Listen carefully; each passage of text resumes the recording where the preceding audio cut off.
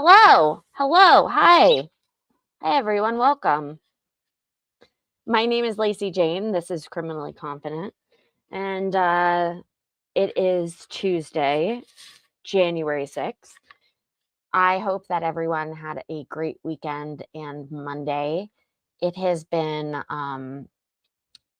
rather sickly here, kind of under the weather, and didn't really get too much done, but there has been a lot going on around me, which I'm sure some of you were able to pick up on. I'm looking for daggone hair. Oh, I found one.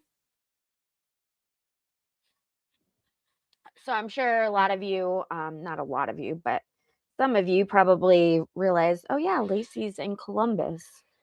And Columbus is kind of all over the news recently. And it's for several reasons. Hi, maybe, welcome. But before we get into that, if you could please do me the honors and make sure to hit the like, thumbs up, and make sure that you are subscribed to my channel because it's free and this is awesome. We do this all the time. So please make sure that you did that, first and foremost. Secondly, yeah, I'm in Columbus. A lot. It's been a lot. I got a phone call this morning that my mom's salon, that she has owned longer than I've been alive, over 40 years.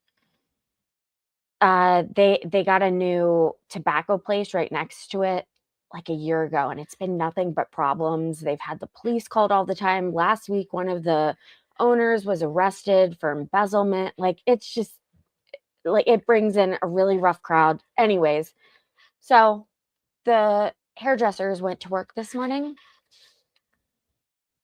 They couldn't get into the salon because the tobacco store immediately next to the salon had a robbery overnight in which the people working shot the guy and he died. Which, hey, I mean, if you are being robbed and you live in a state where you can carry and you have the ability to do so, you need to protect what's yours. Like, I don't disagree. But this is also my mom's salon is on one side of it, and the other side of it is a training swimming school. So there's kids all around this place. Like, we need to get this tobacco store gone. Other tobacco stores I have no problem with. And a lot of them are small business owners and entrepreneurs. Like, I have one by my house and they're just like, they're the shit. I'm not going to lie. I love them. And they've been nothing but great to our community. But the one by her salon is just, nope, they got to go. So the guy in the hazmat suits that wouldn't let people into the salon today, they were like, they had taped off the area. That's what you do. And they said that they were like, the hairdresser, and hairdressers, they were like, oh my God, they're cleaning up the brain matter and the blood is everywhere. So, but that's not really the main story. I'm sure many of you have heard about the absolute horrific story about the local dentist. Hello, would you like to say hi? Yeah. About the local dentist, who he and his wife were just absolutely meaninglessly murdered. Oh, shoot, I shouldn't have said that. They were whatever. Yeah, that's what I meant to say. And horrible. They are my age, 37, 38 years old. and they had 2 children and a golden doodle. The dog and the kids were unharmed, but I've kind of I've been torn over talking about this because, like, a lot of people talking about it right now, like, they act like they know this stuff. And I'm really not trying to get up on, like, my high horse here, but I have people that I talk to with CPD, and I have other people from other departments who have been talked to about it, and I've had conversations with those people, and I don't know if I feel comfortable talking about a murderer on the loose close by my house until said murderer is picked up by police. Call me crazy. Call me crazy.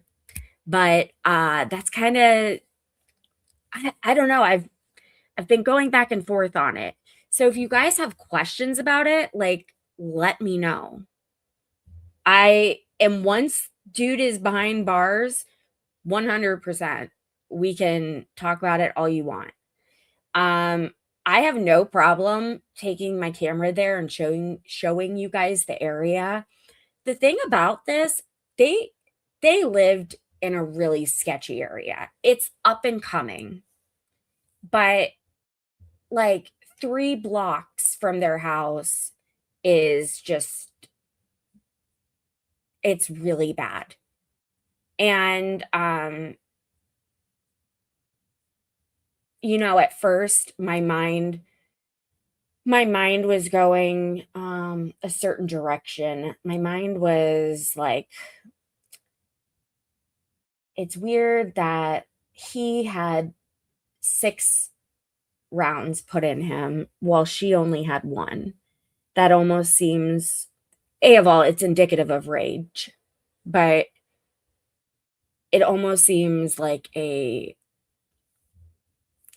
off to me, at least, as like a lover's quarrel or some sort of domestic situation. But I think that we owe it to them to let you guys, it's so difficult because I have information. I just don't know. I know it's legit. I know it's good, but I don't want to do anything to jeopardize anything, including my own safety. So I don't know, maybe things will change tomorrow. We had a video come out yesterday of the guy, and that kind of yeah, I have, for my own reasons, I no longer think it was domestic related. So I will say that. But I feel for their families, and her brother seemed like such a, he was like, he's been devastated by all of this, and he's done really great. Oh, no. This always happens on Tuesdays when I start out. He is doing a great job speaking on behalf of the families. So let's come back to that. But for now, let's stick to what I'm sure you guys came here for, which is the saga of Casey DeAnthony, right? I know you guys. All right, let's do this. Feel free to ask questions. Make sure to jump in the chat. And just a reminder, please make sure to hit the thumbs up button and subscribe so that we can cover all the things together. Thanks, guys. Computer, everyone in the house has access to this computer? Yes, And who used the computer at the house? everybody. Anybody that was at the house that needed to use it, or even friends of Casey's, used the computer. Do you recall in March of 2008, you doing any types of searches for any items that might include chloroform. Yes. And could you explain to the ladies and gentlemen of the jury why you did that? Well, I started looking at chlorophyll, and I was concerned about my smallest Yorkie. We have 2 Yorkie puppies. And the smallest one was having some issues where she was extremely tired all the time. And both of the dogs would eat the bamboo leaves out in the back. So I started looking up sources from the backyard that could potentially cause her to be more sleepy than it would affect the larger dog. And I started looking up chlorophyll, and then that prompted me to look up chloroform. Okay, now, I don't understand how you could get those two mixed up. Not getting them mixed up. If you look into chlorophyll, there's some bacteria associated with chlorophyll production. And looking up that, Of course it comes from different species of plants that have red and brown coloring. And that prompted me to look up chlorophyll because some species of algae and seaweeds and stuff produce naturally chloroform. Okay. And how do you know that you ran these searches in March of 2008? Because I also ran a few other searches at the same time in March. There was a scare about using hand sanitizers around small children. There was an email that went around my employee at my work. One of my nurses had sent me an email knowing that, Kaylee was of age that she could be affected if we used hand sanitizer, and she got her hands on it. And that scare came out in March. And during the same time frame that I was looking up the issues about the dogs, I was looking up ingredients in the hand sanitizer, the alcohol. And then that prompted me to look up other things that we had in the house, like acetone, hydrogen peroxide, rubbing alcohol. Did you run any other types of searches during that time frame that, and I'm specifically referring to March 2008, that might have to do with any types of injuries? Yes, a good friend of mine was in a car accident and had multiple chest and head injuries and had a lot of blood loss. And I was looking up specific terminology that someone had asked me to look up. And at work, I don't have access to the regular internet. We had our own Dentiva internet. So I had to do those types of searches at home. I couldn't do it at work. It's interesting you bring that up. We have your work records and evidence, and it shows that you work pretty much a regular schedule during that time period. I took a day off during that time period. Usually during the month of March, a couple important holidays fall in that time frame, and typically I would take certain holidays off because I had 6 weeks of vacation. And 6 weeks. Why would your work schedule show that you were working? Could have been an error if my supervisor filled out my time card in my absence, if it came on a day that our time cards would turn in. I'm going to object to speculation. Sustain. Could your work schedule show that you're working and you actually be off? Has that, I'll rephrase it. Sorry. Has that ever happened? Yes, it has. And I'm also salaried, or I was salaried. So even if I put 4 hours in one day, I would mark down 8 because another day I might put in 12 or 14, and we were not allowed to show overtime. We were supposed to show 8 hours of work each day. Fudging Supervisors the were not time allowed to show cards? any overtime for the corporate. We were instructed never to do that. So we were supposed to only show a 40-hour work week, and my normal day was a 9-hour day. So by the end of the week, I would always have overtime. Okay. Okay. I'd like to show you. I'm going to throw it out there because I think I'm thinking what you guys are probably thinking. You guys agree that she's starting to have her daughter's back. What's the word? Like, she seems like she's starting to God. States evidence 79 and states evidence Are you 80. guys thinking the same thing? Every Monday. May I show these to the witness? Struggle. I'll publish to the jury. Or Yes. she said, God. You showing which one now? I'm showing states evidence 79. Thank you. I think she's lying for Casey. I don't know if. That's what I'm getting at.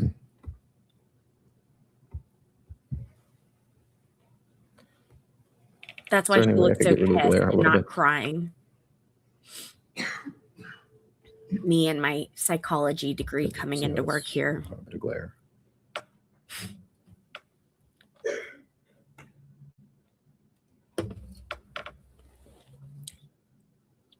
Coco's on my lap. Mrs. Anthony, do you recognize this photograph? I'm guessing that it looks like it could be the trunk of the Sunfire. I don't want you to guess, so I'm going to show you States 47. Actually, let me zoom out a little bit. That might help. Does that help you at all? Yeah, I mean, it looks like the trunk of a car, and the car looks like it's white. Welcome. I'm going to show you another photograph. States Evidence 47.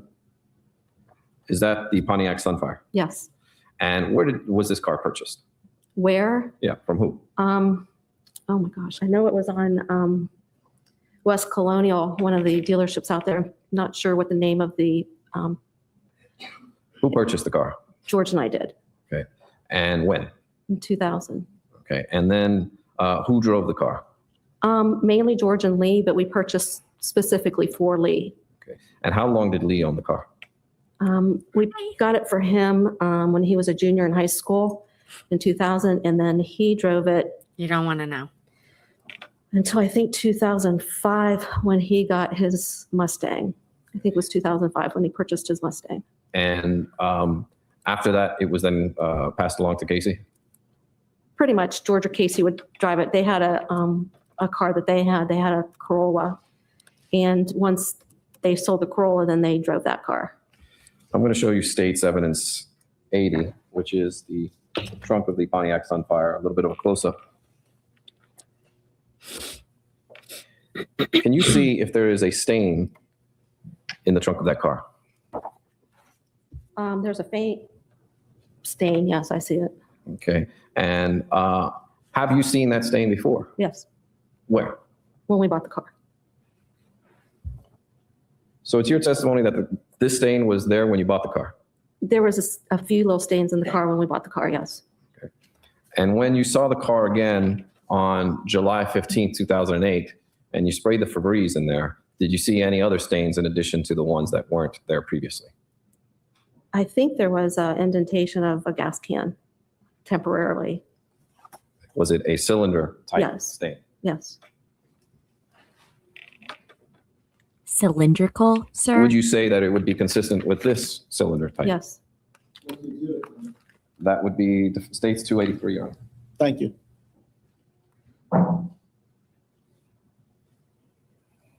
Pearl! Has everyone had a chance to look? Hi.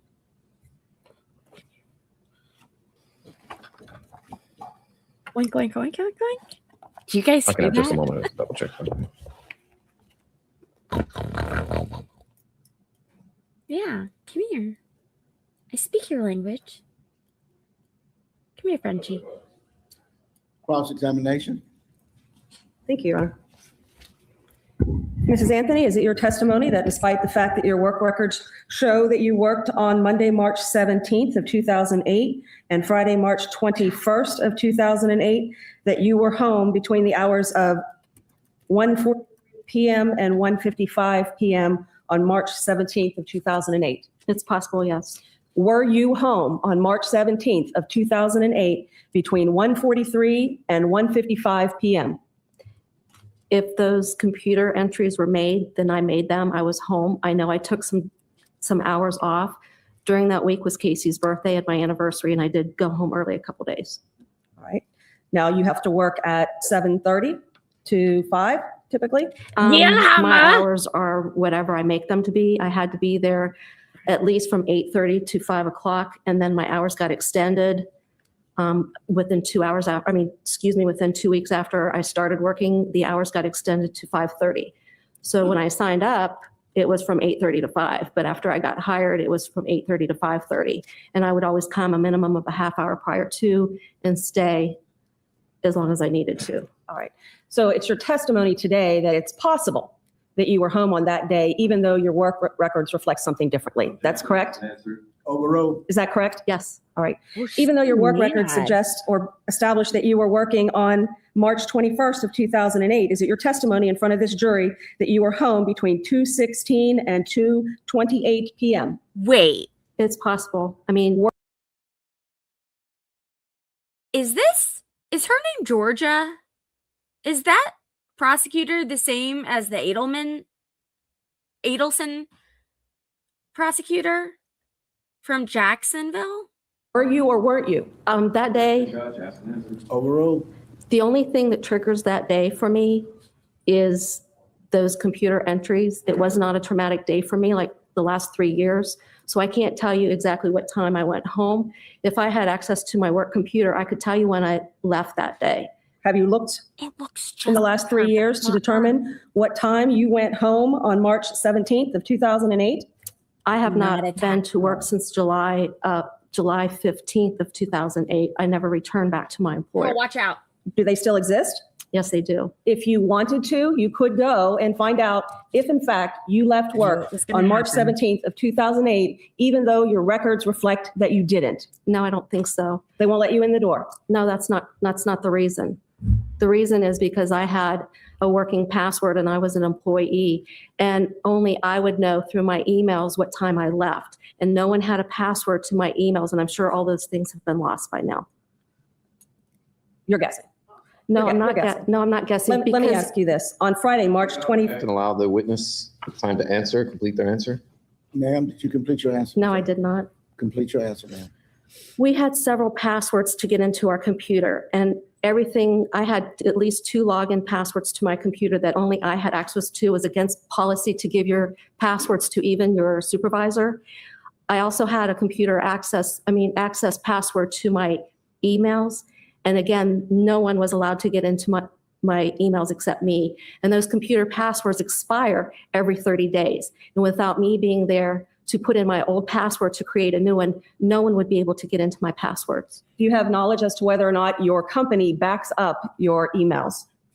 I don't know if they would still have them 3 years from now, because the reason I say that is because our emails had a memory that only lasted so long, and it depended on how much was in there, if we deleted them or not. My question was, do you have knowledge as to whether or not your former employer backed up their emails on a regular basis? Again, it would depend on the length of time that those emails were there. One office that I worked at, our company was nationwide. We were in 40-some states, and in each state, there was many, many Gentiva locations. Ours was just one. And the capacity that each office could hold was a little bit. And every day we generated referrals, which came as emails for our patients, not counting the emails that I would get from other employees in the office and my staff.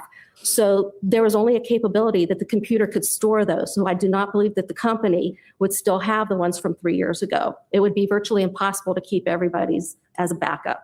All right, you were aware of the fact that these computer searches were an issue as early as August Thank you. or September of 2008, correct? No, the first time I found out about the computer searches was with Detective Melich and Detective Allen come into my house asking why Casey might perform those searches. And When was that? That was prior to Casey's arrest on check charges, All right, so this would have been in September of 2008. whatever date that was, yes. All right, I take it that you did not tell them that you made those searches, correct? I did tell the law enforcement. In fact, I told you during my deposition in 2009 that I made those searches. You told me at your deposition that you searched for chlorophyll, correct? Yes. And you spelled chlorophyll for me. You Yes. recall that? Yes. Do you recall denying that you made any searches for how to make chloroform? I didn't look up how to make chloroform. I looked up chloroform. Okay. And I believe Did we you talked about it. input into a Google Damn. search engine? Excuse me, Ms. Rayburn. I would ask that the witness be allowed to complete her answer before being Ma'am, interrupted did by you- the prosecutor. Did you finish answering your question? I can't remember if she'd asked the question. And if she would read back what I said, then I might know if I had something else to say. Okay. Madam Court Reporter, read back the last question and the last portion of Ms. Anthony's answer to her. And wait till she tells you to go ahead, Ms. Anthony. Do you recall denying that you made any searches for how to make chloroform? Answer, I didn't look up how to make chloroform. I looked up chloroform. Yes, I looked up chloroform, and when you look up chloroform, you don't have to look up how to make it. On there, it tells you what the chains are. All right. You testified in the past that you looked up chlorophyll, correct? Improper impeachment. Overruled. Correct? Correct. At the same And- time, I looked up chloroform. You suggested that the Google search engine asked you if you wanted to change the spelling of chlorophyll when you made this search, correct? Correct. Because you spelled chlorophyll wrong. Correct. Did you input the words into the Google search engine, how to make chloroform? I don't recall putting in how to make chloroform, but I did Google search chloroform, and we talked about it in my deposition. Naughty, naughty. The question is, and it's a yes or no, did you type in to the search bar on Google how to make chloroform? The question has been asked and answered twice. Overruled. Did you type those words into the search bar on Google? I don't recall typing in how to make chloroform. I recall typing in the word chloroform. Do you recall denying that you searched for self-defense, Yes, I did not search for self-defense. household weapons, I did not search for household weapons. neck breaking? I did not search for neck breaking, but I do recall that there was a pop-up that was showing a YouTube regarding a skateboarder that was skateboarding on rails, like if you're going, like a turnstile type rail, if you're going into some place in the skateboarder. And I recall it saying a neck breaking feat. Is this something that you're recalling now that you've changed your medication since July of 2009? Again, it's not, Yes? no, I recalled that at the time, but you didn't ask me Okay. I answered your question specifically at that time. Did But my we- memory is better than it was when I had my deposition in 2009. Yes, ma'am. Did we cover whether or not you did a search for the word shovel? No, I wouldn't need to look up the word shovel. On March 17th, did you look up the word inhalation? Probably. Do you know? There were several searches that I did that day. I also searched regarding the injuries too. Alcohol, Yes, I said acetone, I already answered Mr. Bias to that. Yes, peroxide, yes, hydrogen peroxide? yes. Is this something that you've recalled since No, July of 2009, since your medication's been changed? I recall doing that because of the email that I got regarding the effects if a child ingested hand sanitizer because of the alcohol content. That's why I looked up alcohol and I looked up those items because it triggered me to look up other household items that we used near Kaylee. We painted her nails. I used acetone near her. What search engine do you use? Why do I keep Whatever's going on the out of- computer, whether it's Google or Yahoo. What browser? I'm not even sure what you're referring to. When you turn that computer on, It's just which a no to browse. profile do you use? Our home computer, the desktop, we left on pretty much 100% of the time. It was rarely shut down. So usually if I had to go on, it was already on. All we had to do was just refresh it.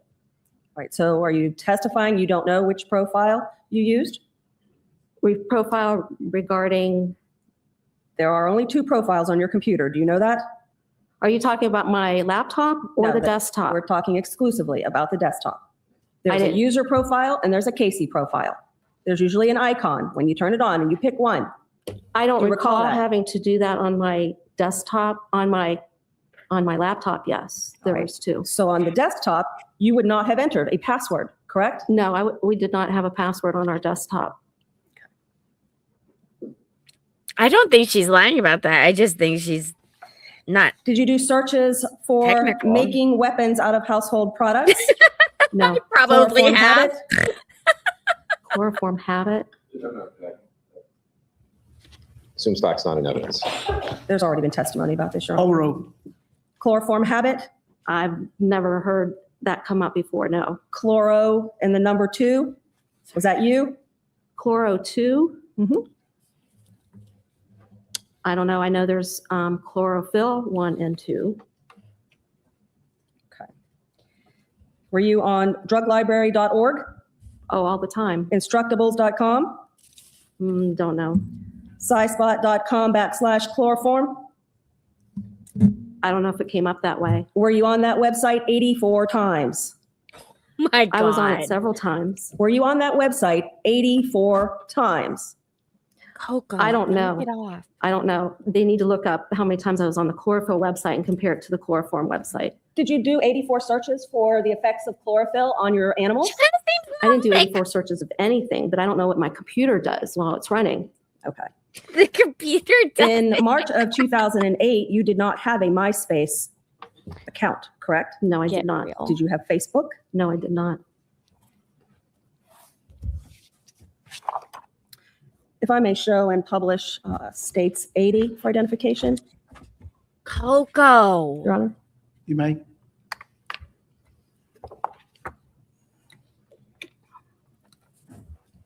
Can you see that? Yes, ma'am. Where's this stain that was in the car when you purchased it in 2000? The stain was somewhere up in here. I'm so sorry for the noises that you hear. I have this very large box next to me, and at least once a week, the cat rediscovers this large box. And it's like from Step Brothers when they're like, there's so much room for activities. Like I'm very sorry. I'm trying to be professional about this. I'm sorry. Let me clear that because I think I took it away too fast. She Tell us is again. a little kitten. The stain was up in the top section. All right, near the letter B. Closer to In the front letter of- B than the letter A and the dryer sheet in the back. Yes.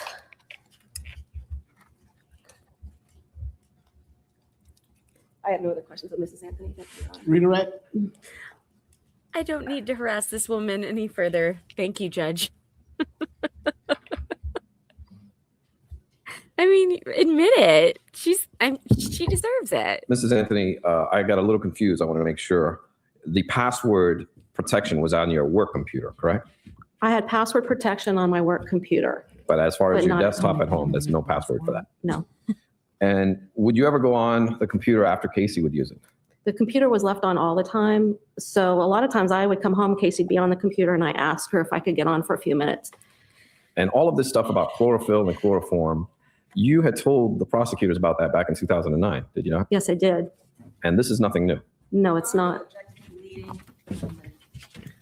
Is this anything new? Sustain as deleted. Rephrase your question. Is this testimony anything new?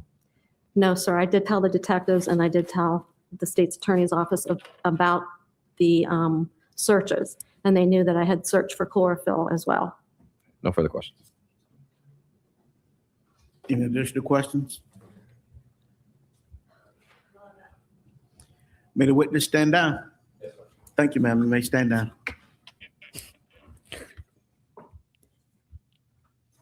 Shooting daggers. Like, I'm Sandra Osborne, SANDRAOSBORNE. hi, Lefty.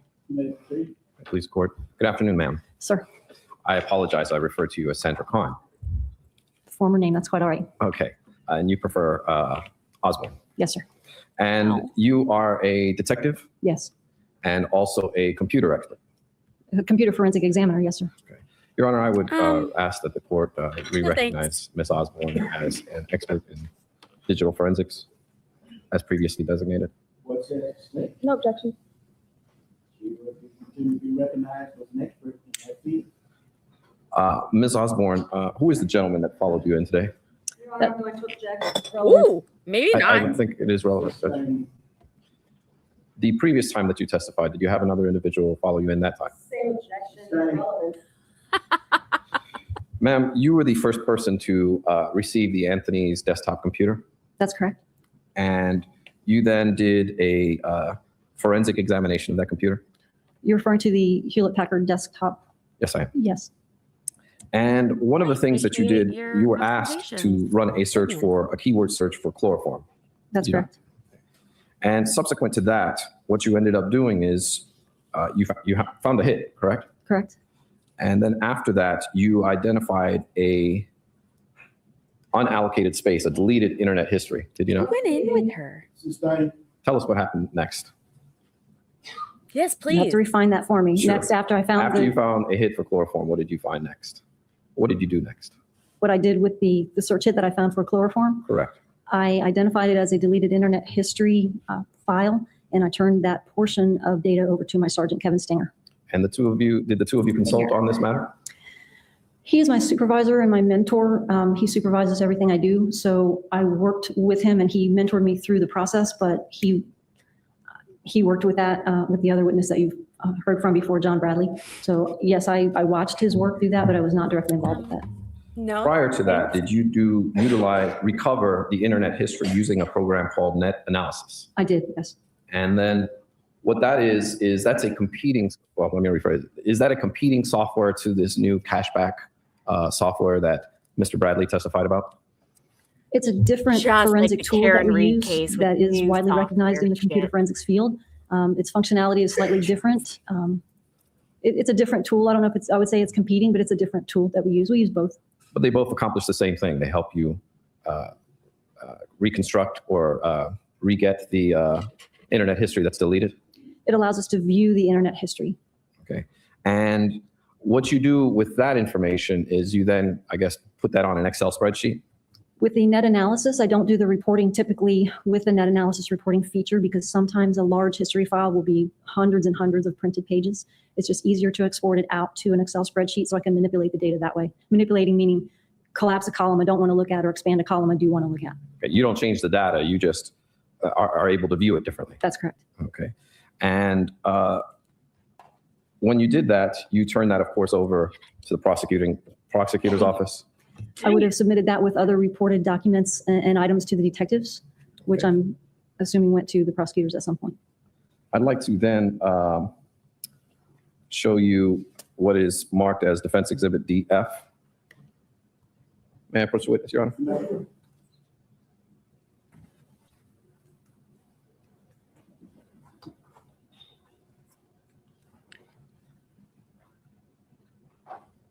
Okay. May I approach the witness? I'm waiting for him to make his daggone point. And I'm trying really hard not to curse. That's a disc label. Objection to the counsel testifying. There's an improper predicate. Do you know what that disc is, ma'am?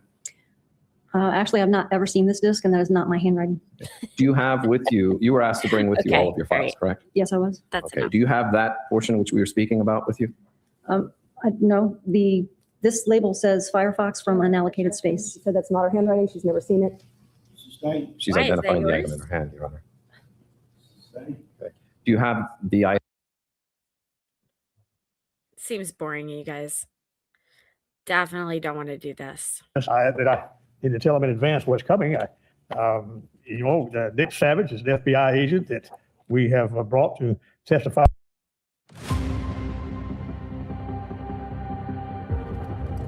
You may proceed. Hey, please record. Mr. Drain. Okay. Good morning, ladies and gentlemen. Good morning, Mrs. Anthony. Good morning. I wanted to talk to you, ma'am, about the shorts that Kaylee was found in when they found her remains off Suburban Drive. You've seen a photograph that's been introduced into evidence of those shorts, correct? Yes. And you testified previously that the shorts no longer fit her? I testified that she was at the last time I saw her, she was in 3 toddlers, 3T. And though that photograph was taken, you said early 2007. Yes, I believe it was spring of 2007. Is Kaylee like every other child that grows incredibly fast or grew incredibly fast? Kaylee was on the high end of the growth chart, yes. And that day when that photograph was taken, you actually videotaped her on that day, did you not? Yes. Okay. Oh, wow. And I'd like to bring up Coincidence. the video so you can see and identify. Basis of objection. Relevance. Approach the sidebar. It seems pretty important. You may proceed. Thank you, Your Honor. Mrs. Anthony, you've had a chance to review this video, Yes. correct? And it is the video that's marked. Definitely feels like something we would all want to see. Just saying. Mrs. Anthony, may I approach the witness, Your Honor? You may. You may. Did I scare you guys? Gosh, what is? Okay. I don't care. I don't care about my hair. Anthony, how long have you been on?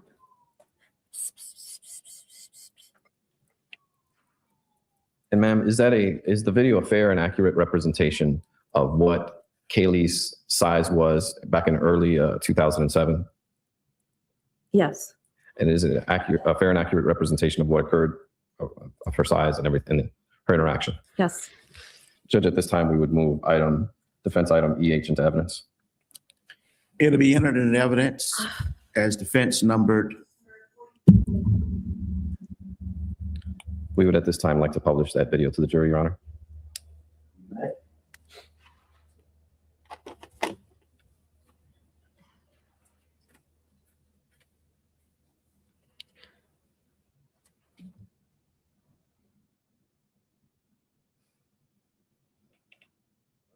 See it? Yeah.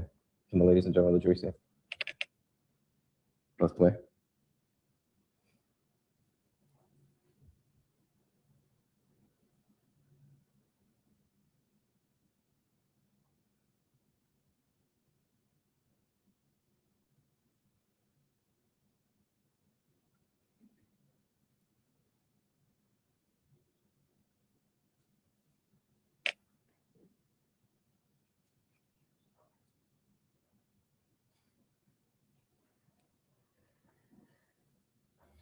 Okay.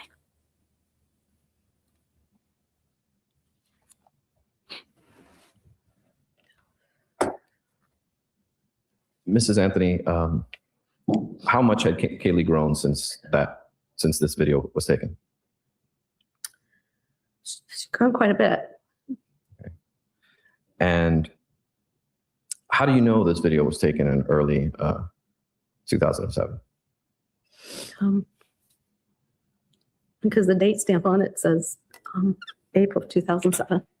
And I remember the clothes I was wearing that time, the skirt that I was wearing kind of was out of date after that. I didn't wear it much after that. You've seen, what you're referring to are things that we haven't seen, No. correct? And you've seen this video numbers of times, Yes. and you were wearing a skirt that was out of date. Sustained. Can you tell us exactly why you believe that was taken early of 2007, aside from Kaylee's size? I watched that video hundreds of times since I haven't seen Kaylee in 2008. And there's still pictures of me holding Kaylee on the same day.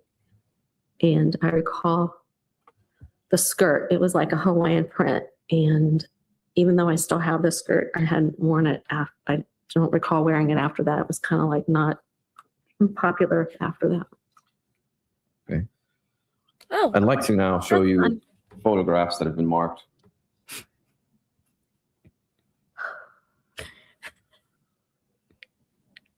let me introduce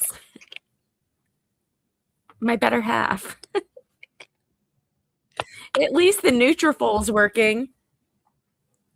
I'd like to show you events of today.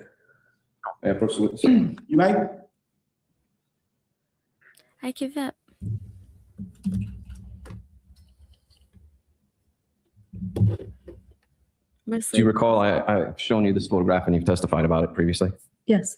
Okay. And is it a fair and accurate representation of you and Casey at your brother's wedding? Yes. Judge, at this time, we would move Defense Exhibit A into evidence. What says the state? Object to relevance. Relevancy for this testimony? If you like, I could proffer at sidebar. I think it's You been may. made relevant. Yeah, you pissed him off. Objection Jose. sustained.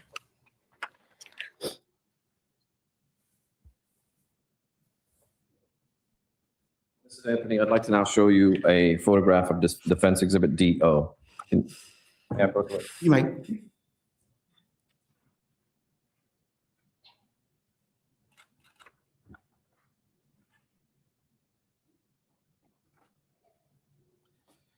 Do you know what that picture is of? Yes, And can you tell the ladies and gentlemen of the jury what it is a picture of? it's a picture of our backyard swimming pool. Okay. And is that a fair and accurate representation of what the pool looks like with the ladder connected? Yes, At this time, Your Honor, we would move Defense DO into evidence. What says the state? Be received in evidence, the state's defense exhibit numbered. I would ask to publish it to the jury, Your Honor. I mean,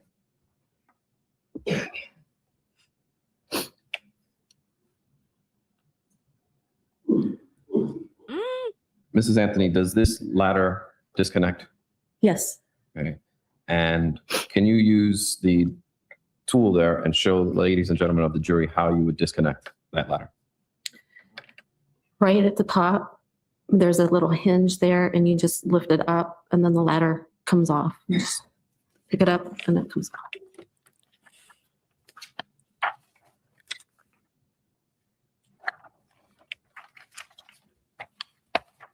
Now I'm going to show you Defense Exhibit DS.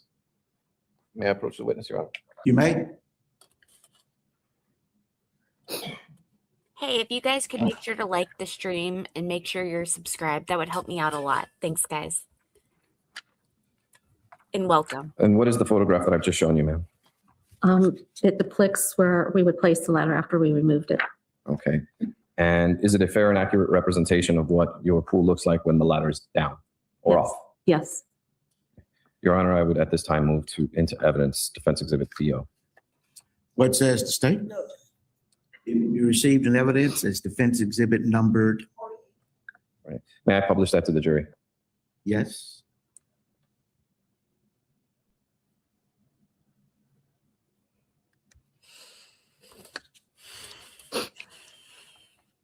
May I approach the witness? You may.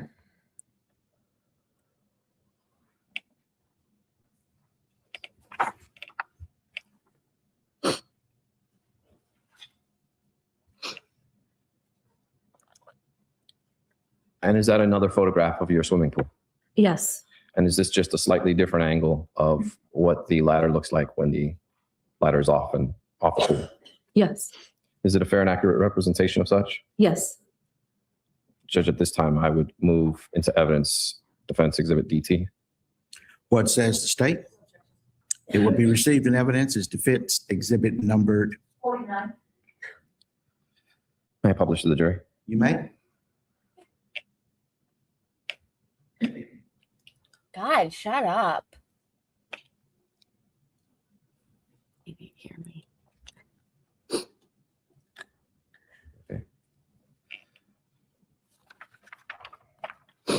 DU. May I approach the witness with DU? You may.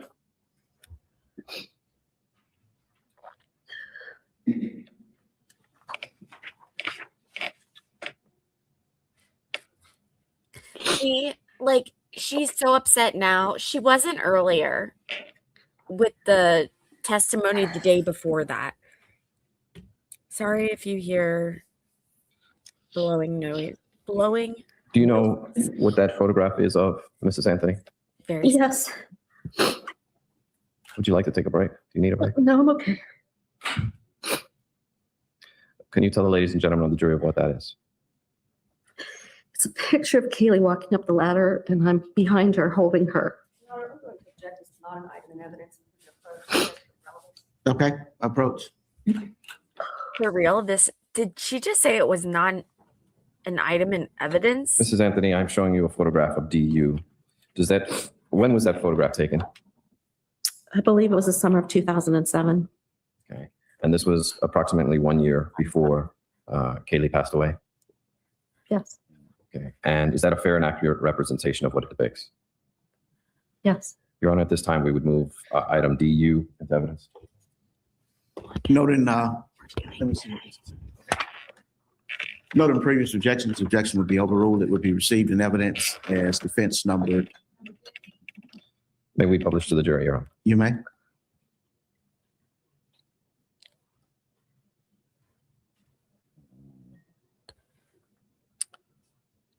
Since this photograph was taken, can you describe what you're doing here, Mrs. Anthony, or what Kaylee's doing? She was climbing the ladder and And how much are you supporting her in her efforts? my hands are on her, but not firmly. They're right there, just like a light touch.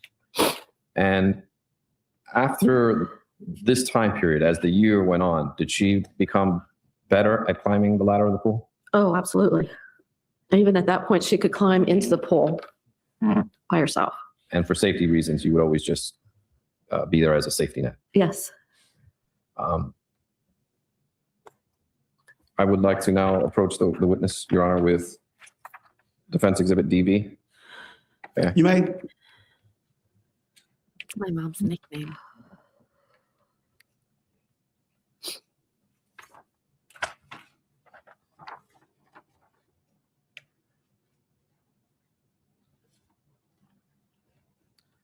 And what is that photograph of, ma'am? It's Kaylee still climbing the ladder. It's just another image from the last one. And is that where she's a little further along up the ladder? Yes. Is that a fair and accurate representation of what it depicts? Yes. Your Honor, at this time, we would move Defense Exhibit DV into evidence. What says the state? Okay. Objection will be overruled. Be received in evidence as defense exhibit number. May I publish to the jury, Your Honor? You may. Hey, look at you, girl. Whereabouts?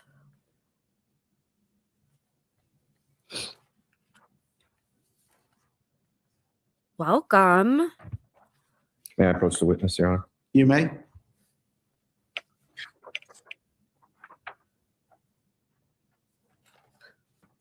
This is the Casey Anthony trial that we are finally finishing up. May I unpublish, Your Honor? You may. What is that photograph, DW, of Mrs. Anthony? It's Kaylee that same day when she made it to the top platform of the ladder. And is that a fair and accurate representation of what that depicts? Yes.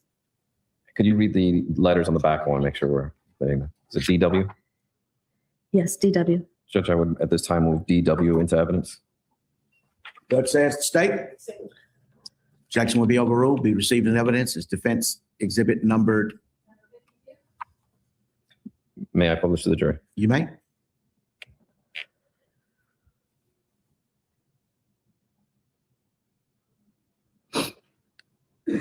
Look, she tuckered herself out. Coco? May I approach the witness, Your Honor? May. Oh, hello, Christmas kitten.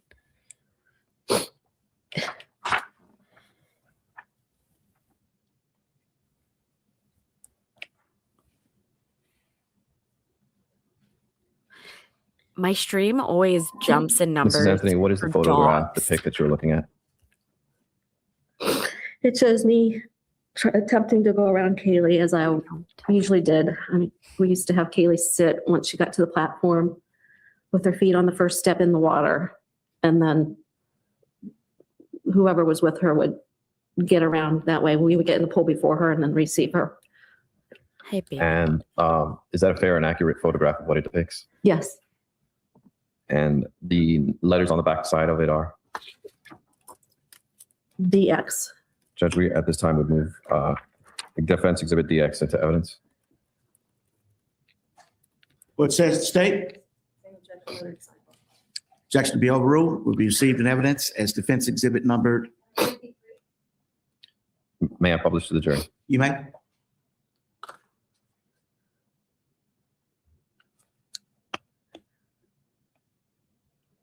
Now, Mrs. Anthony, this is a photograph of Kaylee on the first step getting into the pool? Yes. The first step on the inside ladder. Now, you're actually behind her, correct? Yes.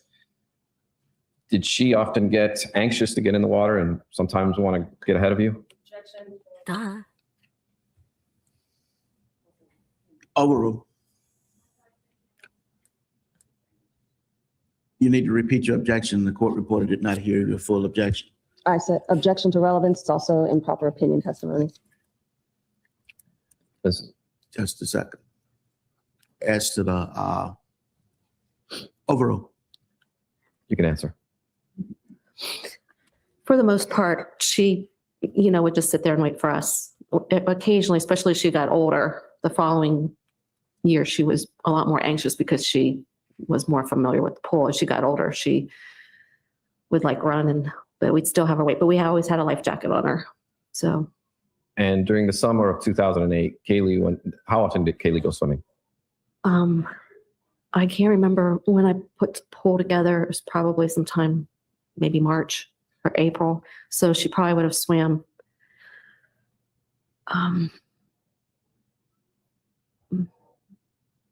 maybe 3 to 4 times a week. And that was always with the life vest on? Wait. Yes. Wait. I'm sorry. And- What? They didn't keep their pool open all year round? Is that normal in Florida? What in the world?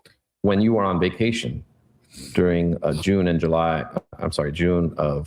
2008, was it 1 week or 2 weeks off? I had 1 week off at that time, Okay. How often during that week did Kaylee go swimming? every day. Your Honor, may I approach the witness with defense DY? You may.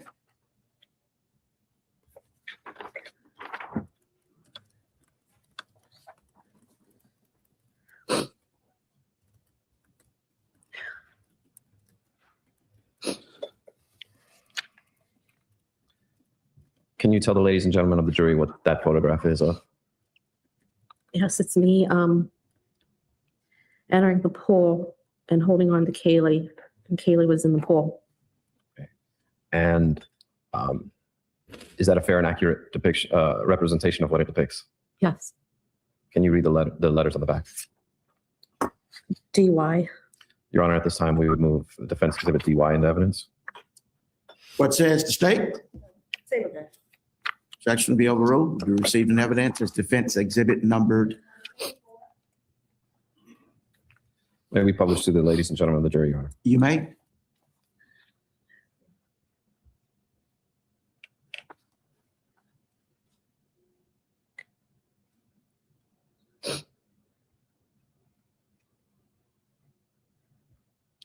Mrs. Anthony, is this at a time period where you're trying to get in the pool?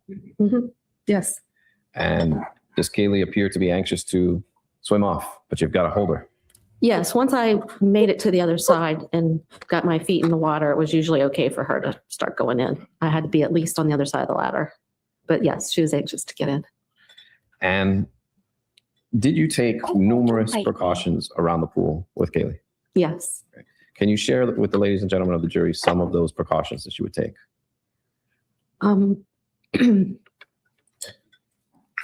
We made we made sure that once Kaylee started walking, we used to have a pool deck. I mean, a pool box, a deck box right next to the pool. And it was just a little bit further from where the ladder was in that picture where it showed that the ladder was down. And once Kaylee was a toddler, we moved that and put it up against the house where you can see in the background where it looks like a ficus tree. And then there's 2 hangings on my house right back there. It was below that where the tree is, right below that area. We put the deck box so that she could not climb up on the deck box to get into the ladder. And we took extra precaution every day to keep the ladder off the pool unless we were going swimming. And then we put it on and then we take it off. We also made sure that we taught Kaylee that she had to be with us, one of us, to go into the pool, and that she had to wait for us. I mean, we took precautions on teaching her how to go up the ladder and down the ladder, backwards and forwards, just like you would stairs in a house, so that we knew she can come up and down, but we told her that, we had to be with her and why. We showed her why she could get hurt. And we kept the life vest inside the back patio. How do you show a child that? Kaylee's wearing a Dunk them? swimsuit at that time frame with one of those. Let me stop you there. did this vest fit her a year later, or did you buy another one? No, that one was actually the second one we had bought for her. She grew out of the first one and then she grew out of that one. And we actually bought a removable life vest that would go over her suits. Now, these photographs, they were taken after the video that we showed the ladies and gentlemen of the jury first, right? Yes, a few months later. Okay. And she even outgrew this vest as well? Yes, by the following summer, she had outgrown that vest. Okay. Now, I'd like to show you Defense Exhibit EB. May I approach the witness, Your Honor? You may.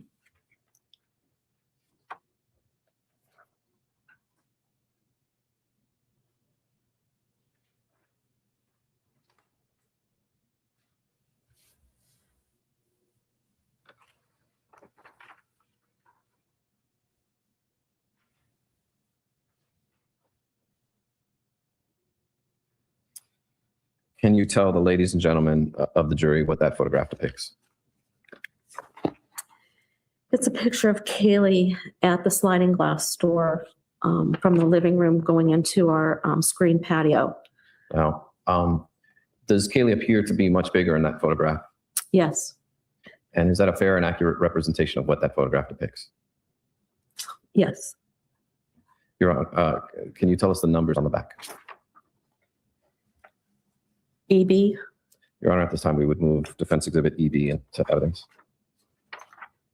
What says the state? Judge will be overruled. Received in evidence is defense exhibit numbered. Your Honor, at this time, we'd like to publish this photograph to the jury. You may.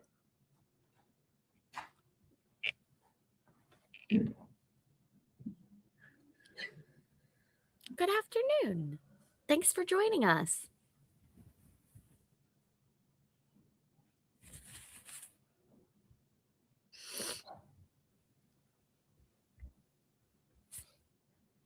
Prior to the last time you saw Kaylee, was she about this height or was she bigger or can you describe her size? she may have been an inch taller. It's hard to. Just trying to figure out where that door would hit me. She might have been a little bit taller, but she was also wearing tennis shoes in that picture. So it might be the accurate height if she was in her bare feet versus those tennis shoes. And did Kaylee ever leave the house barefoot? You mean to go out in the backyard? No, I mean leave the house to go to the store or things like that. No, we always, I'm Yeah, like what? 99% sure that we put shoes on her every time we went out. She liked to wear shoes, actually. And I know. was it your custom to always put shoes on her? Yes. Was it Casey's custom to always put shoes on her as well? Sustain is the last question. And the sliding glass door that you have here, I know some of them have like bars that preclude them being opened. You don't have one of those on this door, do you? No, we didn't put one in, no. Which I'm sure they're kicking themselves over. If they actually, depending on who you ask. Now, could Kaylee open doors fairly easily at her age? Yes, you could. Okay. All right. Can I unpublish? You may. Everyone?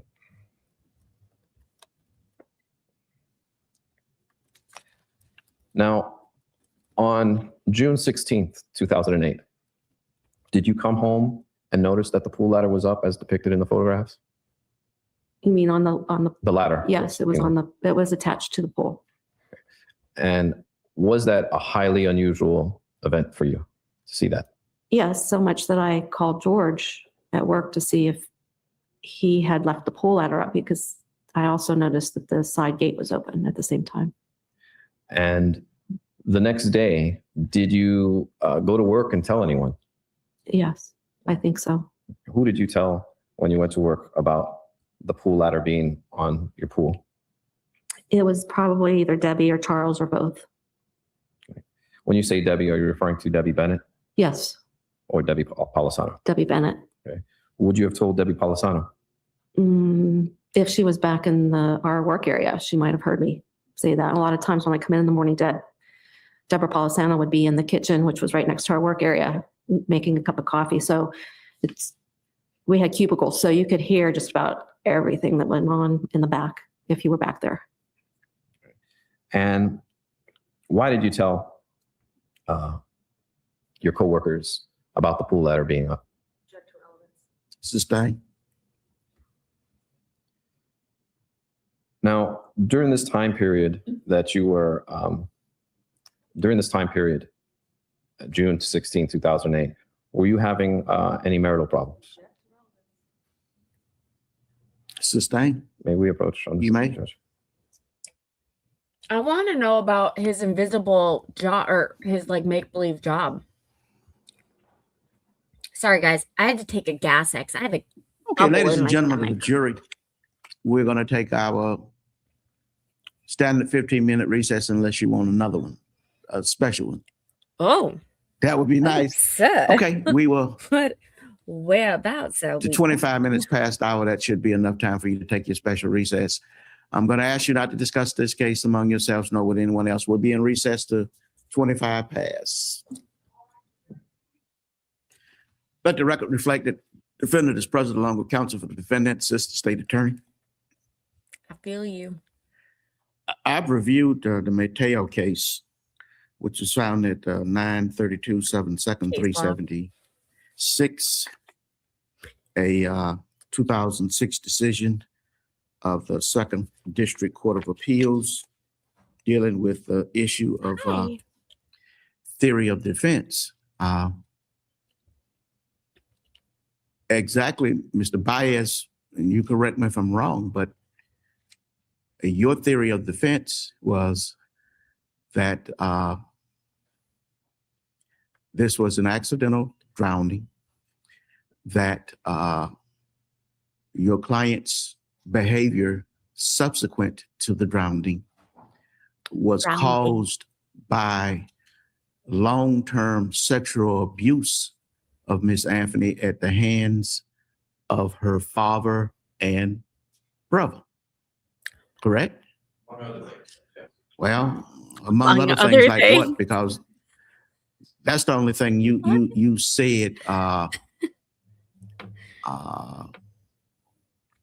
in your opening statement. I've reviewed the case. I've reviewed the cases that are cited within this case. And all of these things, the Mateo case had to do with issues of police retaliating. In Mateo, the state had agreed to stipulate to a tape where the witness who was going to predicate the tape became ill, was going to have surgery and couldn't show up. And then the state sort of semi-reneged on their promise and then interposed an objection of relevancy. And as long as the evidence is relevant to that particular issue and also admissible. So what is your theory of defense? Yes, Judge. Because you cannot use the broad blanket of theory of the defense to just get any and everything in. So if I'm mistaken, and the only thing I can base it upon is what you said in your opening statements. That's why I admitted the photographs of the victim, Kelly Anthony, climbing up the steps into the swimming pool. Now, if your theory of defense is ever changing, maybe you just simply need to tell me what your theory of defense is. At least somebody try to explain it to me. Oh, please, not the old guy. Yes. Hey, Sadie, make sure to subscribe, please, and like the channel stream. Okay, state recognized presence of jury. The defense. Yes, sir, we do. You may continue. Thank you, Your Honor. We missed all that? Mrs. Anthony, On July 16th, 2008, Well, hey. did you advise the lead detective, Yuri Melich, about the ladder being left up on the pool? Objection, hearsay. Hearsay, her statement. Not a Overruled. statement. To advise an answer should be either a yes or no answer. Yes. And was that within 24 hours of calling the police? Yes. And how many times have you advised law enforcement that you thought Kaylee had drowned in the pool? Objection, Your Honor. That's recent fabrication, Judge. There's nothing. Sustained. Was this a topic that you constantly brought up with law enforcement? Same objection. Approach the sidebar.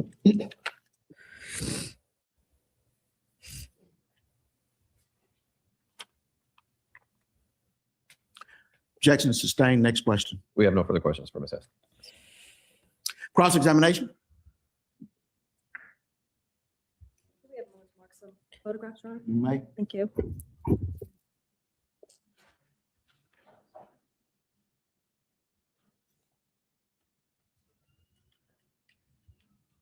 Good morning, Ms. Anthony. Good morning. Even after your granddaughter Kaylee was missing from your home beginning in June of 2008, you maintained her bedroom, correct? Yes, I did. You kept all of her clothes in the drawers? Yes, I did.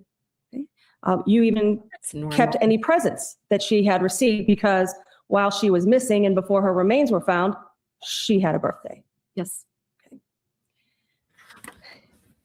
In the past, as Kaylee began to outgrow certain clothing, you would have garage sales, correct? Yes, ma'am. And you would get rid of clothes that were too small, Some of them, yes. right? Or you would store them in plastic containers so that they could be maintained, perhaps to sell later or for some other purpose. Correct.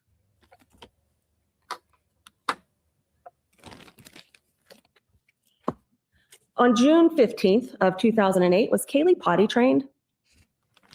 She was pretty much potty trained, but we would still carry diapers if we went out.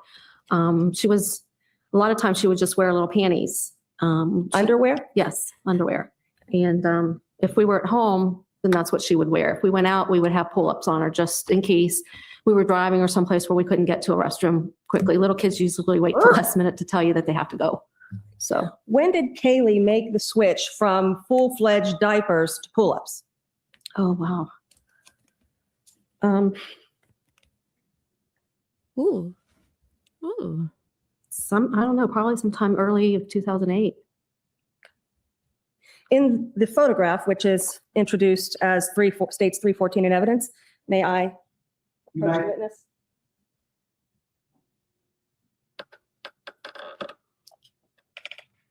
Is Kaylee wearing a diaper, a pull-up, or underwear? It's hard to tell. I don't think the photograph, the calls for speculation. If Oh, she- Based on Overall. that photograph, it calls for speculation. Overruled. Kevin's a It smart looks ass. like either a pull-up or a diaper. It doesn't look like a panties. It looks Panties. up, it looks like it could be a diaper. Right. Or pull-up. There's something coming out of the back of the shorts? Yes. Is why you're making Yes. that assertion. And it is your testimony that she was wearing those pair of shorts in April of 2007, correct? Yes, ma'am. You recognize in prior testimony in this court that you've said that those pictures were taken shortly before her second birthday, which would be August of 2007, correct? Yes, ma'am. Proper impeachment. Overruled. I gotta scratch my nose. Hold on one second. Yes, I stated that it was, several months before her second birthday. So in 2007, based on the testimony that you've already given here this morning, Kaylee was still wearing diapers. Yes. Why are you so aggressive, If I may approach the witness with a series of photographs marked RF, RE, RG, RH, RI, All this yelling certainly ain't good for your health. RL, RK, and RJ for identification. You may. You have a laundry in your house? I think we talked about this before. It would, George, myself, or Casey. It was mostly myself or George. Who bought Kaylee's clothing? Casey and I, and relatives and friends. I mean, typical. She got a lot of mom gifts, but did her laundry. primarily Casey and I did. Okay, did you do a lot of shopping at Target?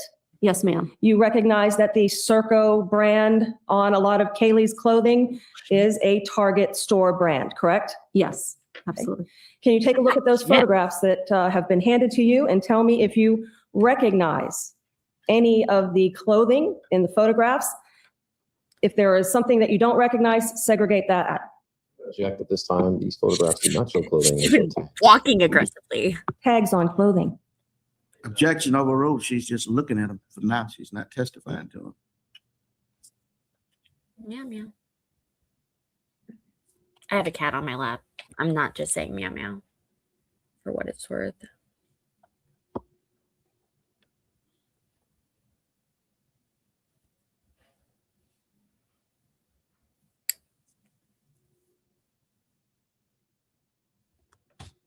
Oh, that was a lot. That was way too much. Do you recognize everything in all of those photographs? The only one I'm not certain of is RE. I'm not sure if that's a shirt or a dress, and I can't, it looks familiar, but I can't say what it is. All right, keep that one aside Yeah. then. What do you recognize the other items to be? Mostly tops and a pair of shorts, one pair of shorts, that's Kaylee's, And where do you recognize them from?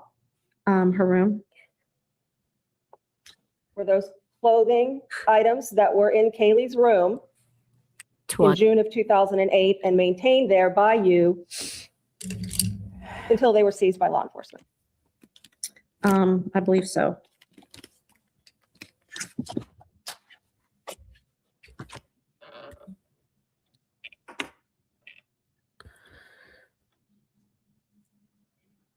So what size clothing did you have in Kaylee's drawers?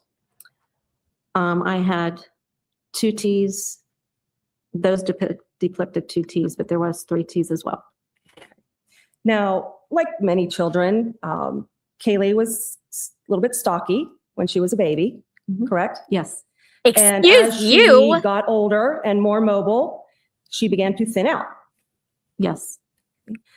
That process takes place or took place with Kaylee sometime between the age just of did it. 1 and 2, and as she becomes even more mobile as she approaches the age of 3, correct? Yes. It would be fair to say then that there are clothing items that Kaylee had that could last for as much as a year, even if she's growing taller, correct? Yes, ma'am. These shorts that we looked at states 314 in evidence, and the ones displayed in the video that we saw during your direct testimony, those were shorts that were kept in your house, weren't they? Yes, ma'am. When was the last time you saw them? Well, she wasn't wearing them out to party last night. Sometime in 2008, towards the end of 2008. What's the end? Those shorts? Yes. When was the last time you saw them before June 16th of 2008? Oh, you mean, what, excuse me, I'm not sure. Are you talking about the pictures you just showed me? Okay, I thought you were talking about the pictures we just looked at. I'm sorry. In the video that was displayed during your direct testimony. Okay. Were those shorts kept at your house? Those particular shorts, I hadn't recalled Kaylee wearing those shorts for some time. The question was, were those shorts kept at your house? You mean every day? There was several pieces of clothing throughout Kaylee's life that wasn't at my house every day. Would that be because they were packed in some sort of diaper bag or backpack? I bet, Danielle. Calls for speculation. Witnesses testify she hasn't seen the shorts in over 6 months. Hi, everyone. So Hello. the question is posed to ask her to speculate. Hello, honey. Overruled. Can you repeat it? We were talking about the fact that there were clothing items that you would have recognized as having been in the home because you washed the clothes Right. or you bought the clothes that were sometimes transported in a diaper bag or in a backpack, That's correct. correct? And then you had seen or had knowledge of that diaper bag or backpack being placed in your daughter's car, correct? Yes, or my car. Or your car or your husband's car, Yes. whenever you all might have taken I Kaylee got a somewhere. lot That's to say correct. on this topic. You had to change your clothes with Yes. you. So do you have any recollection as to the last time you may have Sorry. seen those shorts Sorry, that are in the photograph that I handed to you or that had appeared in the video that you indicate was taken in early to mid 2007? I'm sorry, can you repeat that one more Yeah, time? I just want to that make sure I was- get A lot. on the same page. When was the last time you saw those shorts?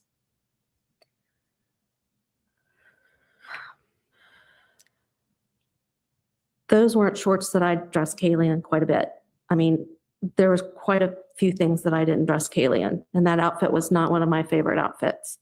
And Which is probably she had more clothes hanging in her closet than she did there. So unless Casey had her in them, and she may have worn them after, but I didn't see her that much after 2007. I do not recall seeing Kaylee in those shorts after 2007. Okay. The photograph and the video taken of her in the shorts was taken at your house, correct? Yes, ma'am, it was. So you would agree that it stands to reason that at some time, those shorts were kept at your house. Yes, like I said, they were at our house, but no, I can't say they were there every single day. Yes. The picture of the Yeah. ladder that you testified about, how heavy is that ladder? I don't know the actual weight. I know I can't lift it with one hand. I have to use two hands to lift it. You would agree that it is nothing that Kaylee would ever be capable of moving or manipulating on her own, correct? Correct. She could not. How heavy is that sliding glass door that you showed us in the picture with Kaylee touching the handle? You have to put a pretty good force to it to open it up. we don't know. You guys are learning with us. Now, even though Kaylee was 2, almost 3, the last time you saw her, she was a very compliant Yes. child. Yes, She would was. follow your instruction, right? Yes. Okay, if you gave her direction, she would listen to you. Yes, ma'am. And it was your testimony that you were very careful to give Kaylee instruction about whether that's going outside or putting on any sort of life vest or climbing up the ladder of the pool. That's correct. How deep is the pool? I think we went through this before. It could go up to 4 feet, but we don't fill it naturally all the way to the top. So it's just a little bit under 4 feet. Standing outside of the pool, can an adult reach in to retrieve objects in the pool if they are not at the edge? You have to be at the edge of the pool to reach in and get an object. If an object is not at the edge, but you are, can you reach in and retrieve it without Not- getting wet? No, not unless it's within a few inches from the edge of the pool. I'm so sorry. When was the photograph taken of Kaylee at the sliding glass door? Headphones. I can't tell you a month, but I would say it was probably the spring of 2008. I also imagine that you would never permit Kaylee to be left home alone at your house. Absolutely not.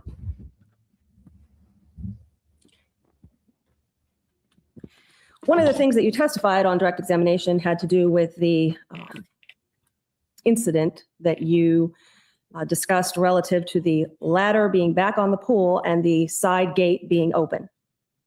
Remember Yes, I talking about remember. that? Yes. It was your testimony on a prior occasion. Would you agree that there is absolutely no way that Kaylee would have been able to open that gate? Oh, there's no way she could open the gate to the, from the backyard to the front yard. There's no way. And as far as the date of that ladder incident, you have in the past testified that it was in the week before the gas can incident, haven't you? Yes, Okay. Today, you say that that was the night of the We don't 16th, know. but do you acknowledge that you've said it was the 17th or even subsequent dates during that week? yes. I mean, when I was looking back, early on, I was asked about it, and I knew it was either the 16th or 17th. I knew it was in those first 2 days after I didn't see her anymore. You said that you called George when you made that discovery. Yes, I did. Did you call George from the house phone? I'm not sure if I used a house phone or my cell phone, but I did call George. Okay. Well, those would have been your only two options, right? The house phone or the cell phone. Correct. And if George wasn't at the house, as a call to him would suggest, you would have only the option to use cell phone Correct. to reach him. Correct. Okay. It's not like there was a work phone where you could get him at his security job. You had to call him on his cell phone. He had two phones. He had a work phone and his cell phone. And sometimes I did call him on his work phone if he didn't pick up on his cell phone, or he would call me, from either or, depending on, which phone he was using. Do you recall if you left a message for him that day, or did he pick up when you called? I know I spoke to him. I can't remember if I spoke to him after I had left a message or not, but I know that we had communicated. Where did I put my mascara?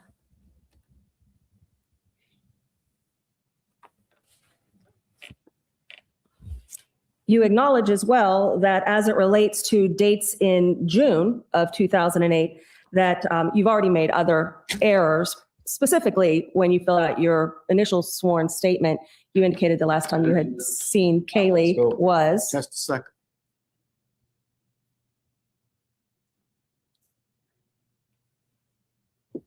She is. Response to outside the scope. Your Honor, we're talking about, he in direct examination asked questions about specific dates. I'm attempting to get the witness to acknowledge that she has made errors on dates in June of 2008 in the past. Overruled. Ms. Anthony, you recall that your first sworn statement to law enforcement as to the date that you last saw Kaylee had an error, correct? Yes, ma'am, I do. I'm aware of that. You had indicated that the last time you saw her was actually a week prior to Father's Day. Correct. And it was the video of her with your dad Yes, that refreshed your recollection as to the accuracy of that date. that's correct. You said that you went to work and told some of the people at your office about the incident with you believing somebody was swimming in your pool. Yes, You also told them about the gas can incident that was Somebody reported to swimming the in my police on June 24th, correct? It's stealing my gas. I'm not going to ask her questions about that. I'm asking about what she is reporting to her coworkers, since there was a question about, did you tell them at work about certain things? You guys know that she is the kind of person, like, her coworkers went home at night and they were like, honey, oh my God, you're never going to believe what Cindy did to George. You're never going to believe it. She's so crazy. How does she still have a job? Things that happened in June of 2008. Overruled. yes, Are you sure you were at work on June 16th of 2008? yes, I know I was at work on June 16th, 2008. Okay. Your time card reflects that you were at work on June 16th of 2008, does it not? I would imagine it would, but I haven't reviewed that time card in 3 years. May I approach the witness with 318 in evidence? You may. We are having a trashy Tuesday. That's what I'm going to call this. This is like trashy Tuesday because I can't get it together. Have you located the entry for the week ending? Let me think. 20. Yes, Shows you were at work on June 16th of 2008. yes, ma'am. That's accurate? Yes, Are you sure you were at work on June 17th of 2008? yes, without looking at this, I'm sure I worked June 17th. Every day that week, Yes, I had, through the 24th of June when the gas can incident was reported. yes, I had just come off vacation. So yes, I was back to work. That time card accurately reflects that June vacation, doesn't it? Yes, it does.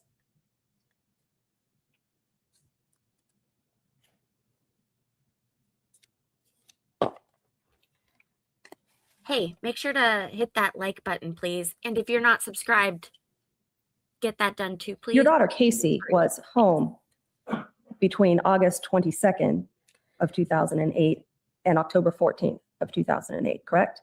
Outside scope. Sustain.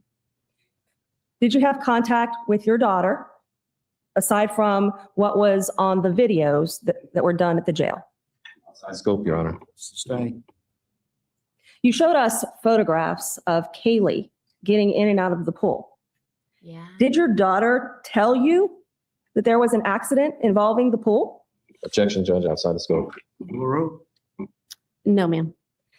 In fact, she continued to assert to you after July 15th of 2008 that the child was kidnapped by a babysitter, correct? That's correct. Those are all the questions I have on the issues presented, Your Honor. Thank you. Redirect.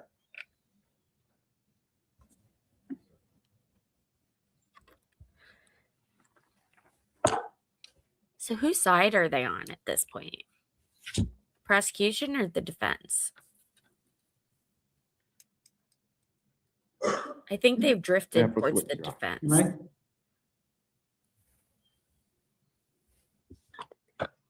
This is Anthony. I'm showing you the photographs that Mr. Aberg just showed you. States RE.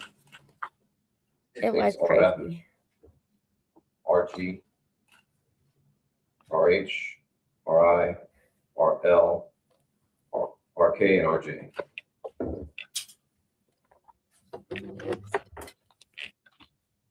Now, first off, those are just photographs of tags, are they not? You can see some of the garment, can you? Overruled. That's true on all but one. Okay. And are all of those garments pretty much knit type garments? Cotton material? All but one. Okay. Can you show me what that is not?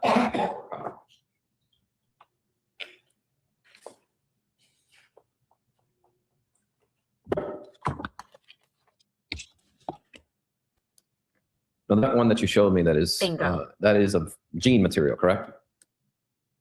Like a cotton. There's pictures of jeans in the background, but that one's like a cotton.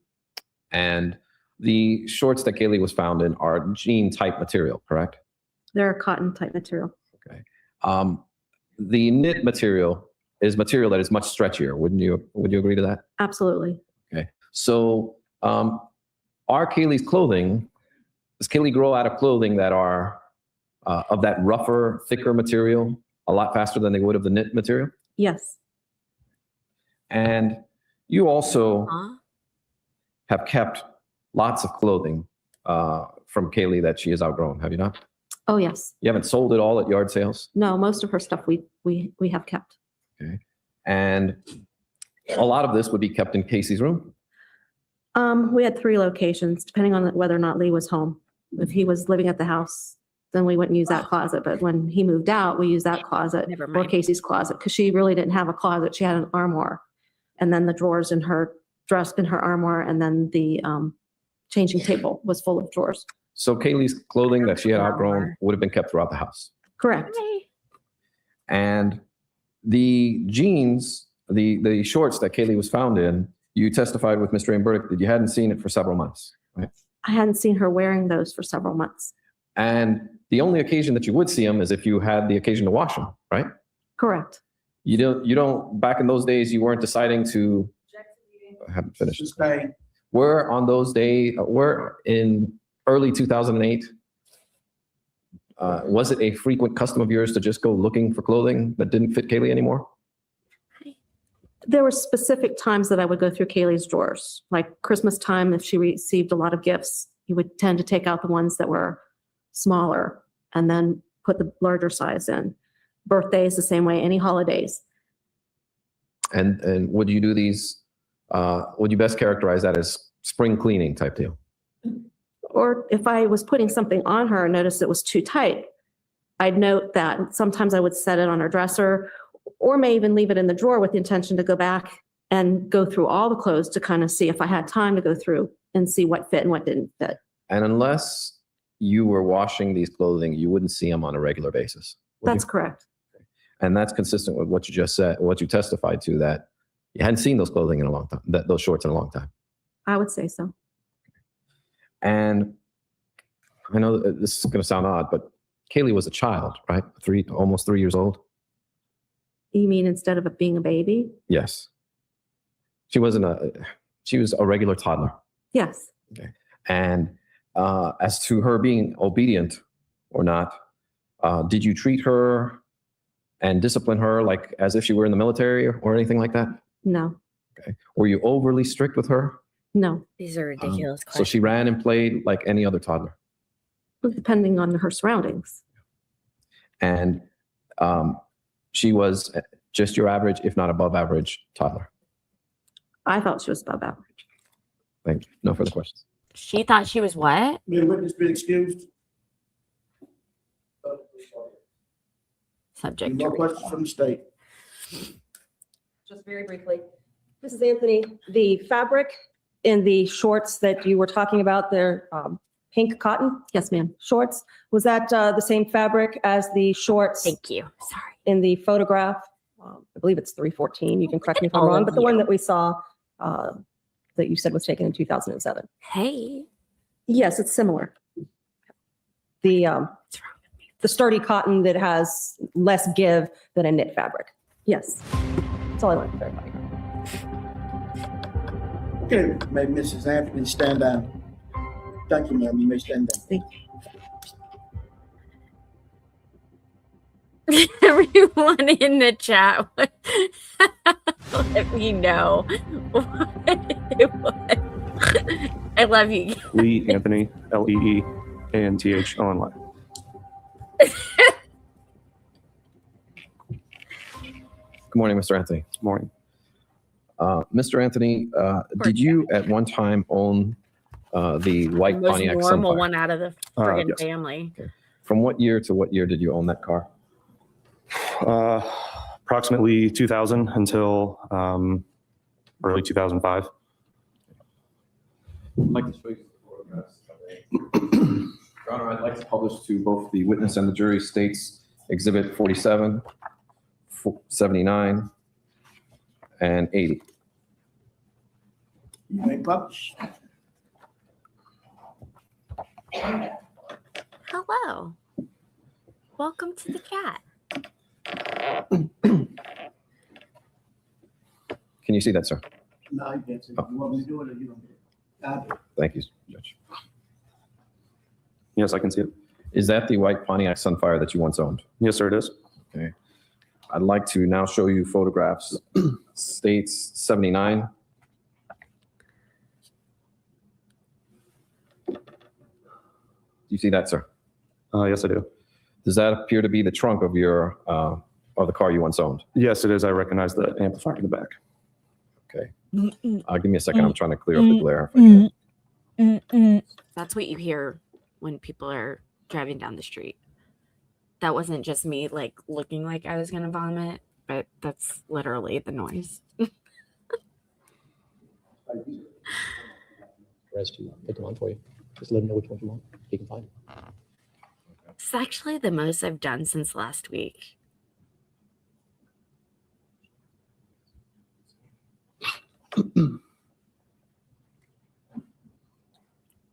Okay, can you see that now? Much better. Okay. I know, Pam. Now, It's when you crazy, owned this right? car, was there a stain in the trunk of the car? There were a few, yes. Okay. Can you show with the illustrator, just kind of circle on the screen where these stains were? Okay. I specifically remember there being 3. They were all outside of the, Go ahead and mark on the. okay, they're all outside of the tire cover. There was one there approximately. There was one higher up below the amplifier. And then there was a smaller one just kind of on the side over here. And were they there when you purchased the car? From everything I remember, yes. I remember seeing those numerous times throughout the time I owned it. Please follow left. Did you have an occasion to stain the trunk of your car on any occasions? He's above average. How long did you own it again? I'm sorry. Almost 5 full years. So in those 5 years, did you ever create any stains in the trunk? I'm sure I may have, but I don't recall specifically making any of those three, but I do remember seeing them. You know, it was just normal to see those. Okay, I'd like to show you another photograph. Is this a little better view of the trunk? Yes. Can you show us where? States what? States 80. Thank you. Can you show us where on this photograph the Oh. stains were? I Sure. completely agree with it. This is probably my favorite comment of the day so far. And then the other was off the picture. Off the picture. Okay. And how long would you say those stains were there? If not I don't know for sure. More often than not, longer than for the majority of the part that I owned them, if not the entire time I owned them. Now, they don't come up too well on these photographs. No, they do don't. No, they don't. Definitely her mother. But they were there when you would be able to see it. Is that correct? When you opened Absolutely. up the trunk? Yes. Okay. Okay. You know what? I got to say something. So every time I post this, you guys, I want you to notice this because I have, and it's really annoying and really petty. Every time I post this on the screen, anything remotely about my success with this channel, people start to drop off. People start to become unsupportive. And I find it to be kind of gross. As someone who's doing this, who wants to see other people succeed, who doesn't feel scared by other people's success, I want to learn from it. And I felt like, yeah, number just went down. I felt like I should share that with you guys. Okay. Let's go ahead and keep playing. May I unpublish, Judge? You make The jury's finished. Haters gonna hate. Mr. Anthony, can you tell us when's the first time that you noticed that your sister was pregnant?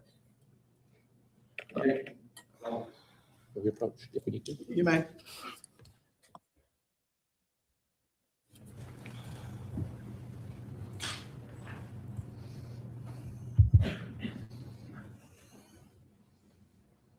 Objection overruled.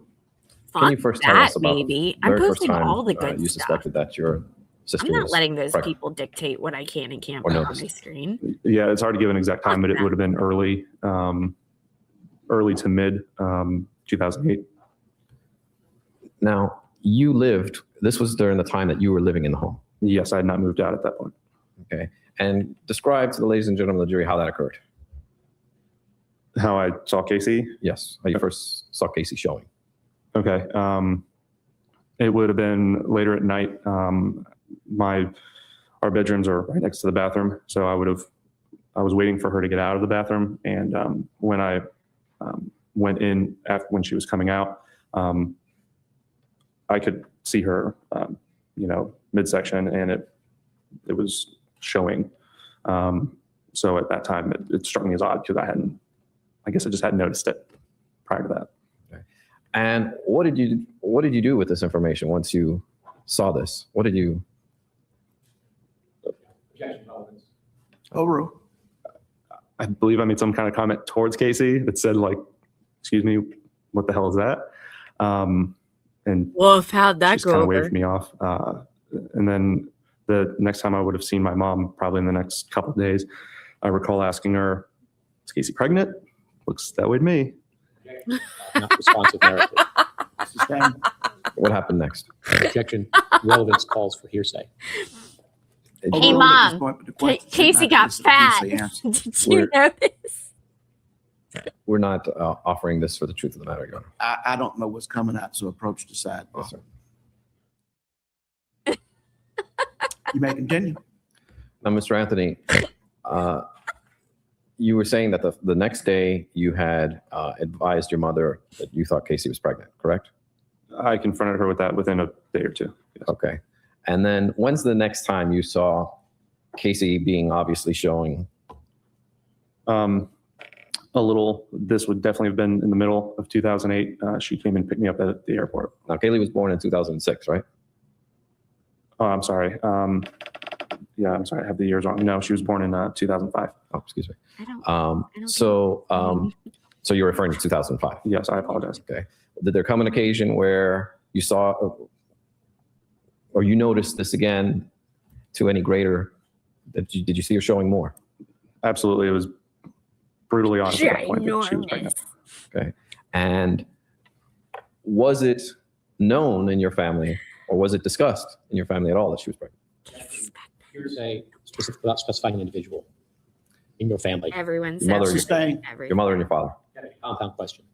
Sustain. Was it discussed with your mother that at this point that Casey was pregnant? Myself and my mother, Yes.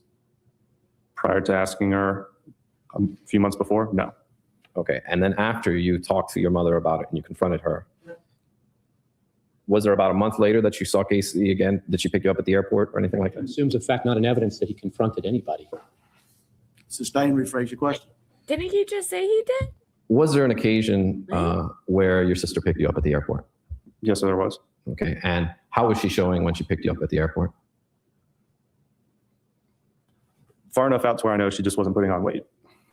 I'm sorry? Far enough out to where I know she wasn't just putting on weight. Okay. Are you saying that she obviously looked more pregnant? Yes.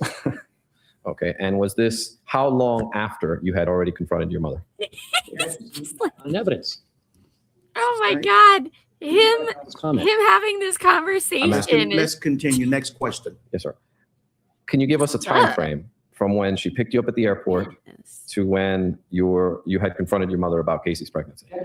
Same fact, not an evidence. I've objected twice. Sustain.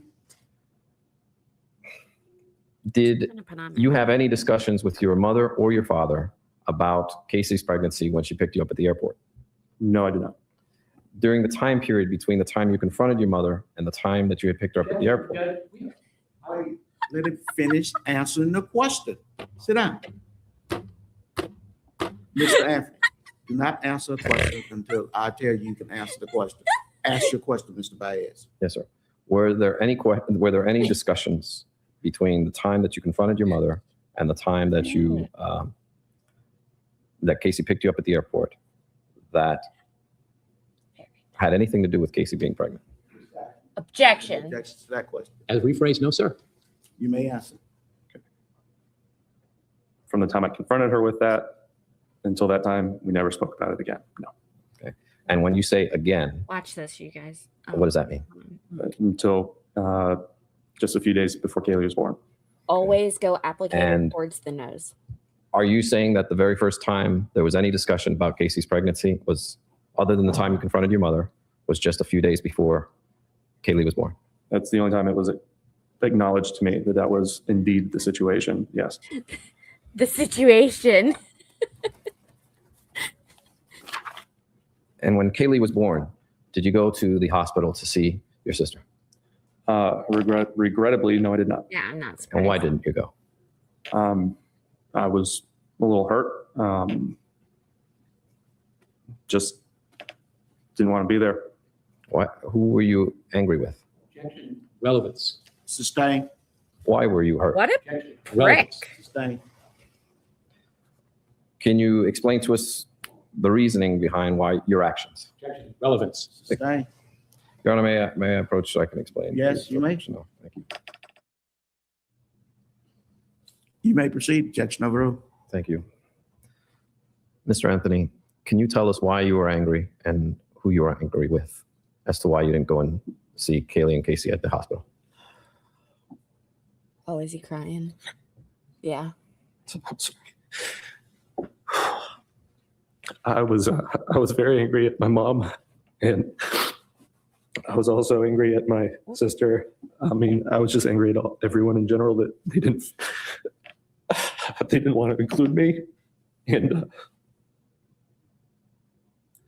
didn't find it important enough to tell me, especially after I'd already asked. So I was I'm not surprised. And I didn't want to, I don't think I wanted to believe it, you know. I'm sorry. I'm sorry, what do you mean they didn't want to include you?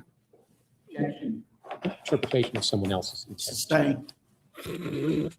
Shut the fuck up. Sorry. Were you angry Really because trying not to. they hid the pregnancy from you?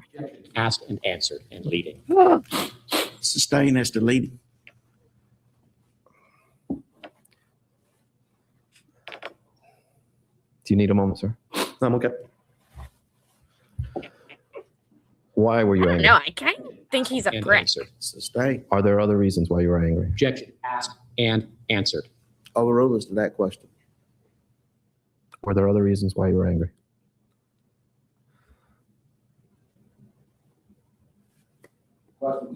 No answer, sir. Other than the answer He that didn't you've feel as already given, loved. were there other reasons? Yes or no? No. He was the favorite. He was becoming the non-favorite. I'm I telling can have you. just a moment, Judge. You may.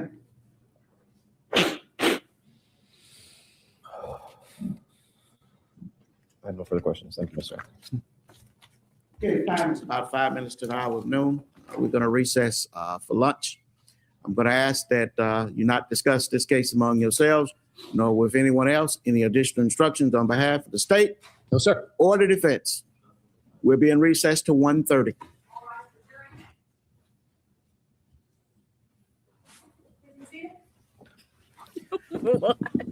State recognized presence of jury. Sir. Defense. Members of the jury, did you heed my previous admonitions during your recess? Fuck off. Right. Mr. Ashton, you may begin your cross-examination, sir. Thank you. Could we begin by publishing Oh my State's God. Exhibit 80 in evidence? You may. Mr. Anthony, you see the photograph State's Exhibit 80 in front of you. Yes, sir, I do. This is the photograph that you were discussing with Mr. Bias. Is that correct? Yes, it is. I believe you indicated that there were stains pre-existent in this trunk from approximately this area, That was actually really this area, and then one that's off the picture. Is that correct? That is correct, yes. This large stained area on the spare tire cover, about the size of a basketball, that was not in the car when you owned it, was it? I don't recognize that one as something I'm familiar with now. And when you owned the car, it didn't have a stench, did it?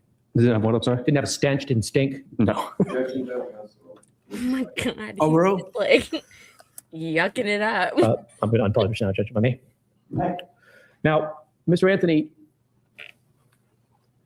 in preparation for this trial, were you requested to meet with a member of the prosecution team to go over your, Beyond the scope. it goes to Bias, Your Honor, Overruled. to meet with a member of the prosecution team to go over your testimony to prepare you for what questions we would ask you on direct? I believe so, yes. And you refused to do that, did you not? Yes, I did. But Mr. Baez requested a meeting with you this week to prepare for this testimony, did he not? To my knowledge, when he asked me, it was not to prepare for this testimony. And I had previously refused to meet with him prior to this week also. I've reached out to him prior to this week. Wait. And then we followed that up with a meeting. All right, let's address this, class. Let's address this. I'm sorry, sir. Are you saying that you believe the baby had insurance money on her?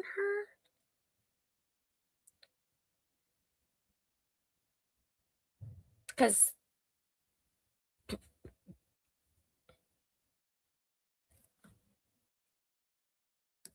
I don't know if we're the place for you. Earlier this week, yes, sir. So you reached out to Mr. Baez. Last week I did, yes, sir. For what purpose? Judge, I'm going to object and ask that the instruction be read as requested by Mr. Ashton. Your Honor, there's no implication of impropriety by counsel. Overruled at this part. Let's continue. Question was, why did you, after refusing to meet with anyone on the prosecution team, Yes, reach out to Mr. well. Baez? While I was in court, the last time that I was in court, prior to me getting called onto the stand, during a break, I sat in with my folks and there was a discussion, or I was present during a discussion where information came out that I thought it was important for Jose specifically to be made aware of. So I then took it upon myself a few days later, as I had no indication that he was going to be made aware of, I took it upon myself to do that. And was this on the subjects that you have discussed under examination here today? No, sir. None of those items were discussed. No. All right. Now, you, in reference to your discovery of your sister's pregnancy, did I understand you to say on direct that you did have a conversation with Casey when you discovered what you refer to as the bump? It's the stupidest thing I've ever If I said bump, I heard. apologize. Well, no, I didn't mean that. offense by that, just the evidence that you thought. I more or less made a remark. I don't know if I was even expecting a response because I didn't really get one. I just said something of kind of what the hell is that in passing. Do you recall having your deposition taken on July the 30th of 2009, almost 2 years ago, in reference to this case? Yes, sir, I do. And you were under oath at the time, were you not?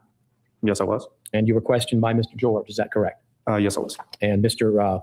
Baez was present along with other counsel, correct? Yes, sir, he was. This is at page 30. Let me start at 30. Page 31, line 6. Can we show that to the witness? Let me publish to the witness. All right, can you show about line 6 to line 15? Maybe's response. Do you recall that series of questions and answers about the event of your seeing the bump or the bulge?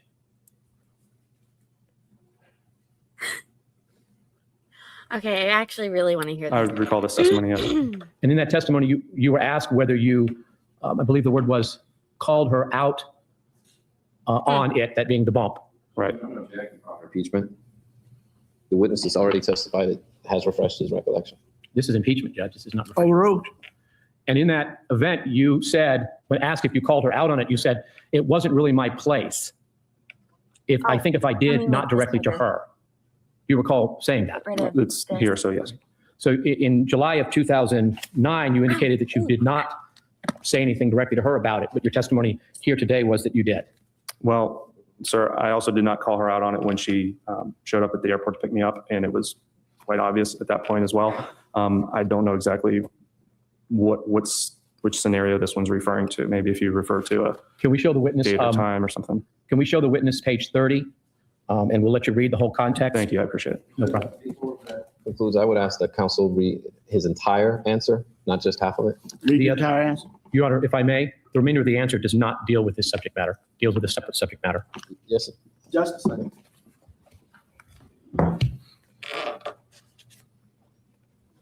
I love this. You can do it on redirect.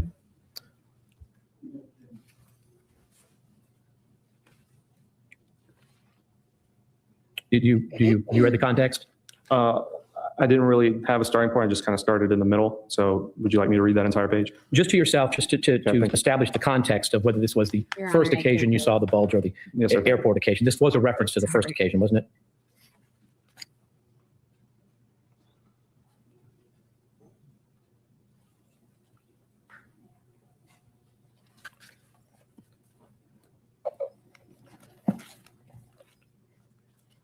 She looks like a man there. Like a little Italian man.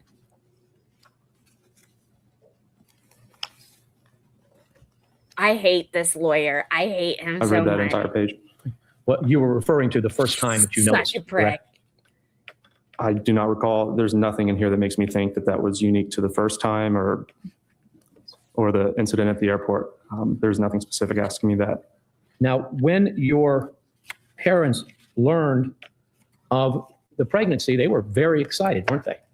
Couldn't tell you. They didn't admit it to me. Well, is it your testimony that from the time that you learned it till the date of Kaylee's birth, there was no activity in the home indicative of preparations for the birth of a child? I'm not saying that at all. Actually, that was one of the reasons why I was so angry. And I decided not to go see my sister in the hospital, was because I was not included on it. And when I did ask about it one time early on, it was denied to me and I was told to let it go. So that's what I did. Your parents were over the top about this, weren't they? Especially afterwards. Absolutely. Yes, sir. No, even That's putting before. it mildly. They were over the top. You've described them as over the top. they Isn't that would right? be. My parents are very over the top. Prior to, my sisters actually having Kaylee, to be honest with you, I didn't really pay a lot of attention. It was something that I was told to let go and not address. And I was frankly quite angry that I wasn't included in it. So a little easier to block it out at that time. So you said, Mr. Anthony. Can we have page 35 of the deposition, please? Oh God, now we're just fighting over words. Could you just read that whole page, Mr. Anthony, for me? Yes, sir. To yourself. Sorry, I'm just reading my last Sure. paragraph because I kind of ramble in there, so it's hard to get my point.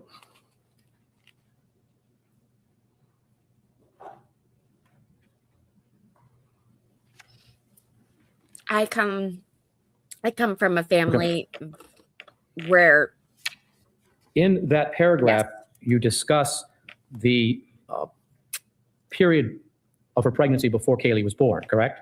Is that 14 through 23? Yeah, the whole page. The Yeah. whole page? Yes, sir, yes. And in that, you indicate that that you felt your role was just to be there in the background to support, not really be over the top, because of course my parents wanted to be the ones to go over the top. They're grandparents, but just be there. That correctly reflects your parents' response to the imminent birth of their granddaughter, does it not? In regards to them wanting to be over the top? Yes, that is a description of their emotion, how they felt about it, their excitement. That's what you meant to convey by that, didn't you? Speculation. I think what he meant to convey by the answer. You can answer that question, yes or no. I believe that was the impression that I was under. I mean, I wasn't asked to be involved with things, so all I could deduce from that is my role was to sit back, be non-judgmental, as I referenced in there, be in the background, and they would take care of it. They would do whatever's necessary, and their nature would be to be over the top. yeah. What preparations of the house did they make for Yeah. the imminent birth of Kaylee? I believe they got her a crib. Didn't they What redecorate? else? I don't remember. Didn't they redecorate? Like an you weren't entire there. room You were that had off formerly being been an a asshole. Family computer room that they completely redecorated for Kaylee? To my knowledge, yes. I wasn't personally involved in it, but to my knowledge, yes. But you saw it, correct? After the fact, yes, sir. Right. And it's your parents, particularly your mother, never does anything halfway. It was decorated to the nines, wasn't it? From everything that I got to see eventually, absolutely, yes, sir. And that was in preparation for Kaylee's arrival. I imagine during preparation, it was like that if she would do everything she could. Yes, sir. Well, you were I there bet it was straight during the up period of time rot. leading up to Kaylee's birth, weren't you? I lived there. I lived in the room right next door, actually. And you know that your mother went nuts decorating this room for the birth of her first grandchild. Winnie the Pooh everywhere. I know there was Winnie the Pooh everywhere. Again, I never walked in the room. I never went into the room until a little bit after the fact, after she was born. But I could imagine that she did that ahead of time. Absolutely. And your mother and your sister went shopping and bought all kinds of stuff in anticipation of Kaylee's birth. I'm sure they did. And they had a party, didn't they? If they did, I wasn't invited. Should they have a baby shower? We don't have They did, I wasn't funerals in my invited. family. Were you so it's aware okay. of them having a baby shower? Yes, I believe so. It was in maybe June or so. And they invited their friends, they invited Casey's friends. Did they invite Mallory? I don't believe so. You believe so? I said I don't believe so. But you know that they had a That's party. awkward. I wasn't invited. So if whatever did transpire, I have no knowledge of it. Well, where were you when the party occurred? It happened. Called let me that on rephrase. day one. It happened at the house, correct? I would imagine. Yeah. Well, I mean, you saw the aftermath. You saw all the Most presents and all the stuff that people got for Kaylee. It was at the house, right? I didn't put any thought into it. I didn't ask to see presents, and I didn't go out of my way to do so. It was Never something. It was something, sir, that I was not involved in. It was something, sir, that It's was petty. I This felt is for a while pettiness. that was either hidden from me or something that I was not being made a part of. So I'm not going to go out of my way to invite myself or to know everything that's going on if I'm led to believe that I shouldn't be involved with it. So if that Well, what did you hopefully want to answers do? your Get her question on pregnant? why I wasn't an involvement attentive did you potential want? uncle. I wish I was, but I was not. But your parents weren't hiding this fact from their friends and loved ones. They invited them to a party. This witness's knowledge of what his parents would do with their friends. Sustain. Petty. During this deposition, Mr. Anthony, we discussed the period of time leading up to the birth of your niece, and we discussed, in fact, whether you were present when she was born. Is that correct? You recall that? I don't recall if we did, as far as me being present or not. Okay. Page 36, just for the witness, line, let me just make sure this is only published. Maybe what Yes. does she Line talk? 22 and to the end of the page, just I don't and think like that. she's The a witness? witness. Did do she you recall talk? that question and answer? I don't remember. I see the portion of my answer, yes, sir, and I recall the question. Did you cry during that portion of this deposition, Mr. Anthony? Do you Don't recollection? recall if I did. I don't think so. What was different 2 hours ago in this courtroom about that question that caused such raw emotion today, which was not present 2 years ago when you were asked the same thing? There was other things that were asked in my deposition, specifically if I believed Kaylee was indeed- Objection, Your Honor, non-responsive, move to strike. The question, Mr. Anthony, is this. Yes, sir. What was different about the question being asked of you? I think we need to hear what the answer is. I before- sustain objection to the question. Question before you, Mr. Anthony, is this. What was different about the way, the emotion with which you answered that question Oh wow, I 2 was hours awful ago? doing that. It was different than the emotion that you did not display when asked the same question 2 years ago. 2 years ago, I did not 100% hold the belief that Kaylee was dead to this, I need to drink at this water. very moment, and 2 hours ago. And during that 2-year span, I've come to the place where I believe that she is. And my emotions are elicited from those facts that I have regrets, and I wish I could have been there a lot more than I was. Mr. Anthony, you attended and spoke at a memorial service for So Kaylee cringe. in January of 2009, 6 months before this deposition was taken, didn't you? Yes, sir, I did. You, Lacey, no further questions.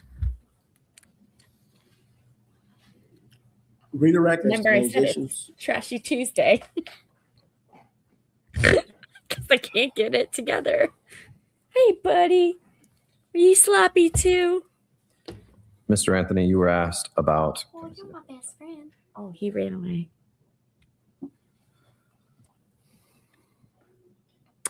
He's literally running upstairs away from me.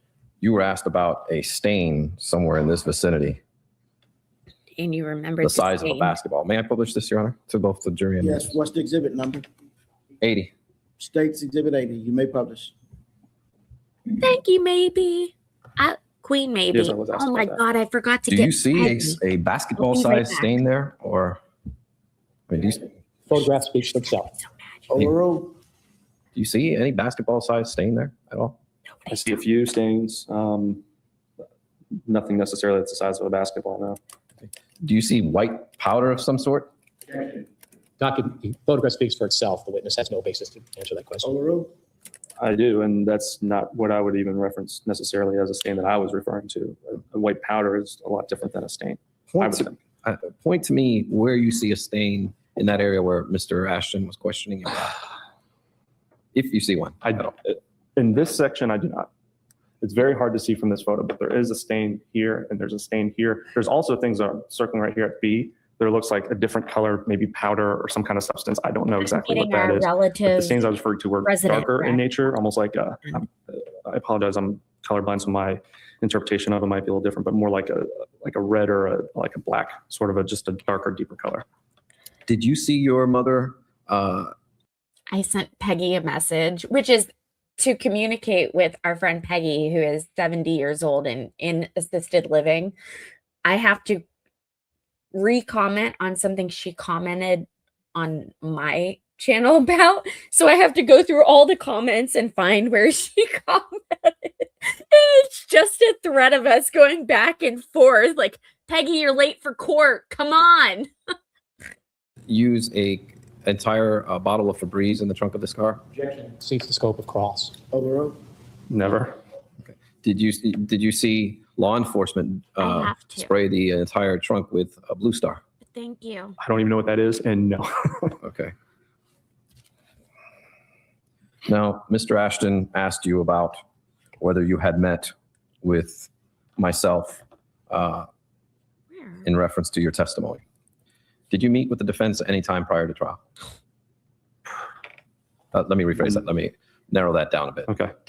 Did you meet with the defense prior to you testifying for the state of Florida against your sister? No, sir, I did not. Okay. Did you advise us of any testimony you intended to give for the state of Florida against your sister? No, sir. Okay. Did you testify truthfully when you testified for the state of Florida? Stay.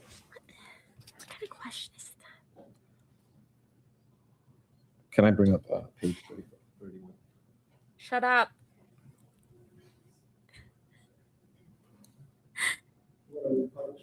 Grace. The question and answer asked by during this deposition. Offered or published by the state of Florida. I'd like to question the witness about it, Your Honor. You can question him, but show it to the witness and the witness alone. Go ahead. Yes, sir. Page 31. Okay. I'm double checking order. Can you go to 30?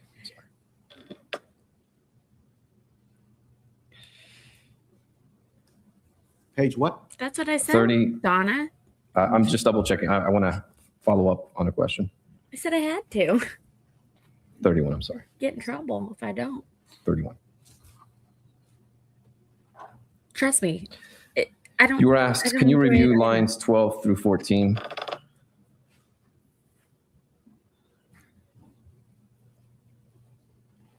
I've read 12 through 14. Okay. And you were asked during cross-examination, and the first sentence was read into evidence. Can you read the second sentence?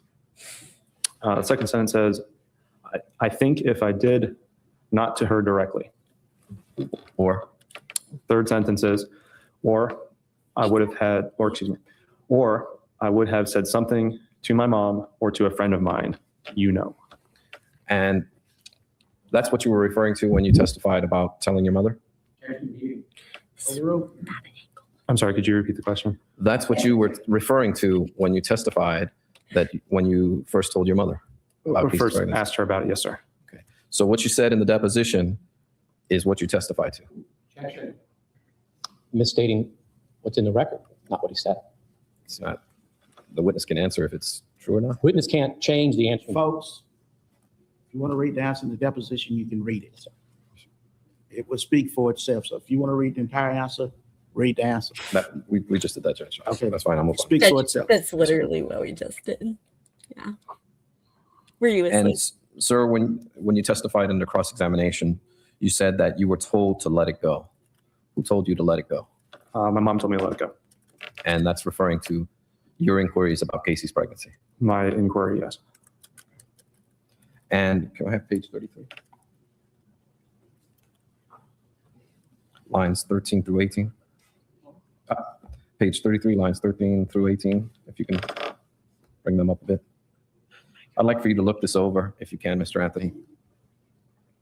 Okay. Let me make this bigger and get rid of this I read it.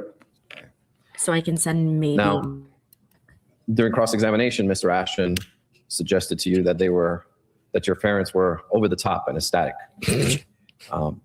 But that's not necessarily what. Overruled. He hasn't finished the question. Let him finish asking the question. Is Mr. that Anthony, before you answer the question, wait for me to tell you whether or not you can answer the question. You may ask your question, Mr. Baez. Mr. Ashton mentioned that your parents were over the top with happiness prior to Kaylee being born. Is that what you testified to in your deposition? You may ask the question, Mr. Anthony. I believe it's to the extent of that in my deposition, yes. Are there any other opinions you gave about your mother not being happy or not thrilled? Yes.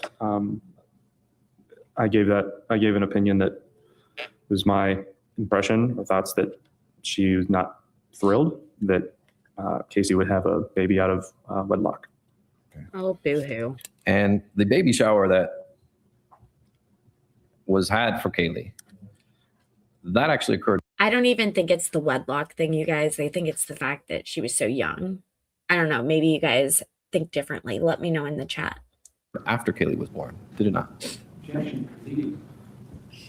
Sustained, rephrase the question. Did Kaylee's baby shower occur after she was born, since everyone didn't know she was pregnant? Objection assumes the fact, not in evidence. Move to strike. I'll rephrase the question. Sustained, rephrase your question. Did Kaylee's baby shower occur after? You. Kaylee was born? I don't recall. For sure, I don't recall. I'm sorry. You were asked why you didn't cry during the deposition. Amen. Is sitting here today much different than sitting in the state attorney's office 2 years ago? Leading. Overruled. Absolutely. And can you share with the ladies and gentlemen of the jury why? I don't want to be here. I don't want, my sister to be here, my parents to be here. And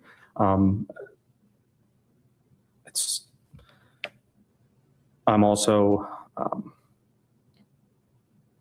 emotionally and all that stuff in a much different place, than I was a couple of years ago. Spill it.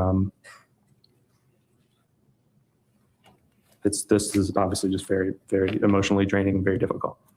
Mr. Ashton asked you about giving a speech at Kaylee's memorial prior to your deposition. And you testified about not, at your deposition, not believing Kaylee was dead. Is that correct? I understand. I was not willing to write it off at that point in time. I didn't want to believe it, and I couldn't believe it. Okay. We've had a lot of things go on. Tamara, I realized I should provide some context. I meant good by not saying that to your daughter, because I'm sure she already felt a whole lot of emotions having to tell you that. And that's what you have your partner for, right? To confide your deepest and darkest secrets to. But I think that makes you an excellent mom. So I love to hear that. And welcome to my other mod, BP. What's up, Mr. Young Thug? What's up? Okay, let's get going back to this. We only have a few more minutes, and then we have more George. But at that time. So you were able, after having a funeral for your niece? Please don't forget to like the stream. That means giving it a thumbs up, and subscribe to my channel. That means subscribing. It's free, and it helps my algorithm a lot. Thanks, guys. I'm done. To block her death out of your emotions for approximately 6 months? Objection, leading. Sustained. Were you able to block that emotion out of your compartmentalizing? Same objection, same question. Sustained. What were you able to do in regards to the death of your niece emotionally for 6 months? I don't know the exact time frame. I don't even know when I really came to the belief that I have now that she is no longer with us. I mean, I could still tell you, even with that belief, if there's someone that looked familiar to her today, it would turn my head in. It would make me look twice or 3 times or 100 times.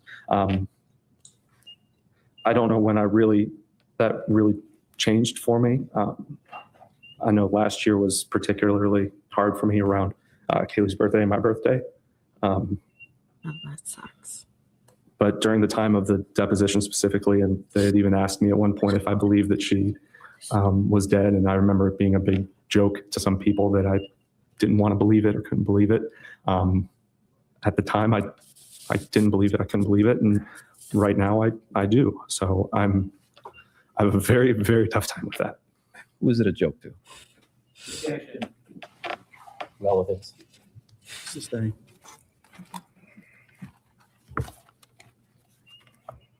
I have no further questions. Recross. Mr. Anthony, you remember when you testified for the state of Florida? The state of Florida, remember? July 2009, I think you referenced it earlier. No, Yes, no, no. sir. When you testified for the state of Florida, as Mr. Oh, Bias pointed to. Just, oh, yes, sir. I apologize. Yes, sir. How many times did Mr. George have to step up to you and show you your deposition to refresh your recollection about? Objection, Judge. The record speaks for itself. It goes to bias, Your Honor. And relevance. Probably as many times as I've been showed something here today by yourself or Mr. Baez. A handful of times, 2-3 times. I don't recall. I wasn't counting. In your direct examination by Mr. Baez, did he need to refresh your recollection at all? He did reference me to a few pages that he asked me to read. I don't believe he qualified anything to say that he needed to refresh my recollection. No, During his initial direct examination, your testimony is you recall him having to refresh your recollection. I don't believe so. Your recollection was just fine for the questions that Mr. Baez asked you in his initial direct, weren't they? On all these, I believe they were, yeah. But when Mr. George attempted to question you on direct examination, your memory was more troublesome. It's hard to remember something you did 2 years ago. Absolutely. Could I have, just for myself and the witness, page 31, the deposition? Page 17, line 17 through 24. I'm sorry, line 15 through 24, please.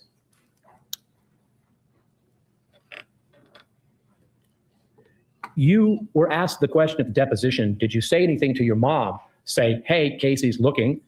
And your answer was probably, at a minimum, probably of passing. I don't think I ever made a big enough deal because, if my mom didn't make it a big deal or if she shrugged me off or whatever reason. This is not impeachment. It is impeachment, Your Honor. Overruled. If she shrugged me off for whatever reason, then either I was wrong or my sister was just getting fat, or for whatever reason, they don't really want me involved in it, whatever, either way. So at deposition, your recollection was at best that you probably spoke to your mother. That's what this says here is probably. I do remember speaking to my mother, but that says probably. So your recollection is better today than in July of 2009 at the deposition. If you assume that because I didn't say the word probably today. Sure. Well, you will admit that your recitation seems to be somewhat not a big deal. Don't really remember it very well, correct? Argumentative. Sustain this to the last question. You said probably at minimum of passing. I don't think I ever made a big deal. Objection. Excuse me, Mr. Ashton. My objection is this has been asked and answered. He's read this already. Sustain. If we could go to page 33, please. Excuse me, Mr. Ashton. Will you shut the fuck up? Lines 1 through 8. Read that, please. To myself? Oh, Yes, to yourself. Thank you. And if you need to see the page before, I'll be happy to show it to you. But thank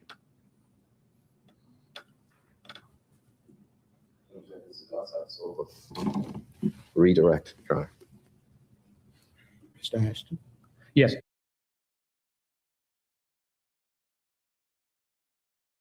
Okay, I'm going to read it out loud. So, to the extent of, moving the computer out of that room and buying a crib and all that stuff, I really only saw a lot of that happening probably a month or two prior to, probably maybe around a baby shower. And I don't remember, it looks like vibes, when that was exactly, but a couple of months prior is what most of those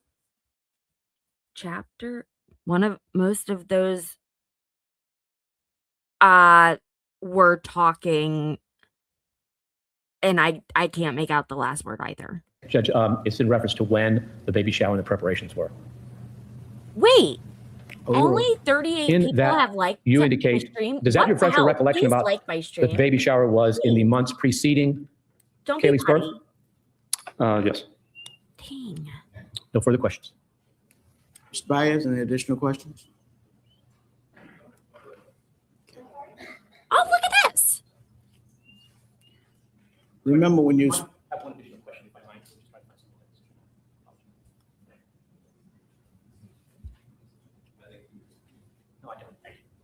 okay, Mr. Anthony, you may stand down, sir. Yes, sir.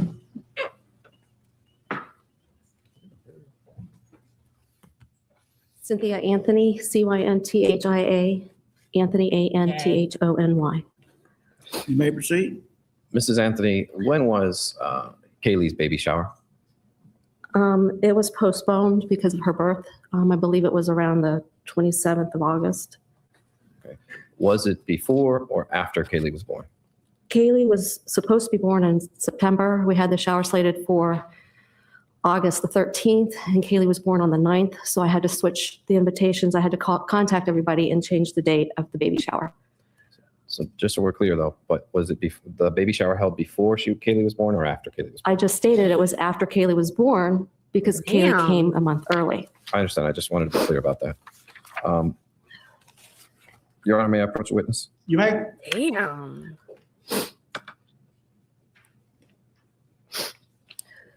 Thank you, Danielle and Nancy. You guys are great. What is that a photograph of? Defense, sorry, excuse me. I'm showing you defense exhibit ER. Share this with your friends. Series of photographs, and I do have an objection to all of them on relevance. Pardon? Bring them in. Mr. Baez has shown these photographs to me, and I have an objection to the series of them on grounds of relevance. Okay, we'll wait till you get rid of it off. Sir. Well, I object to a description of the photograph prior to its admission. Okay. All you need to do is establish that she recognizes it, whether or not it adequately and accurately describes the subject matter they're in. And then you can offer them, and we'll see if they object. Do you recognize the photograph, Mrs. Anthony? Yes. Is it a true and accurate depiction of what it actually is? Yes.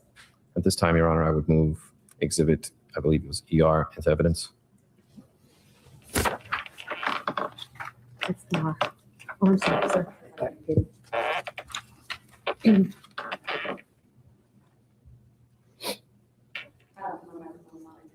That I would have an objection at this point, as indicated on relevance grounds. You want to approach the sidebar, Mr. Baez? Yes, sir. Mr. Baez. May I approach the witness, Your Honor? Okay, the objection as to the last exhibit will be sustained. You may continue with your direct examination. Yes, sir. May I approach the witness? Yes, sir. I'd like to show you again, Mrs. Anthony, defense exhibit A. You recognize that photograph? Yes. And is it a photograph that was taken at your brother's wedding? Yes. Oh. Okay. And is it a photograph of you and your daughter? Yes. Okay. And at the time that that photograph was taken, did you believe that your daughter was pregnant? No, I did not. Did anyone advise you that your daughter was pregnant?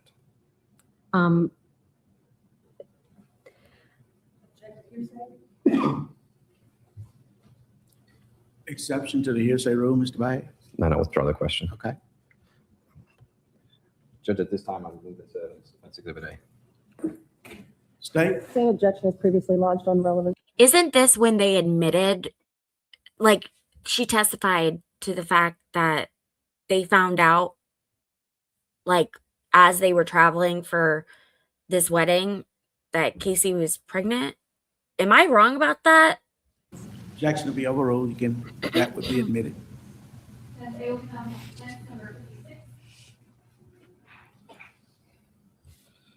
Mrs. Anthony, who attended the baby shower?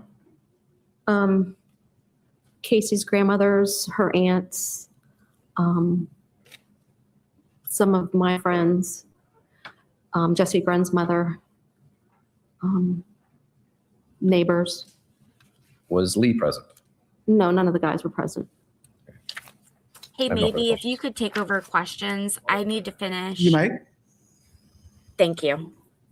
She was already on it. Almost over. Yeah.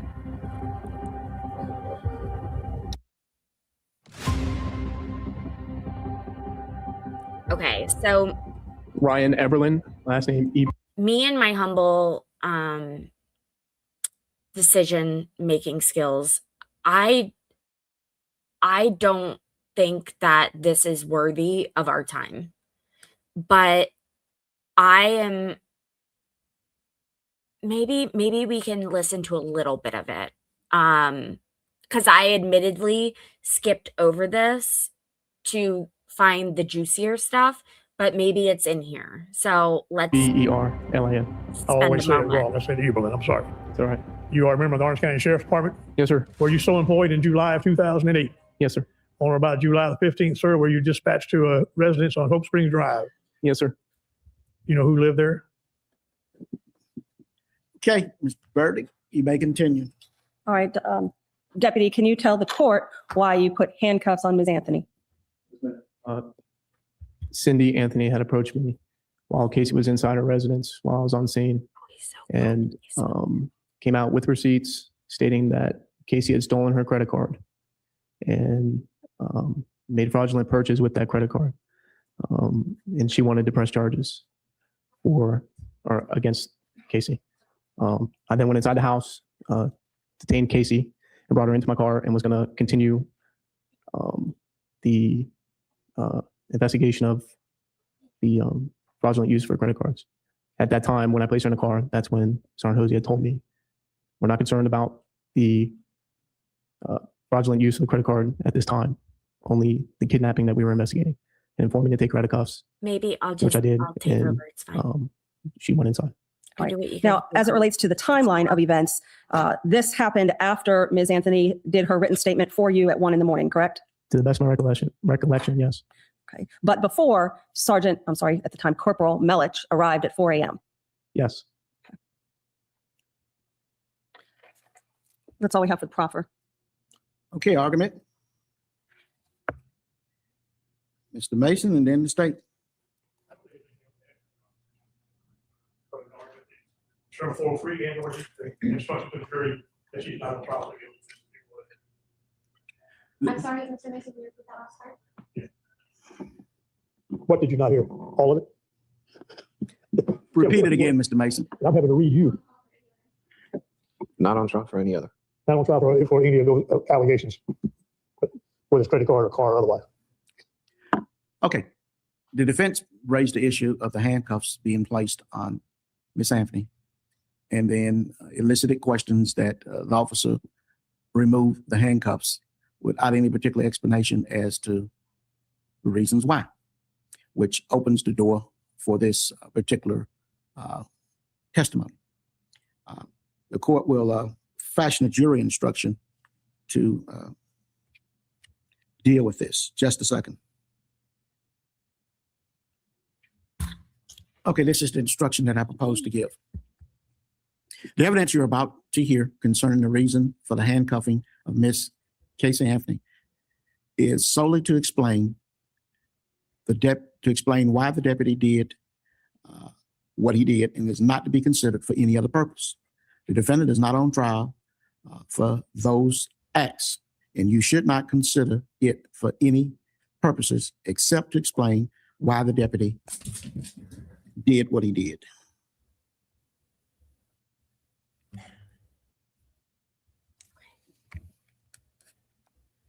Any additions, deletions from that particular instruction? Like, State? okay. All right. I gave it a chance.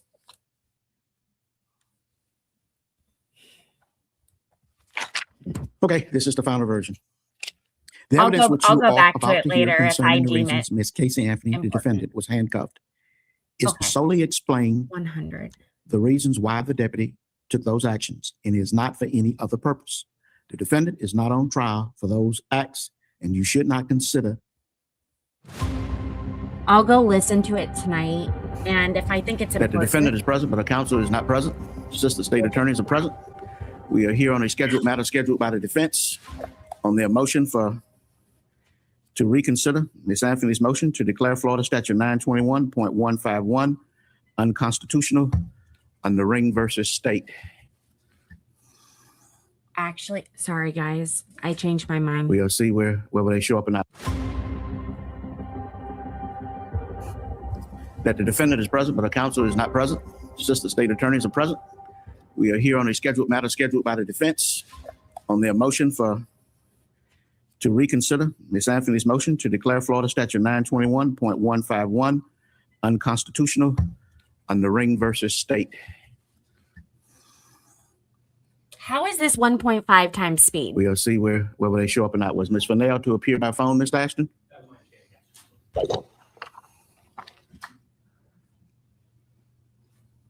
Do we know what number she was supposed to dial into?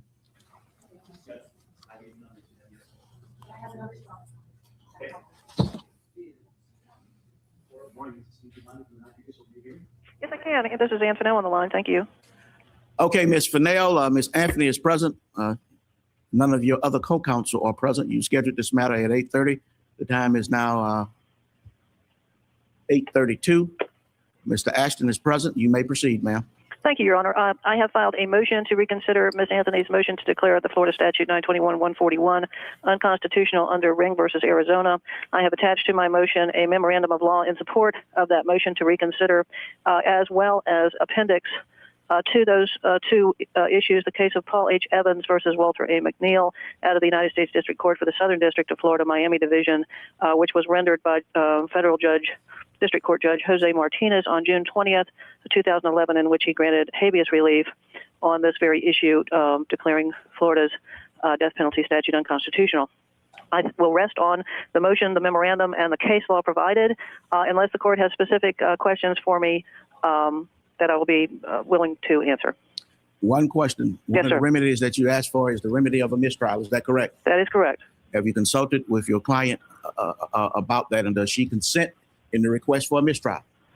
Your Honor, I have not directly consulted with her. I believe that issue has been consulted with her by Mr. Baez and or Mr. Cheney, and I believe that she does concur with that issue. Although if one of those two gentlemen is present, or Ms. Sims, perhaps they can do that at this time just to be on the safe side. Unfortunately, they are not here. Ms. Anthony is at council table alone. You are appearing by phone, but I will ask them whenever they choose to arrive. That would be fine, Your Honor. I feel confident that Ms. Anthony would agree with this issue as it involves the constitutionality of the death. Ms. Anthony, do you want to answer that question now? Do you want to wait till Mr. Baez or Mr. Mason or Ms. Sims arrive? I can answer that now. Okay. I agree with Ms. Fennell. Thank you, ma'am. Thank you. Mr. Ashton? Yes, That's sir. the most we've At heard the her outset, I would say. point out to the court that, according to the Attorney General of the state of Florida, Okay. this opinion is not final as of yet. A motion to alter judgment is pending before the District Court of the Southern District of Florida. So at this point, this is not a final order. Further, it is apparent from the order, particularly starting at page 92, that this is an as-applied finding by the court. The court goes into great length, concluding, and I will cite the particular language. This is page 92 of the opinion. Any one singular aggravating factor may not have been found beyond a reasonable doubt by a majority of the jury. The court's interpretation of Ring is such that at a very minimum, the defendant is entitled to a jury's majority fact finding on the existence of an aggravating circumstance, not simply majority of jurors finding the existence of an unspecified combination of aggravating factors upon which the judge may or may not base a death sentence. Because the jury may not have reached a majority finding as to any one aggravating factor, the Florida sentencing statute leaves open the very real possibility that in substance the judge will make the factual findings necessary for the Okay. imposition of the death penalty as This opposed to this the is jury too much. as required by Ring. Habeas relief is granted. This is an as-applied analysis of the We're just particular. flying back. We're just doing this. Too much. There we go. Cynthia Anthony, CYNTHIA. I will slow it down. ANTHONY. You may proceed. Please the court, Ms. Drain. Good morning, ladies and gentlemen.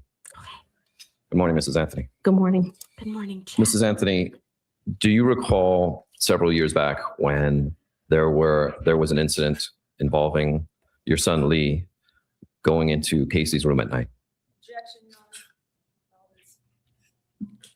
Overrule Holy at this smokes. point. I just realized what I heard. No, Were you ever made aware that there were incidents of your son going into Casey's room at night? Hearsay. Hearsay response. Sustain. Nancy, I'll go back Did and you ever watch have to it deal for with an sure. issue? of- Objection, may we approach? You may approach. I also need to watch the search Objection sustained. Next question. information. Mrs. Anthony, I just have a couple more questions for you. Really? Do you recall testifying Oh. 6 months ago that you believed Kaylee was still alive? yes, Okay. Were you testifying truthfully at that time? yes, there's still a part of me that believed that Kaylee was alive at that time. And in January of 2009, you held a memorial service for Kaylee Anthony. No, it was February Okay. of 2009. And you had requested that Kaylee's remains be cremated. Yes. And approximately 1 year, actually 2 years later, you still held the belief that Let him finish the question. Don't answer the question, Ms. Anthony. you still held the belief that Kaylee was alive despite all of that. Is there objection to the question? Relevancy. Relevancy? I think it's relevant to the case in chief, Judge. You guys hear that? Objection sustained. Was your ability to block all of that out part of your faith? Objection, relevance. Sustained. Mrs. Anthony, were you able to compartmentalize whether Kaylee was alive or not for almost 2 years? Objection, relevance. There's a direct relevance to Miss Anthony being able to do the same. Sustained. On August 14, 2008, ma'am, you went to visit your daughter at jail. Possibly. Okay.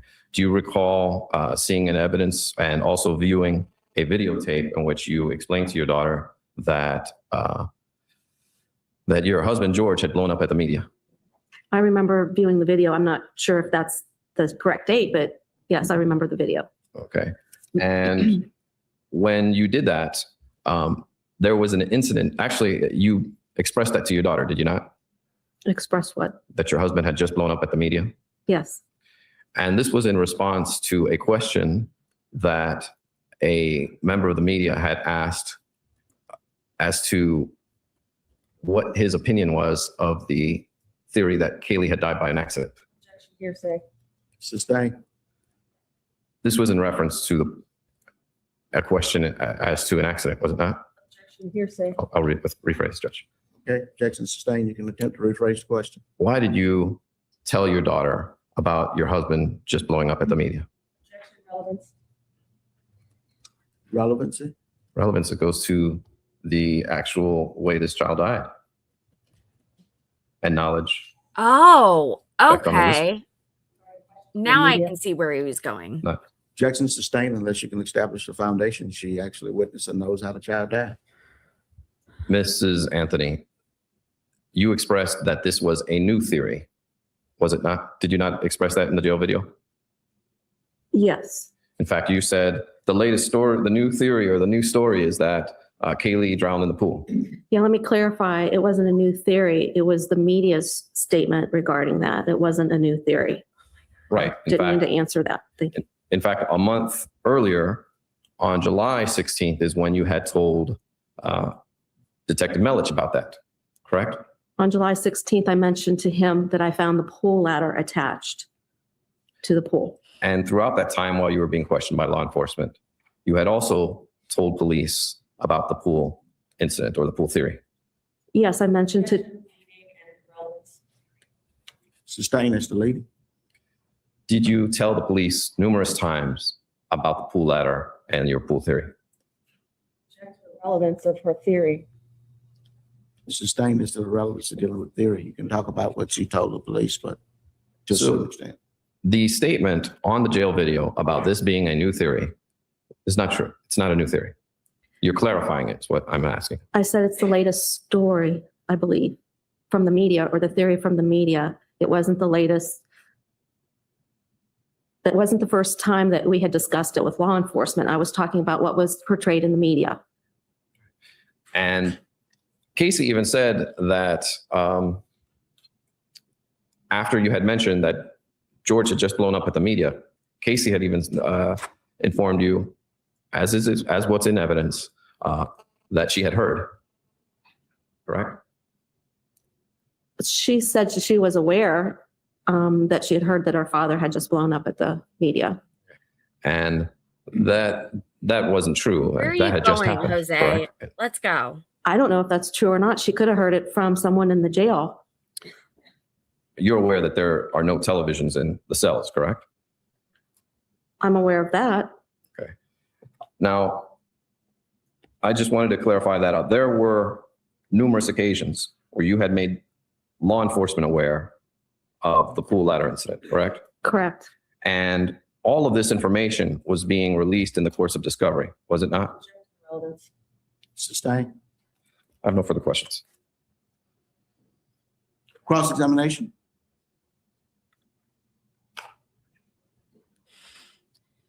Mrs. Anthony, good morning. Good morning. You recall when you related what the media was suggesting to your daughter, that her response to that was surprise, surprise. That was regarding not her father blowing up at the media. But the suggestion by the media that the pool had some involvement in Kaylee's death, correct? Sorry, bad kitty. The blowing up aspect of this exchange. That last question, Judge. Basis of objection. Calls for speculation. How does she know what the reason why my client made that statement? Response from the state. She was the individual who directed the comment at the defendant, and in context, the defendant responded. So the witness was explaining that the response was as a result of her comment about the pool rather than the comment about blowing up at the media. Your Honor, my response to that would be that they're talking about the media. Surprise, surprise means the media is at it again. No. Not necessarily that it was her thought on the process. Objection overruled. When you came into the Orange County Jail that day, you were upset as well, because what the media was doing outside was suggesting to you that Kaylee was deceased, correct? Yes, the media was screaming at us and throwing out accusations like, what do you feel? How do you feel about your granddaughter drowning in your swimming pool? That was very upsetting. Because at that time, you believed that she was missing and alive somewhere else. Correct. Thank you. That's all I have. Redirect. Ma'am, you may stand down. Thank you, sir.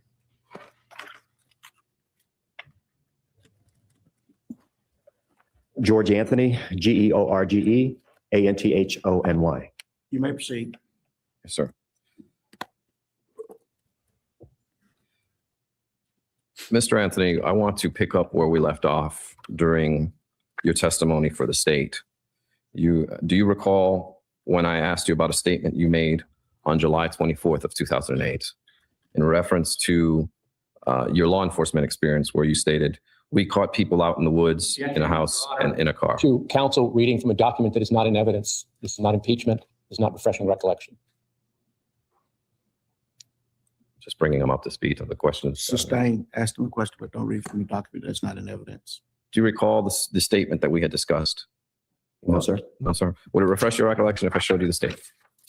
Possibly. You may. This is going to be fun. I'd like to direct your attention to lines 1 through 5.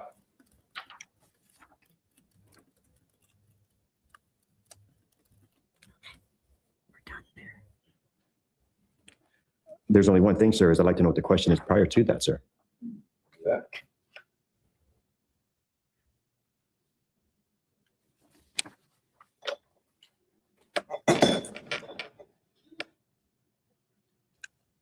Do you remember making that statement, sir?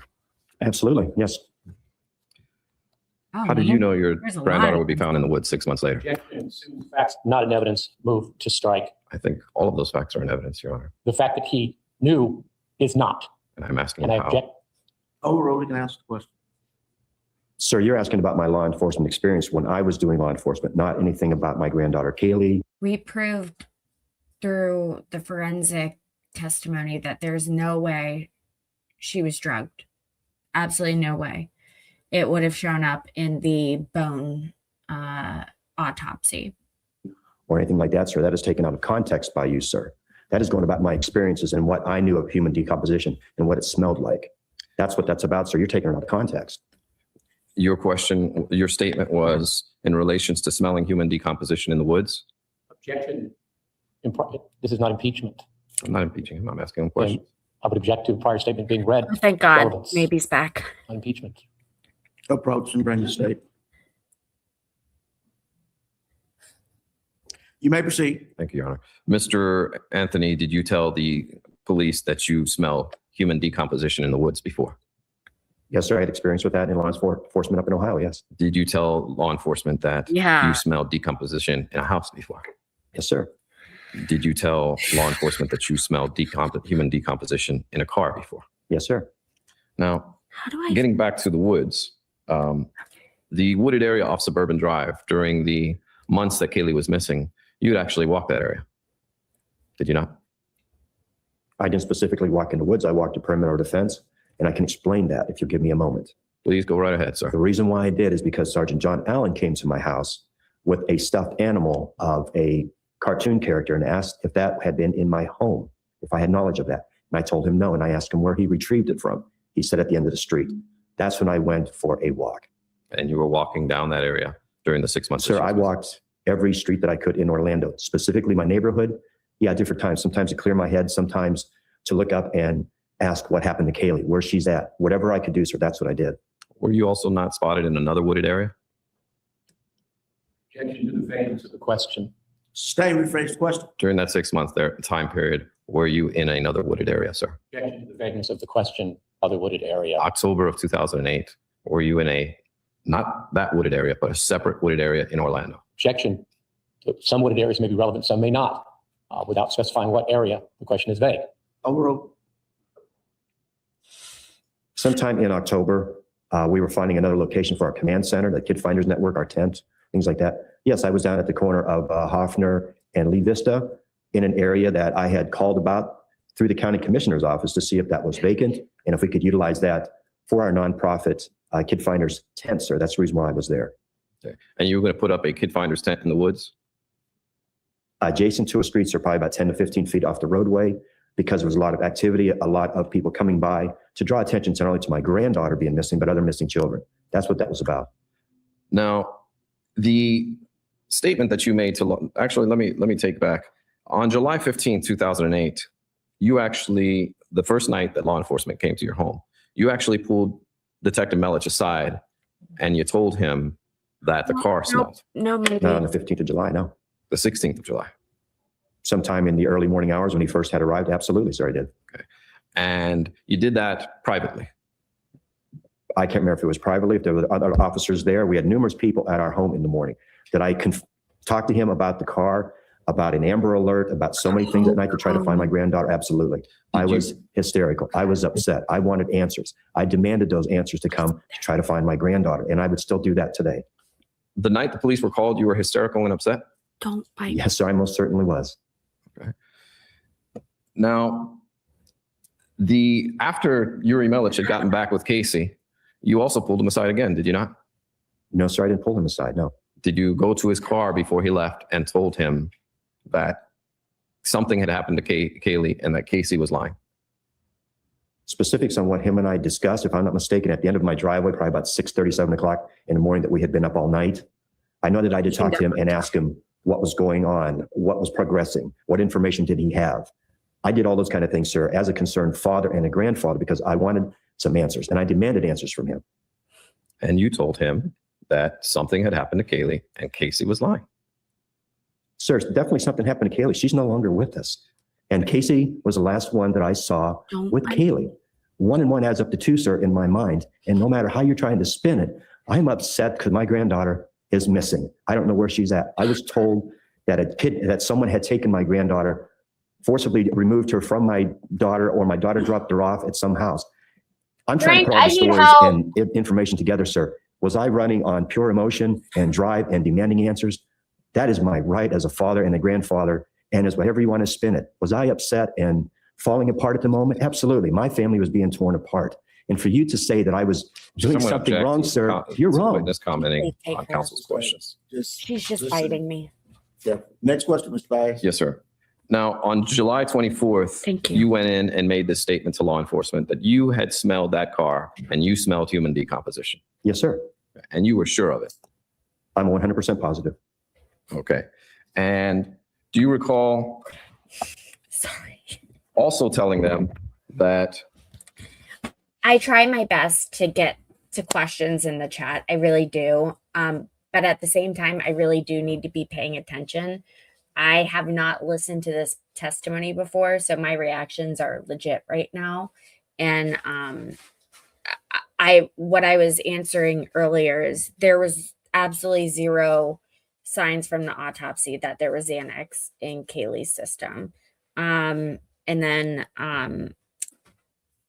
shit, I forget the other question, but we're just gonna keep going. We're gonna go. Casey lives on the edge. I possibly did. I don't remember the exact context. If I did, yet my daughter has a tendency to live on the edge. Yes. Taking the statement out of context, not presenting the witness, time, place, and persons present, and a chance to look at the statement. Witness has answered. He recalls making that. Did you have a full opportunity to answer the question that's presented to you, sir? I feel comfortable with what I said, sir. Pardon? I feel comfortable with what I said to Mr. Okay, thank you. And you recall telling law enforcement on July 24th, 2008, that Casey takes these lies as far as she can take them. Objection. Time, place, persons present, and a portion of the statement. Sustained, rephrase the question. Do you recall telling law enforcement on July 24th, 2008, meaning Yuri Melich, John Allen, and Detective Shelley Mead, that your daughter takes things as far as she can take them? I have page and line. Page 29, lines 9 through 11.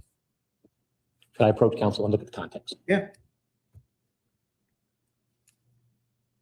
Objection, Your Honor. I'd ask counsel to read the question and answer in full under the rule of completeness. I'm asking if he recalls making that statement, Judge, not impeaching him. Your Honor, the rule of completeness, I believe, I don't want to make a speaking objection. The rule of completeness does require. I'll bet you to do it on cross-examination. Your Honor, if I may approach it, I believe the rule I know. indicates it has to be done contemporaneously. Mr. Baez, are you reading the whole question since I don't have the statement? Yes, sir. I'll read the whole question. Okay, I don't have the statement. When asked, do you think the reason your daughter doesn't want to tell us what happened is for fear that what her mom might do, might say, I told you so, or something like that? Do you think that it would be so disappointing to mom and that's why she's taking this to the bitter end? And your answer was, now my daughter lives on the edge. You know, from all the lies, all the contradictions, and like my daughter takes things as far as she can take them. If it's written down there, I said that. Sure. And in fact, during that whole interview, you kept talking about nothing but negative things about your daughter, weren't you? Objection. The document speaks for itself. If counsel wants to put in for the jury to consider the entire statement. I'm asking. For their own evaluation, the positive and negative. That's the appropriate way to do it. I'm asking him if he recalls. I'll rule it as well. You recall saying nothing but negative things about your daughter? Apparently I did, sir. I was cooperating with the law enforcement any way I could to get some answers about my granddaughter. And the very next day, you went and visited your daughter in jail. That's possible. I'm not sure of all the exact dates. I know we didn't go as much as we wanted to. And you've seen the videos of you seeing your daughter in jail, right? Yes, sir. You didn't say any of these negative things to her while you were visiting her, did you? No, because I was trying to keep my daughter upbeat. I was trying to find out anything I could about where Kaylee possibly could be. I was doing everything I could, sir, to keep her as happy and as comfortable as possible. I didn't want my daughter in there, but she is in jail. The day before, you're throwing her under the bus with law enforcement, and the next day when you talk to her, you're being very nice, right? Move to strike counsel's statement of his opinion. I'll rephrase. Sustained. As you've testified, on the 24th, you're saying negative things about your daughter. And when you are on the video talking to her, you're saying nice things. Again, sir, I was cooperating with law enforcement on one day, giving them information to help assist finding my granddaughter wherever she was at.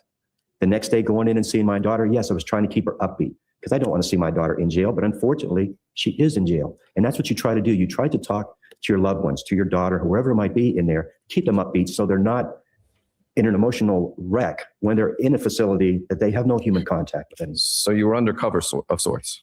No, sir, I was not undercover. Move to strike. That was dumb. That was You can dumb. answer, sir.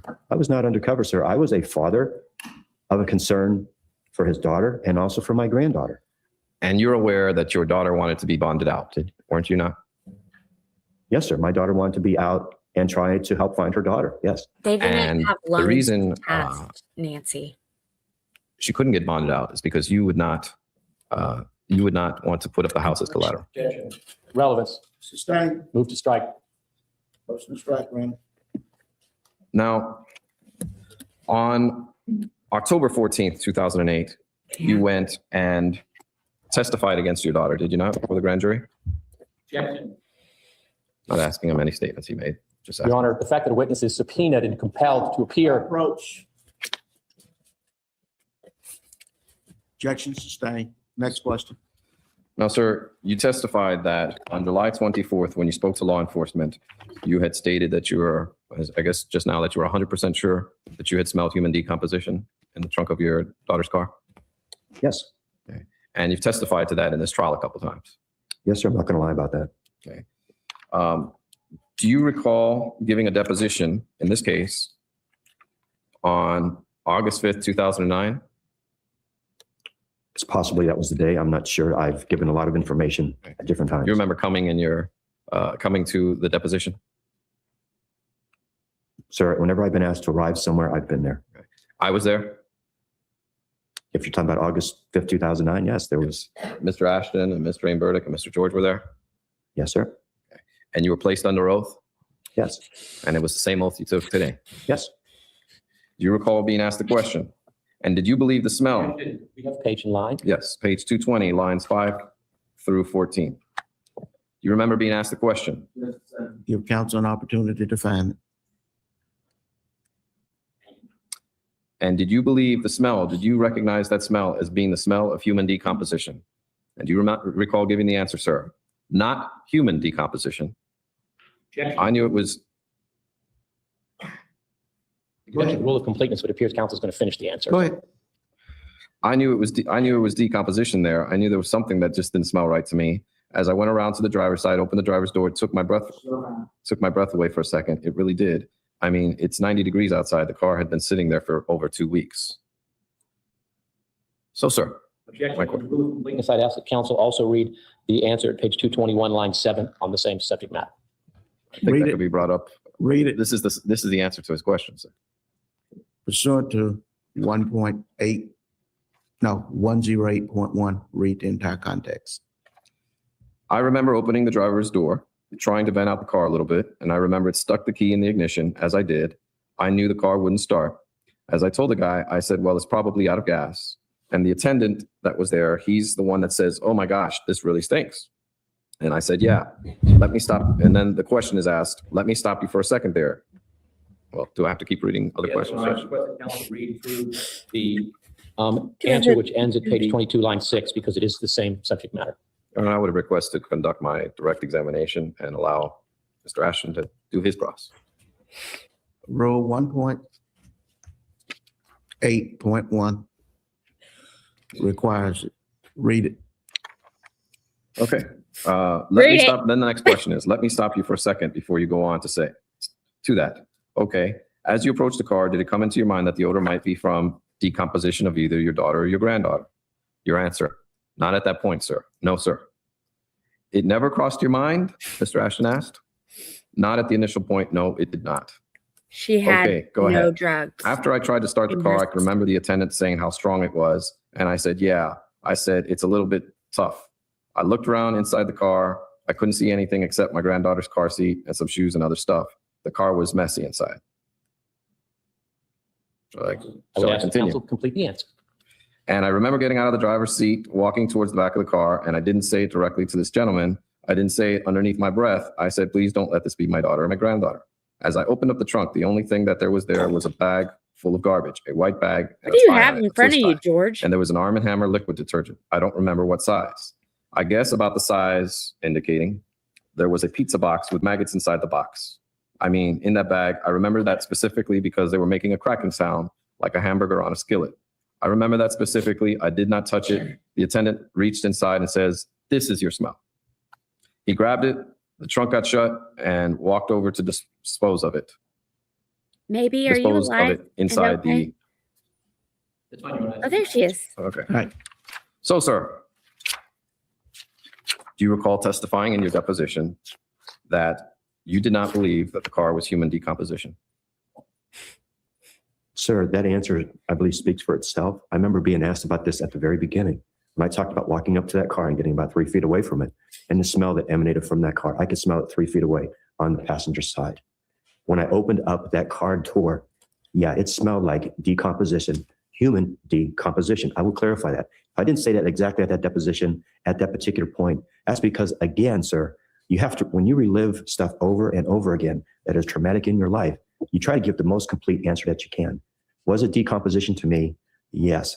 Was it not my granddaughter or my daughter that I found in the trunk of the car? No, they weren't there.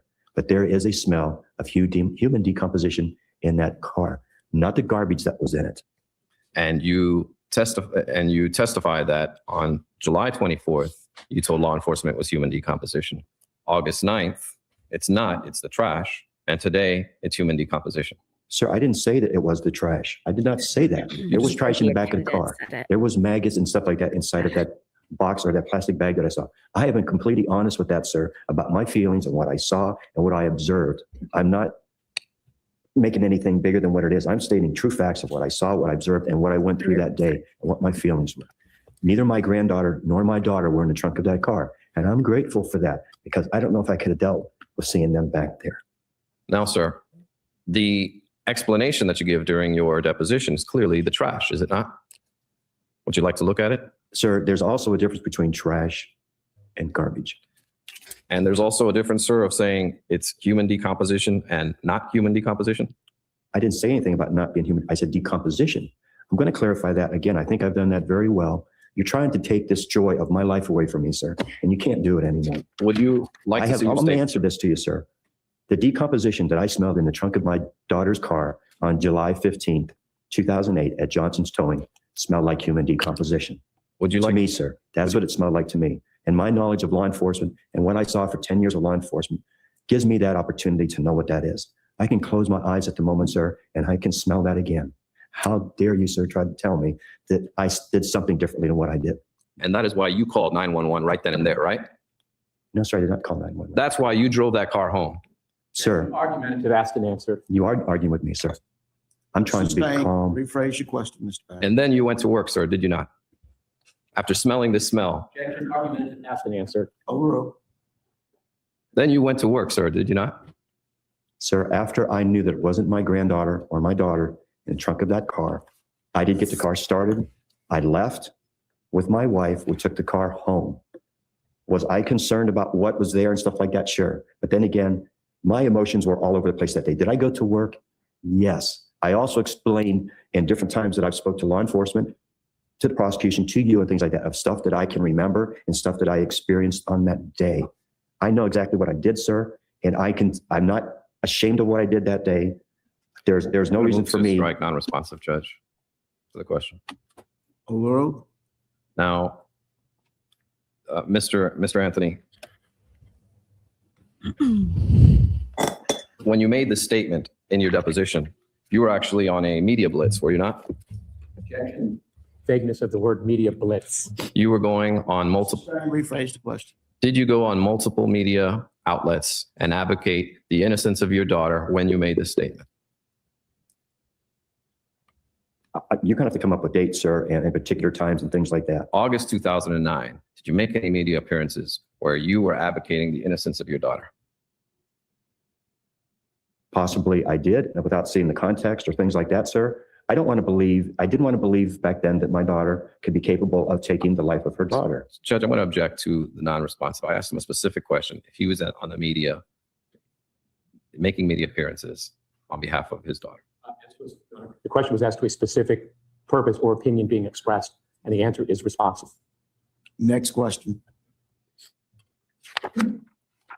Now, sir, in late January of 2009, you attempted to commit suicide. Did you, sir? Oh, yes, sir. I wasn't smiling at that. I was smiling at what Edward said because I've done that for AP Anatomy. You even left a suicide note.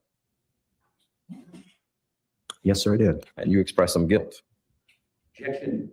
The best evidence of the document is the document. Sustain. I have the original mark of slides if you'd like to use it.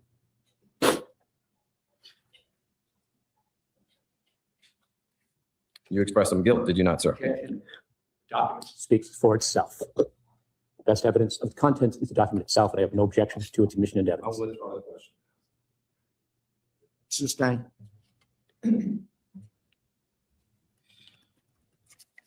Were you hospitalized shortly after?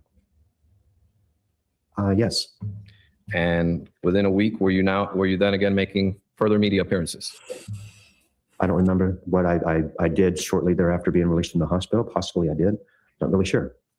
And these media appearances that you were making them to advocate the innocence of your daughter. Possibly without knowing exactly what was asked of me and how I answered that. I can't go back and say exactly what I said on that particular date and time, sir. I can't. Do you recall being on 48 Hours? Oh my God, this chair hurts so Yes, bad. sir. And do you recall being paid $20,000 for that appearance? You know, Mr. Baez, I have been nice to you. I have tried to answer every question to the best of my ability. And for what my wife and I might have retained from a news organization to bring awareness of my granddaughter, my daughter, and other missing children, that's what that article was exactly about. It had nothing to do with guilt or innocence or anything like that. We did that, sir, for self-preservations, to bring awareness for our children, for not only my granddaughter, because how beautiful she was and the life that she meant to us. I'm going to object to the narrative, Judge. Non-responsive. Response to the question. I did everything that I could possibly do to bring awareness of what my granddaughter meant to me, to my wife, and to my son, and to anyone else in this world that fell in love with her. Was that the focus of the interview, or was your daughter and her innocence or guilt the focus of the interview? Unfortunately, it just seems like any time that any of the media came around to us, more focus was always placed on my daughter. The focus of the media is not relevant to this case. And while you were advocating for your daughter's innocence, sir, did you make any appearances on the early show? Possibly did, sir. I don't remember my exact itinerary or things like that. But then again, anything that we ever did media-wise was always to bring information about my granddaughter, other missing children. And I always spoke about that. I always did. And all of these media appearances stopped when the allegations of abuse came up, correct? I believe that, sir, was done through you, sir. Sir, you recall finding out another way? Objection. Relevance. Did we approach?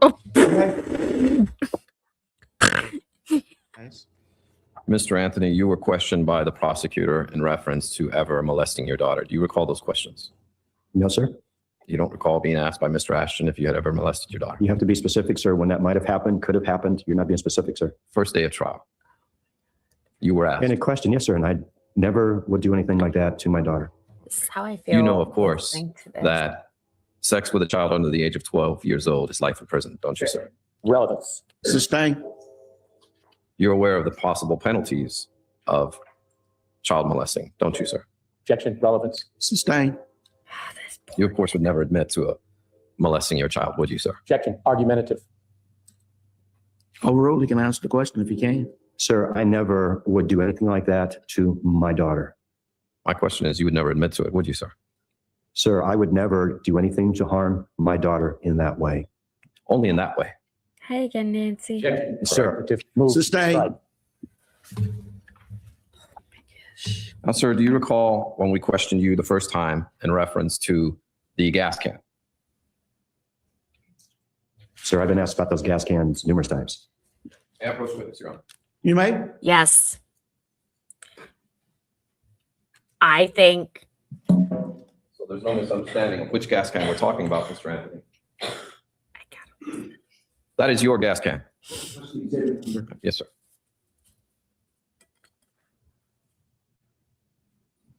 State's evidence 283.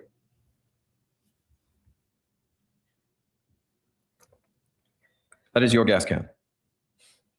Yes. And on June 24th of 2008, that gas can was missing. Yes. And you called the police. Yes. And you reported that gas can as stolen. This gas can and another gas can that I had. Two were taken. And is that the first time you've ever reported gas cans stolen? Yes. And prior to that, you of course knew your daughter had used those gas cans many times to put gas in her car. I had felt that way, asked her about it. Yes. And you could even see the gas streaks on the side of the car. Objection asked and answered in prior testimony. Repeating. ground. Overrule at this point, but let's get to the point. If I had knowledge that my daughter had used this gas can or another one and placed it in gas that was inside of her vehicle, yes. Okay. And do you recall in your testimony for the state, when I questioned you, you stated that there was a gas can that you were shown in your deposition that did not have duct tape on it when you gave it to the police? I don't believe I said that, sir. Okay. I'll ask you again, sir. When you gave the police that gas can, did it have duct tape on it? Objection given on 2 occasions. Counsel needs to specify which one. Sustain, rephrase question. August 8th of 2008. The very first time they took those gas cans. If I'm incorrect, counsel, it's August 1st. The That's what I photograph said. demonstrates that. That's what I said. I think you said you said the 8th. August 1st of 2008, sir. Did that gas can have duct tape on it when you gave it to the police? It possibly did. I don't remember. All I know is they came to my home with a search warrant and they took it from our father's shed that's on the south side of our home.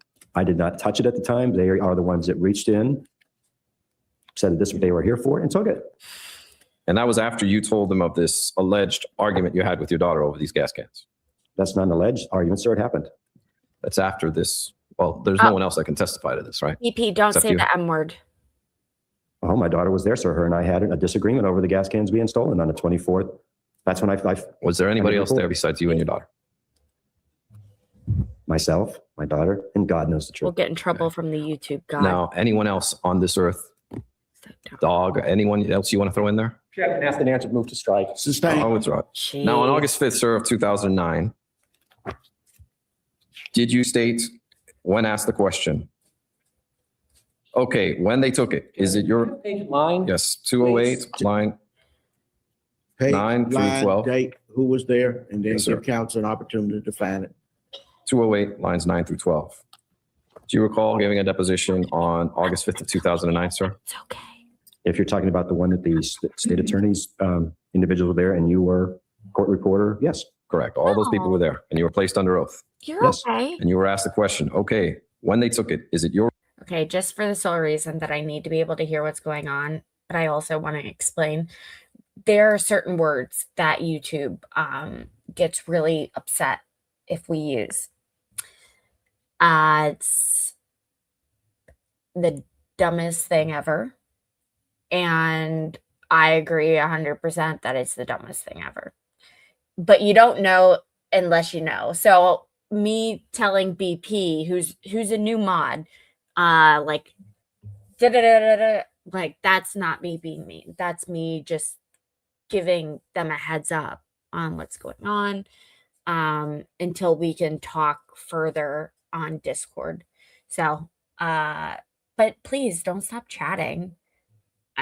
It's just like me and the mods that YouTube really doesn't like when we say it.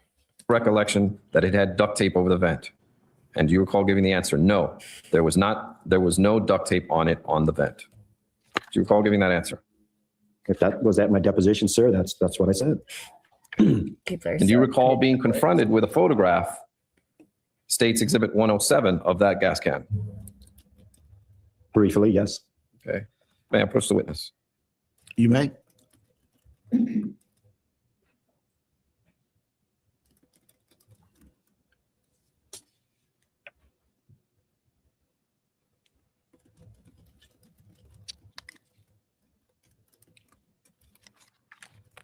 And do you remember, sir, being asked, did you take the duct tape and put it on and take it off again? And your answer, no, sir, I did not do that.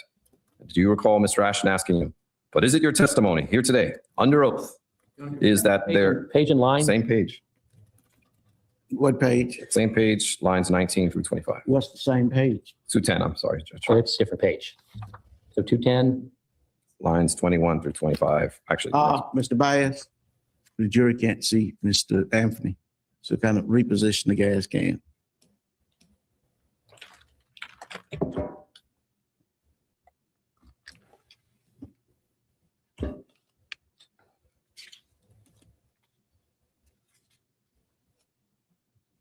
the question being asked by Mr. Ashton, but is it your testimony here today, under oath, is that you have a specific recollection that when the police officers took this from your home on August 1st, 2008, that piece of duct tape was not on this can.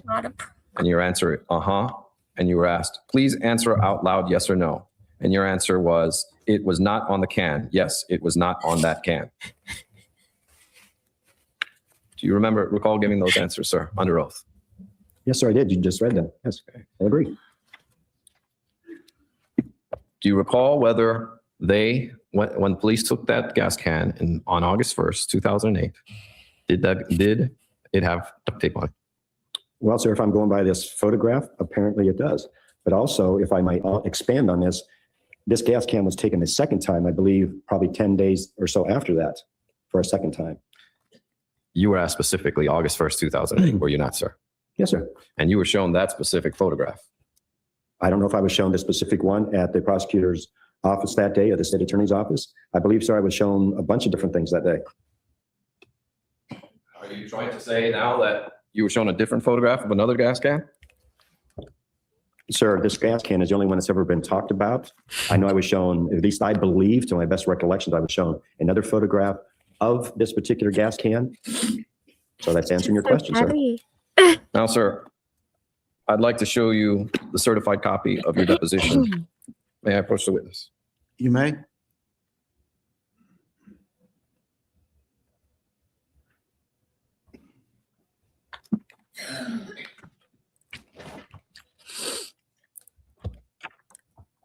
In the back of that deposition, sir, there are the exhibits. Do you see those tabbed?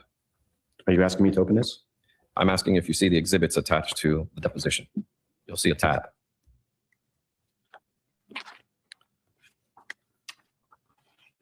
Sure, I see something. See, you're not being specific on what exactly. There's a lot of exhibits there. Sir, I'm going to ask you the questions. I'm asking you first, one step at a time, if you see the tabs where the exhibits are. Yes, sir. There's numerous ones here. Okay. Every photograph that you were shown in your deposition is on those tabs. Can you search through? And I direct your attention to tab 1 and 10. Let's go ahead and search them all and see if there are any other gas cans that were shown to you at your deposition.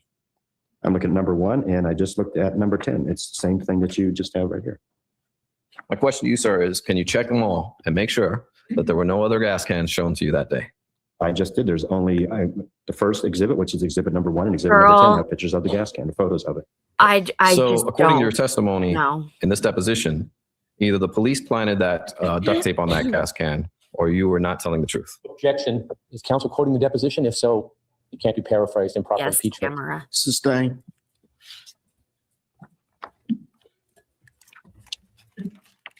Gonna have just a moment, Judge. You may.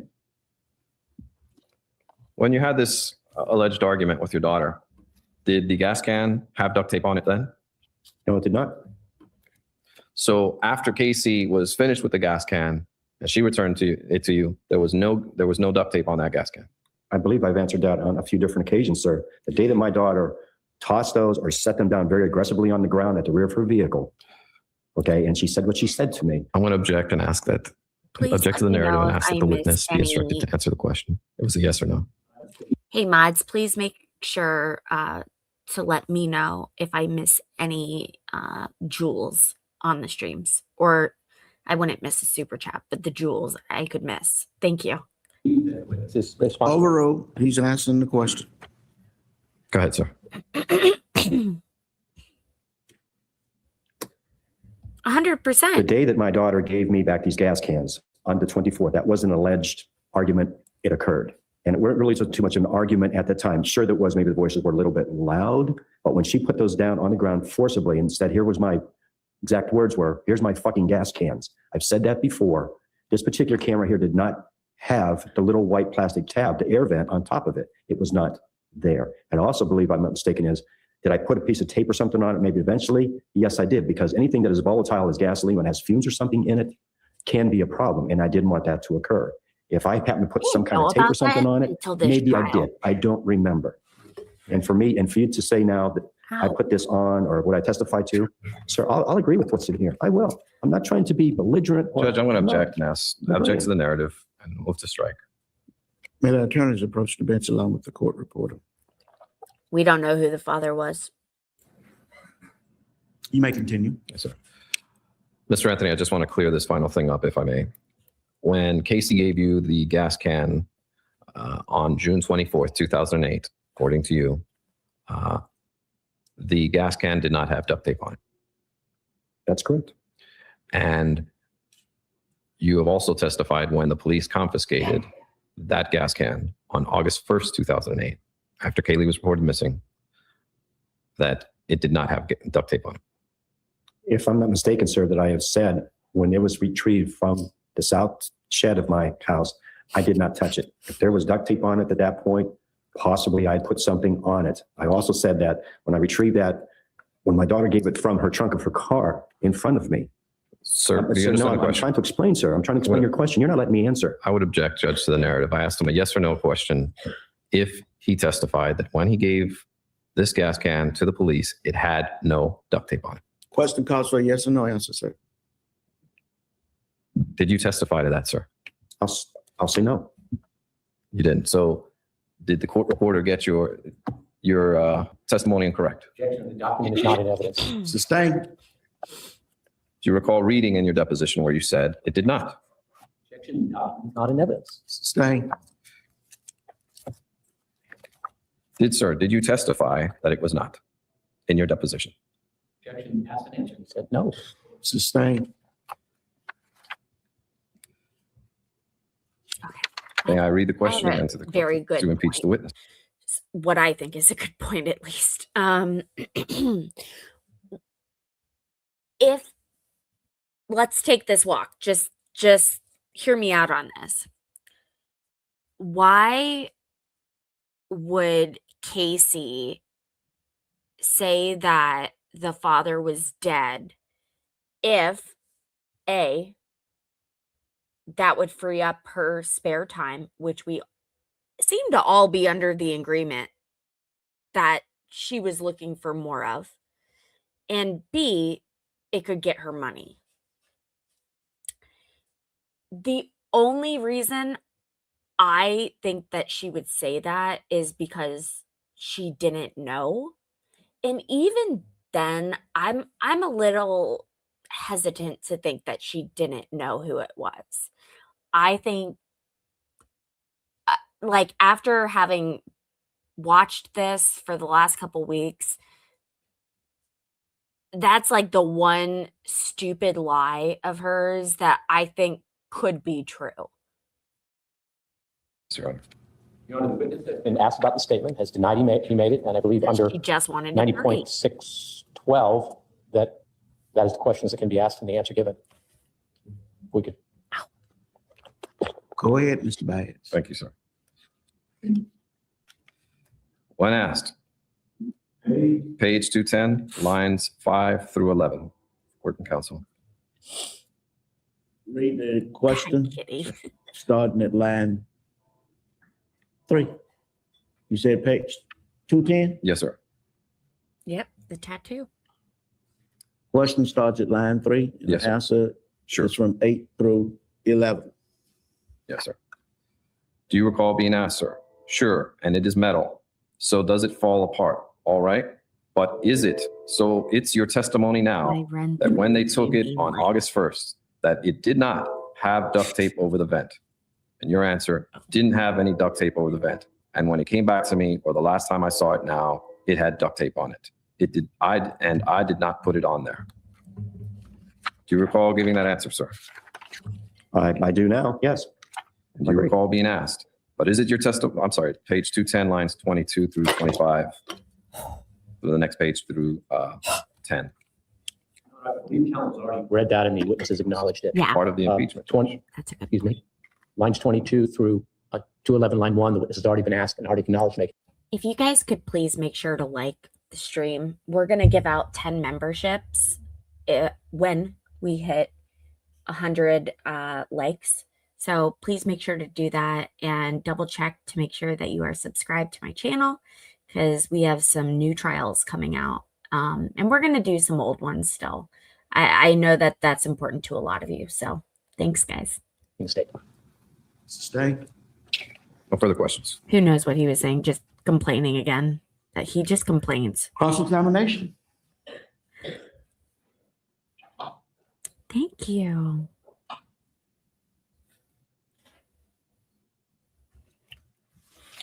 Mr. Anthony, on August 5th of 2009, correct, Riz. You still believed that your granddaughter was killed by someone and it happened not in the custody of your daughter.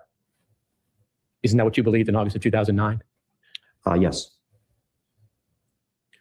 And in that deposition, Nancy, you and I sparred in much the same way you sparred with Mr. Baez here today.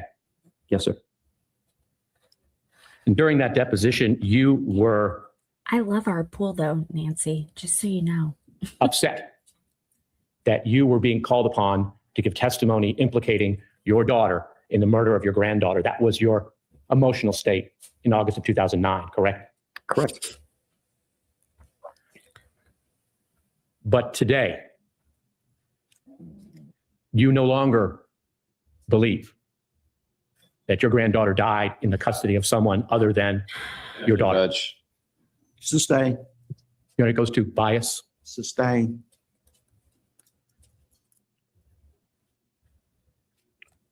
When you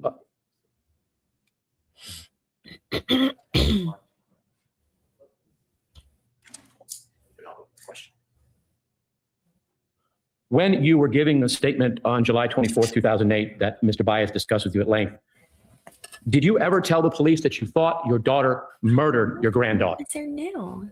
I didn't believe that at that time, sir. No. In January of 2009, a month or so after you, let me strike that.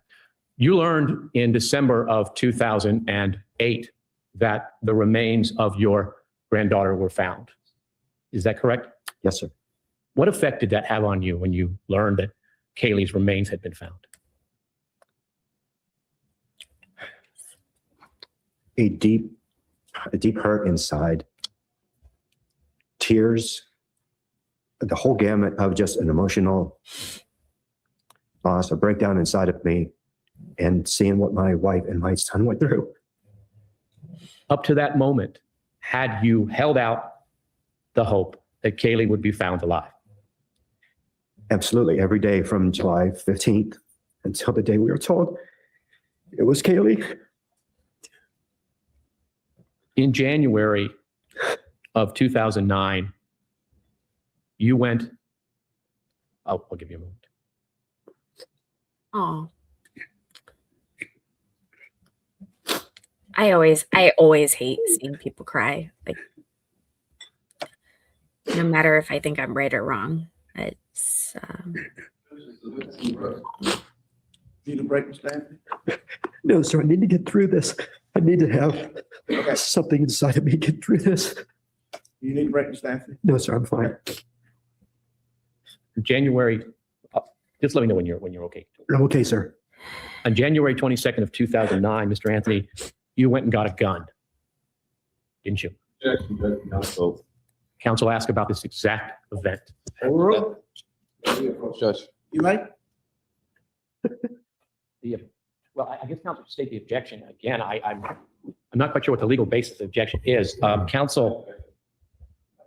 I think what counsel has had no good faith basis for asking. I think that what he said was very fake. Like, I just need to get through this. I think they are very performative in that family. And from what I personally know about the family, I think this is a very performative family. I think those emotions were real. With that being said. Such a question when he knows that there was no gun involved in this suicide attempt. My understanding of the events of this date are that Mr. Anthony went and got a gun, that he did so with the purpose, I believe he will testify, he did so with the purpose of forcing people who he believed might know something about who killed Kaylee, specifically friends or boyfriends of the defendant, with the intention of forcing them to reveal what they knew. What? And then taking his own life. It is revealed in the suicide note, and I believe he will testify that that's what happened. The defense has brought up the suicide. I do, so the court knows, intend for him to So he was identify gonna like do his an suicide note. active, you know And in what? my case, I do intend to offer it because it shows that on January 22nd of 2009, this man had no idea who killed Kaylee Marie Anthony. And it rebuts implications by the defense that he did. It's directly contradictory to the defense's argument, and it is proof. And I do have case law when we try to admit the note, but at this point, the circumstances of the suicide were raised by defense counsel when he asked the question about that event, and I believe I'm entitled to go into that. Let me see the suicide note and let me see the case law that supports your position. Share those sites That with is the defense. wild. I made copies for everyone. Holy crap. At this point, I'm not offering the suicide note yet. I would be doing it in my case in chief, but Wait, we're not going to see the suicide note? I want to know that he's. the cases Shoot, would I said be S word. Nelson versus Seaboard Coastline Railroad Company, found at 398 Southern 2nd, 980. I have copies for court and counsel.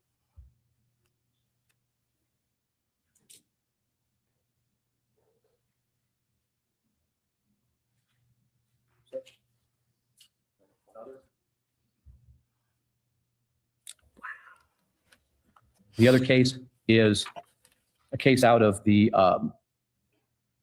Louisiana, Court of Appeals of Louisiana, First Circuit, Garza versus Tau Delta Fraternity National, found at 916 Southern 2nd, 185. And I have copies for the court and counsel.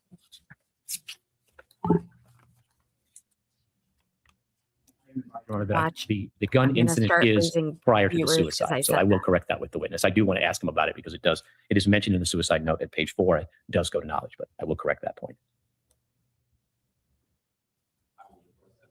Shouldn't be stricken and the jury instructed, Judge. That's fine. I'll just ask a different way. Oh my God. Oh my God. Okay, I've reviewed the State's Exhibit M.A. Suicide letter of Mr. George Anthony, and I've reviewed the two cases cited by the state of Florida. Mr. Baez, would you like a proffer of Mr. Anthony's testimony along this line? Okay, let's go. I'm not exactly certain what the court's ruling. We are objecting to it, of course. Well, what is the basis of, are you objecting? To the admission, it's hearsay. Which, his note? I'm sorry? The suicide note? Yes, sir. And I don't think it falls under a dying declaration. Mr. Ashton, your response as to hearsay? It has two purposes, both to show the then existing mental or emotional state of the witness under state of mind exception. It is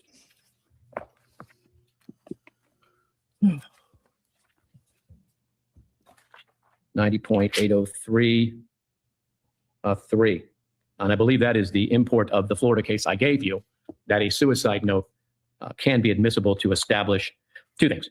The first is it establishes that at the time of January 22nd of 2009, it is significant that nothing in this document that this man wrote in contemplation of taking his own life, and he will testify that that was fully his intent, contains any statement of guilt or admission to doing anything to his daughter or his granddaughter. There's absolutely nothing in the note. So on the one hand, I would submit that the entire note is relevant because it does not contain. It contains many statements of guilt and regret for things that he has done wrong, but nothing about the particular offenses that the defense has accused him of in this case. On a separate matter, if the court does not admit the entire note, specifically page 3. Let me see it, Madam Clerk. Yeah. There is a specific issue raised in this case by counsel that Mr. Anthony knew in June of 2008 precisely what had happened to his daughter and where she was. The portion of page 3 that starts the following. She was so close to home. Why was she there? Who placed her there? Why is she gone? Why? For months, you and I, especially you, always questioned why. I want this to go away for Casey. What happened? Why could she not come to us? Especially you. Why not Lee? Who is involved with this stuff for Kaylee? Those specific statements show that in January 22nd of 2009, George Anthony did not know what happened to Kaylee, how she died, or who killed her. It directly rebuts the implication by the defense, and it is admissible as a statement of then existing mental, emotional, or physical condition, pursuant to the case that I've cited. Mr. Byers? It appears that Mr. Ashton is creating a self-serving exception to the hearsay rule, because that's all I heard as far as argument is concerned. And then he mentions that he was accused of something in June 2008. While that may be the theory of the defense, it was not brought out during any of the question of this witness. So I don't say exactly, he's great and that he doesn't. And again, that would still be self-serving. What is the purpose of this is to say he's innocent. And because he wrote it and took some some blood pressure medicine, therefore he can say he's innocent and a 6-pack of beer. I don't think that. Thank you. The microphone is off. That's completely the argument that Mr. Ashton said in his argument and appeal to the court. Well, let me ask this question. You asked the question of Mr. Anthony. Did he attempt to commit suicide? Correct? Yes, sir. Did the state object? Okay. And what was the purpose, Mr. Baez, of asking the question about Mr. Anthony's attempt to commit suicide? It was it's a fact in this case, Judge. He did attempt, however genuine an attempt it was, certainly that could be left for the jury to decide. Is this another plea for emotion? Could have been. Was it an outcry for attention? Could have been. Or was he really trying to take his own life? But of course, only he can decide, or only he can say. Thank you. But as to whether he has any, this gives him a free pass to write, I'm innocent, I'm innocent, I'm innocent, and go feel sorry for me because I drank a 6-pack and some blood pressure pills. That I think. Could it be that Mr. Anthony was so guilt-ridden that he wanted to take his own life? Because he had molested his daughter and that he felt that law enforcement was closing in on him? Is that one of the impressions that one could infer or deduct from the evidence? A counsel could argue from the evidence? Among many others. Generally, a witness's state of mind at a particular time is generally not an issue. And I think it's the Louisiana case that says it is very rare that it becomes an issue. It looks as though the defense has made Mr. Anthony's state of mind an issue. I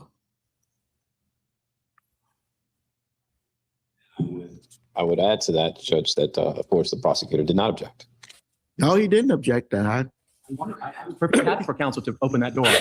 I had no problem with it. You shut the fuck up! I hate you. He's Someone like a opened the door. chihuahua. Mr. Ashton's trying to walk through it. I would admit, though, that Judge, even without that, his knowledge was an issue even before that.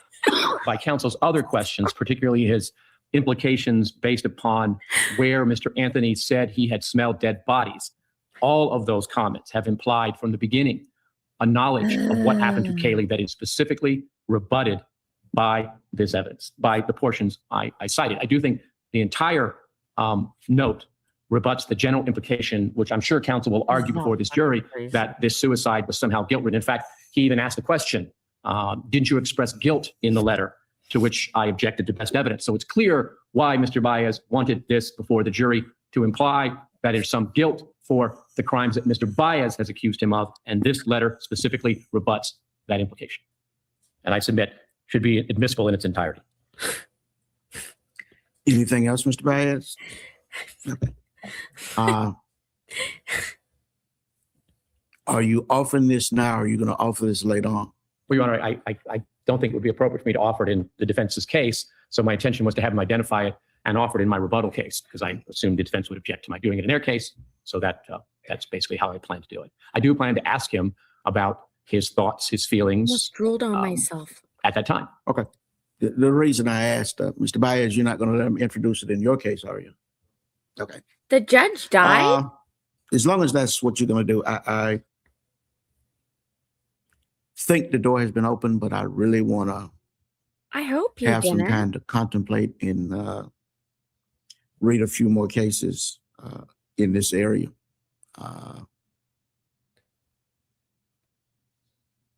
But it is Do you guys ever watch a stream and you're like, you get a little anxious because you think it's about to end? You're like, it's so good. Don't let it end. Don't let it end. I kind of felt that way right now. fair game on cross-examination to cross, Mr. Anthony, concerning the suicide, which was brought up on the direct by the defense. I have to talk, Lorena. I have to, or else you guys can't watch this with me. That is my job here. Or else I get in trouble.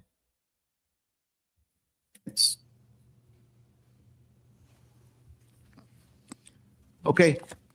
Y'all need a quick 5 minutes before we bring this jury back in, because we will be forging ahead and yes, sir. Until noon. Break would be nice. I just wanted to I'm not going make to sure sit you here weren't trying to do it now. That would mean that I would have That's not who I am. My intention was to do it in my case. have a bite to eat, but study during the lunch hour. I understand. Yeah, if we could take a 5-minute break, that would be it. No problem. We'll take a 5-minute A lot coffee of break people until don't. 11:30 for the staff. Did you want a proffer of Mr. Ashton's cross-examination? Sure. Okay. Require me to proffer? Yeah. All right. Mr. Anthony, in August of 2008, you went and obtained a firearm, did you not? Yes, sir. Why did you obtain the firearm? 2 reasons. Number one, I wanted to go get answers that I believe I could get from individuals that I felt in my mind at the time was responsible for Kaylee. You were going to force them at gunpoint to tell you information that you thought they had about what happened to Kaylee based on what your daughter had told you. Yes, sir. What happened to that gun? When I had picked retrieved the gun up, I think after about 2 or 3 days before I was allowed to take it out of the gun shop. An evening, I believe it was probably the 2nd or 3rd of September. I'm not really sure of the exact date. The sheriff's department and I believe a lady from the corrections department or something of that nature came to our house, came to Cindy and I's house. And because my daughter was home, told me that they had found out that I had purchased a firearm, and that was in violation of a firearm being in the home or alcohol being around someone who's incarcerated at my home. And the gun was taken from my car. Before you had a chance to use it for the purpose you intended? Yes, sir. It was still had all the proper locks and mechanisms on it and things like that, yes.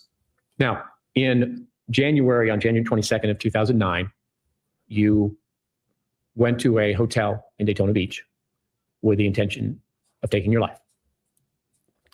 Yes, I still have those feelings every once in a while, and even today. Did you put pen to paper to leave an explanation for your wife and your family as to why you had chosen to take your life? Yes. May I approach the witness? You may. Maybe can you please explain how the streams work so I don't have to talk over this part? Show you state's exhibit. Actually, this is marked. This says defense MA. Is that correct? I mean, state's A. I'm sorry. Is that the note that you had on that day? Yes. I'm going to make. Is that a true and accurate statement of your thoughts, your feelings, your intentions, and your knowledge as of that day? Yes.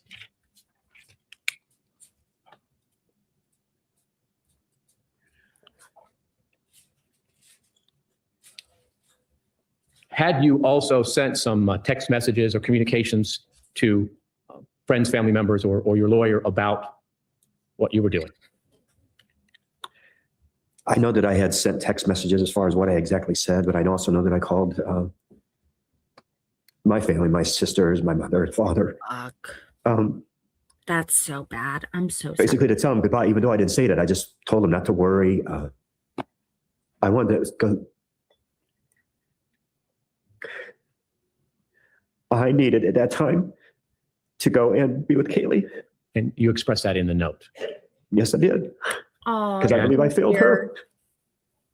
Were you prevented from accomplishing your goal by the intervention of law enforcement? Yes, if it wouldn't been for law enforcement, I wouldn't be here today. That is a proper testimony on those issues that I would offer. Okay. See, I'm not laughing at this. You have That's an objection to the awful. testimony, Mr. Byers? I'm sorry, there's one other I would add just to be safe. Mr. Anthony, in that note, did you express some of the unanswered questions that were in your mind about what happened to your granddaughter? I know I did. I don't know exactly what I wrote at that time. I do know that my penmanship throughout, at the beginning, at the end, I wrote it over many hours that night. Those would be the questions I would ask. Okay, and objections to that testimony, Mr. Byers? Much of it is beyond the scope of direct examination. I certainly don't see the bearing of the firearm. None of that was testified to, and none of that has anything to do with this.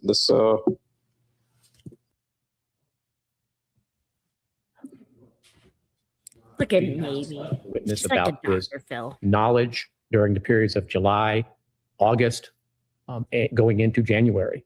This is direct rebuttal to the implications of counsel's questions about this witness's knowledge of the fate of his granddaughter. Ask that counsel point exactly to which question he believes, because I don't know what he's talking about. I rely on the court's recollection of the testimony on direct. Okay. I think your microphone is off. Yes, sir. I could cover the areas that I spoke with him. That was the areas of decomposition, his behavior with law enforcement at first, then his behavior on the jail video.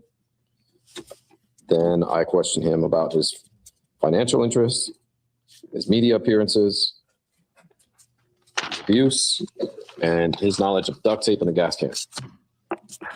Questions were not limited in date or scope. Mr. Byers' questions covered a broad range of dates and topics. Okay. Mr. Ashton just finished making. Well, the subject matter of the cross-examination deals with the issue of Mr. George Anthony's attempt to commit suicide. The issue of suicide was brought out in the defense's cross-examination of Mr. Anthony. Those questions are a logical progression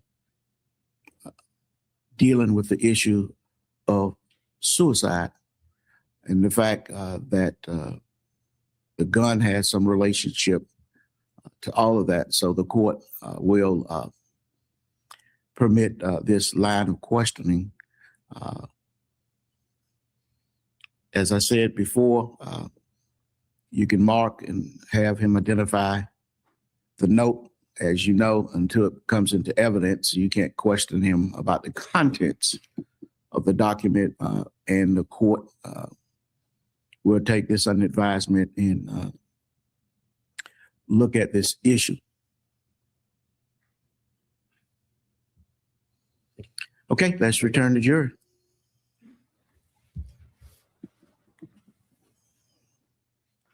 State recognized president of the jury. Yes, sir. Defense, you may continue. Mr. Anthony, in August of 2008, did you purchase a firearm? Overruled. Yes, I did. What was your purpose in purchasing this firearm? I wanted to get answers from people that I believed were involved with my granddaughter missing. These were friends or associates of your daughter that you felt had some information that they were not giving up. Yes. And you were going to use that gun to force them at gunpoint to tell you what happened to your granddaughter. Yes. Now, before you had a chance to do that, it's correct, is it not, that law enforcement learned that you had obtained the gun? Yes, law enforcement had found out from, I don't know who, and law enforcement came to my home with someone from, I believe it was a corrections department, I'm not really sure it was, and advised of the violation of a court order that a handgun and or alcohol are not allowed inside of our home when our daughter is there. And since your daughter was home on bond, you were not permitted to have a firearm in the house. That's correct. And did they take the firearm? Yes, they did. They had taken it the same day that I had brought it home. It was in the rear trunk or rear spare tire area of my vehicle. So you never had a chance to use it for its intended purpose? No, sir, did not. When I brought it home, it still had all the proper cables, key locks and things like that. No, sir, I never did. Now, on the 22nd of January of 2009, this is approximately 6 weeks after the remains were found, did you travel to a hotel in Daytona Beach for the purposes of taking your own life? Yes, sir. Why, on that particular day, did you decide to take your life? Why that particular day I picked out, I really don't know. All I know is my emotional state, even through today, is very hard to accept that I don't have a granddaughter anymore. But for that particular day, I don't know, it just felt like the right time to go and be with Kaylee. Did you call relatives and, perhaps not literally, but say your last goodbyes to them? Oro.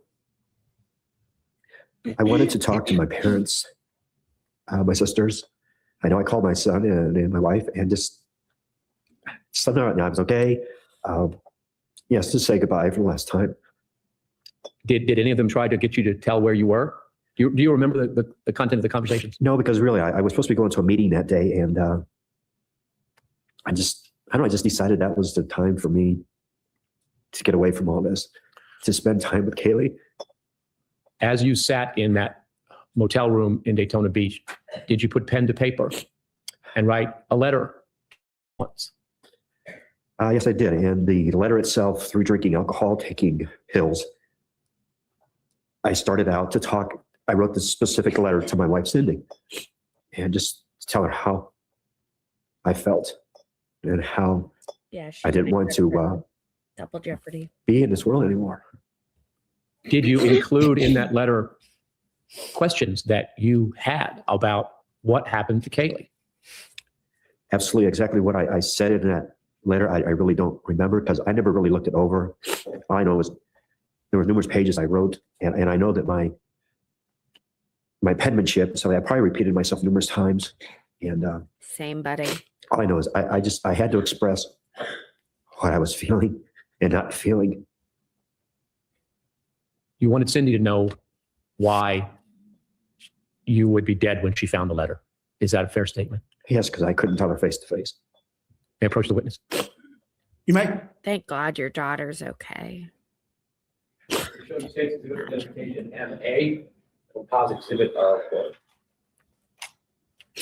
Okay, but in a very sick way, and I am in no way, shape, or form telling anyone to do what he did, but how much do we kind of love George for wanting to get down to the bottom of things? I don't think that the way that he was attempting to do it was acceptable by any means. Excuse me, but I think that it just shows his devotion to Kaylee and how he probably felt like he failed her, when I do not believe that to be the case. Seems like he was a great grandpa. Tell me, sir, you recognize that as the letter that you wrote to your wife and family? You don't believe him? As you were preparing to take your life? Yes, this is definitely a letter I wrote to Cindy and my family. Thank you. May I approach and read the exhibit? Kind of like a John Wick sort of thing.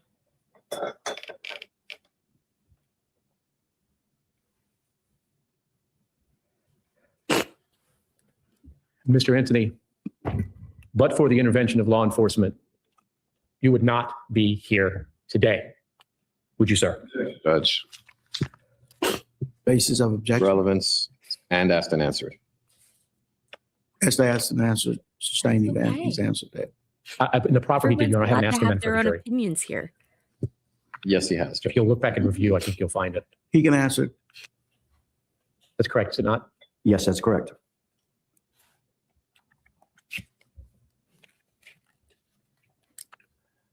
Sorry. No further questions. Redirect on those issues.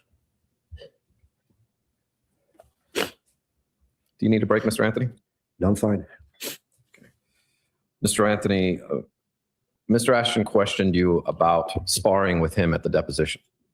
Is that correct? Do you recall that? Yes, sir. And this sparring even had Mr. Ashton questioning your truthfulness. Do you not? Objection to counsel's expression of his Sustain. Move to strike. Do you recall Mr. Ashton reminding you of your oath, sir, during the deposition? I'm sure he probably did, sir. I don't remember exactly that day. And I need to take this sparring that went on was to try and pin your answers down on these gas cans, correct? Objection to his conclusion about my intention. Sustain, rephrase the question. The questions had to do with the gas cans and the duct tape, did they not, sir? I know there was some conversation that we had throughout the whole thing. I know there's different times we talked about specific things, gas cans, duct tape, my granddaughter, my daughter, a big gamut of things. But the issues where you were sparring with Mr. Ashton about related to the gas cans and the duct tape, did they not, sir? Well, to clarify sparring, that could be looked at two different ways. I mean, was there a verbal talk him and I going, I could just consider verbal sparring? Yeah, I guess that would be considered, I yes. would too, Christy. Now, would you Mr. Ashton classified my questioning with you about the gas cans and the duct tape as sparring. Would you classify that as well, sir? Yes, I would. Now, when you got that gun in August of 2008, your daughter was out on bond. Yes. She was under house arrest. Yes. And the first day that she came home, the entire family met with a person from the Department of Corrections having to deal with house arrest. Yes. And they explained to you the rules of someone being under house arrest, what you can't do and what you can't do, or what you can do and what you can't do. Correct. And you were even given a list of what could be in the house and what couldn't be in the house. Correct. And on top of that, sir, you knew that you couldn't have firearms in that house. Correct. And you knew if a firearm was found in that house, that Casey would have to go right back to jail. Correct. And in fact, when as soon as you drove up, within hours, Department of Corrections was there. Correct.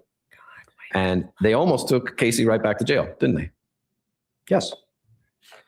You never, prior to Casey being out on bond, went out and bought a gun, did you, sir? Sir, my emotional state when I purchased that gun was to go get answers about my granddaughter, sir. Judge, I'm going to object to being non-responsive. Listen carefully to the question, Mr. Anthony, and answer the question. My question to you, sir, is before your daughter got out on bond and had those conditions, you never went out and bought a gun. No, I didn't.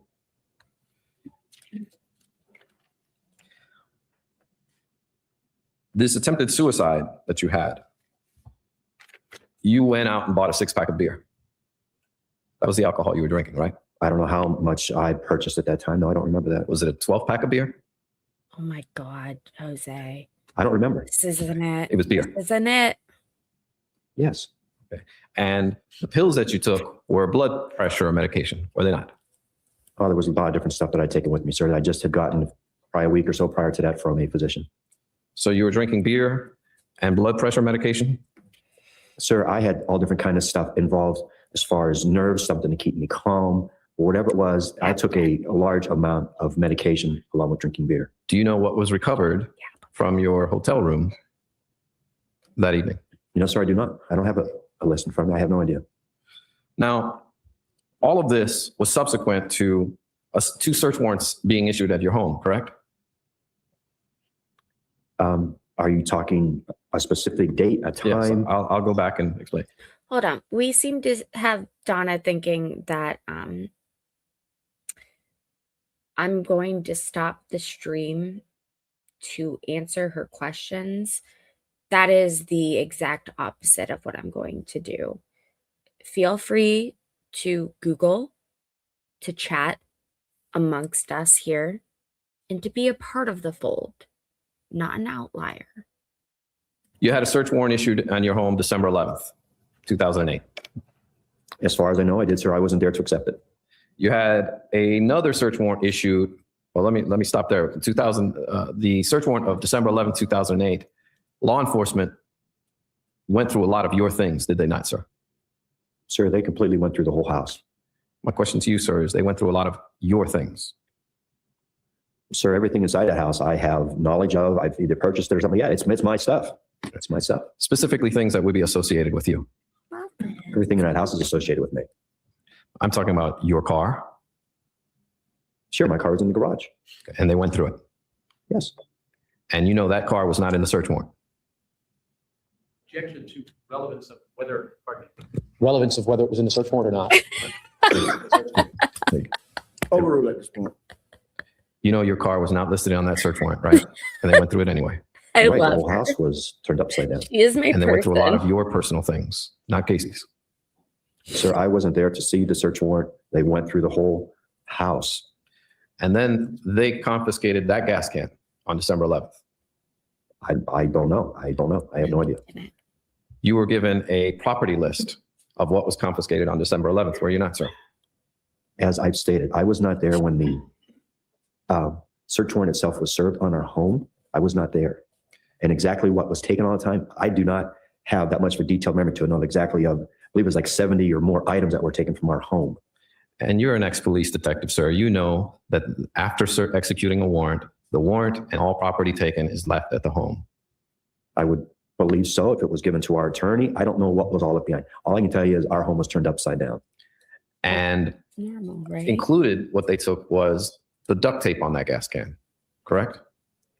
Like I said, sir, I don't know exactly everything was taken from our home. I've answered your question, sir. All right, let me ask you this way then, sir. When you came back from doing the Larry King show in California on December 11th, and you got into your home, did you see that gas can ever again in your home? Well, sir, I never came back home to my home on December 11th, 2008. Whenever you came back home, sir. I'm answering your question, sir. I did not come back to my home on December 11th, 2008. I did not. December 15th, whenever you came back. Sir, I don't remember exactly what time we came home, what time, or anything like that. I've said this, and I'm going to say this again for probably about the 10th time, and I'm not trying to get upset, but you're making me upset. I can tell you right now is our house was in shambles. Our house was turned upside down. Things were flipped around our house. It took us days. Judge, I'm going to object to the narrative. I've asked him a specific question. I want to hear. Refusing to answer it. I'm giving a narrative. Overruled. Okay. Mr. Anthony, you came back and you didn't go directly to your home. You went to the Ritz-Carlton, correct? So there was arrangements made for Cindy and I. Yes. Okay. And you stayed at the Ritz-Carlton for a couple of days. Possibly. I'm not sure how many days it was. Relevance of where they stayed. Sustained. Then you came back home before the second search warrant was executed. The Ritz is pretty great. Yes, sir, because I was there for the second one. Okay. And you did not see that gas can or the duct tape in your home then, did you, sir? On a particular date, on whatever day that was, I don't remember. I don't remember. And you had in your possession all of the search warrant that was issued on December 11th, as well as everything that was confiscated during the first search warrant. Sir, I don't know of all the, like I said, I know there was over 70 items taken. My question to you, sir, is you had in your possession the items that were taken. He's and the getting search mad. warrant before the second search warrant was issued. Objection. Council's vague question items. What items? The property list. Yeah, he does Sustained, remember. rephrase the question. It's 12 noon now. So Yes, sir. we're going for lunch. They have some place. Sure. Oh, I'm sorry. And I have another matter at noon. Yes, sir. I apologize. Okay. All right. We'll be in recess for lunch. Please remember all of my previous admonition. Is candidate upstairs yet? Sir, we do. And members of the jury, did you heed all of my previous admonitions during the recess? Mr. Baez, you may continue, sir. Thank you, Your Honor. May it please the court. Mr. Ashton. Good afternoon, ladies and gentlemen. Good afternoon, Mr. Anthony. Hello. I think where we left off, sir, was you had just gotten back from the hotel and you were at your home. And on December 20th, they issued a second search warrant of your home. Do you recall Yes. that? Yes. And you were home that day. Yes. And you got confrontational with the officers. Yes. He probably does And in fact, regularly. you had to be removed and sent to the back of the house to wait outside. I was asked to step outside. Hello, Shannon.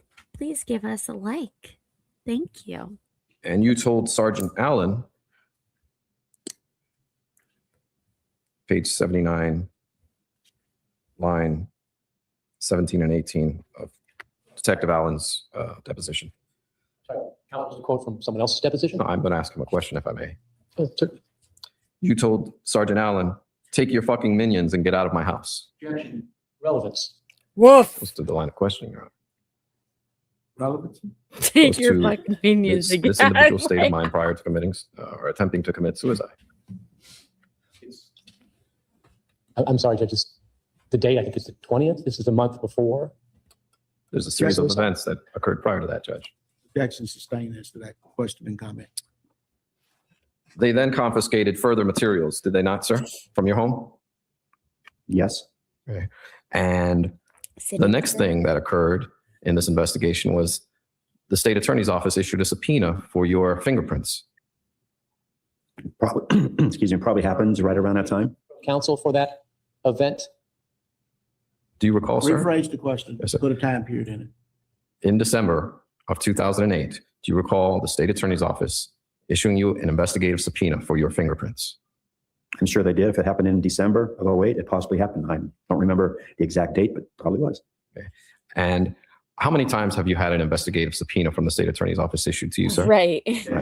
Relevance. Relevancy? It's a significant issue in his life, Your Honor, a significant event. Objection sustained.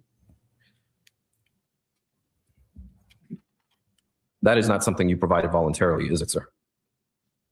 What is that, sir? What are you talking about? Your fingerprints. That is not something you I don't provided want voluntarily. to They had to issue a subpoena for you. Yes.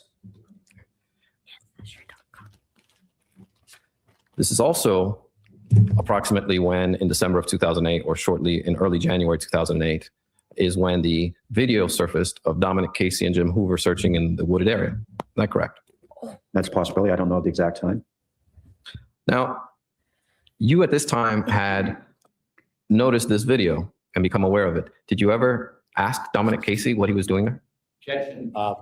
Point in time, vague question, and hearsay. And relevance. Rephrase the question as to a time. Yes, sir. In January, early January 2009, when this video first surfaced, did you go to your investigator, Dominic Casey, and ask him what he was doing in the woods? Objection assumes, in fact, not in evidence that this video, quote unquote, surfaced in January of 2009. Overruled, we can ask the question again. I didn't know anything about a video being shot until it was released. Which was early January 2009. Do you not recall, sir? If that's when it happened, sir, then that's when it is. I don't really remember. So my question to you is, did you go and ask Dominic Casey what he was doing in the woods? No. Boy, what you doing in the They had just found your woods? granddaughter in that same vicinity, did they not? Boy. I was told that in December, but I did not get that information from Dominic Casey. I didn't have a conversation with him on that. Have you ever had a conversation with Dominic Casey asking him what he was doing in the woods 1 month before Kaylee was found? No, I never have. Never sparked your curiosity? Asked and answered. Sustained.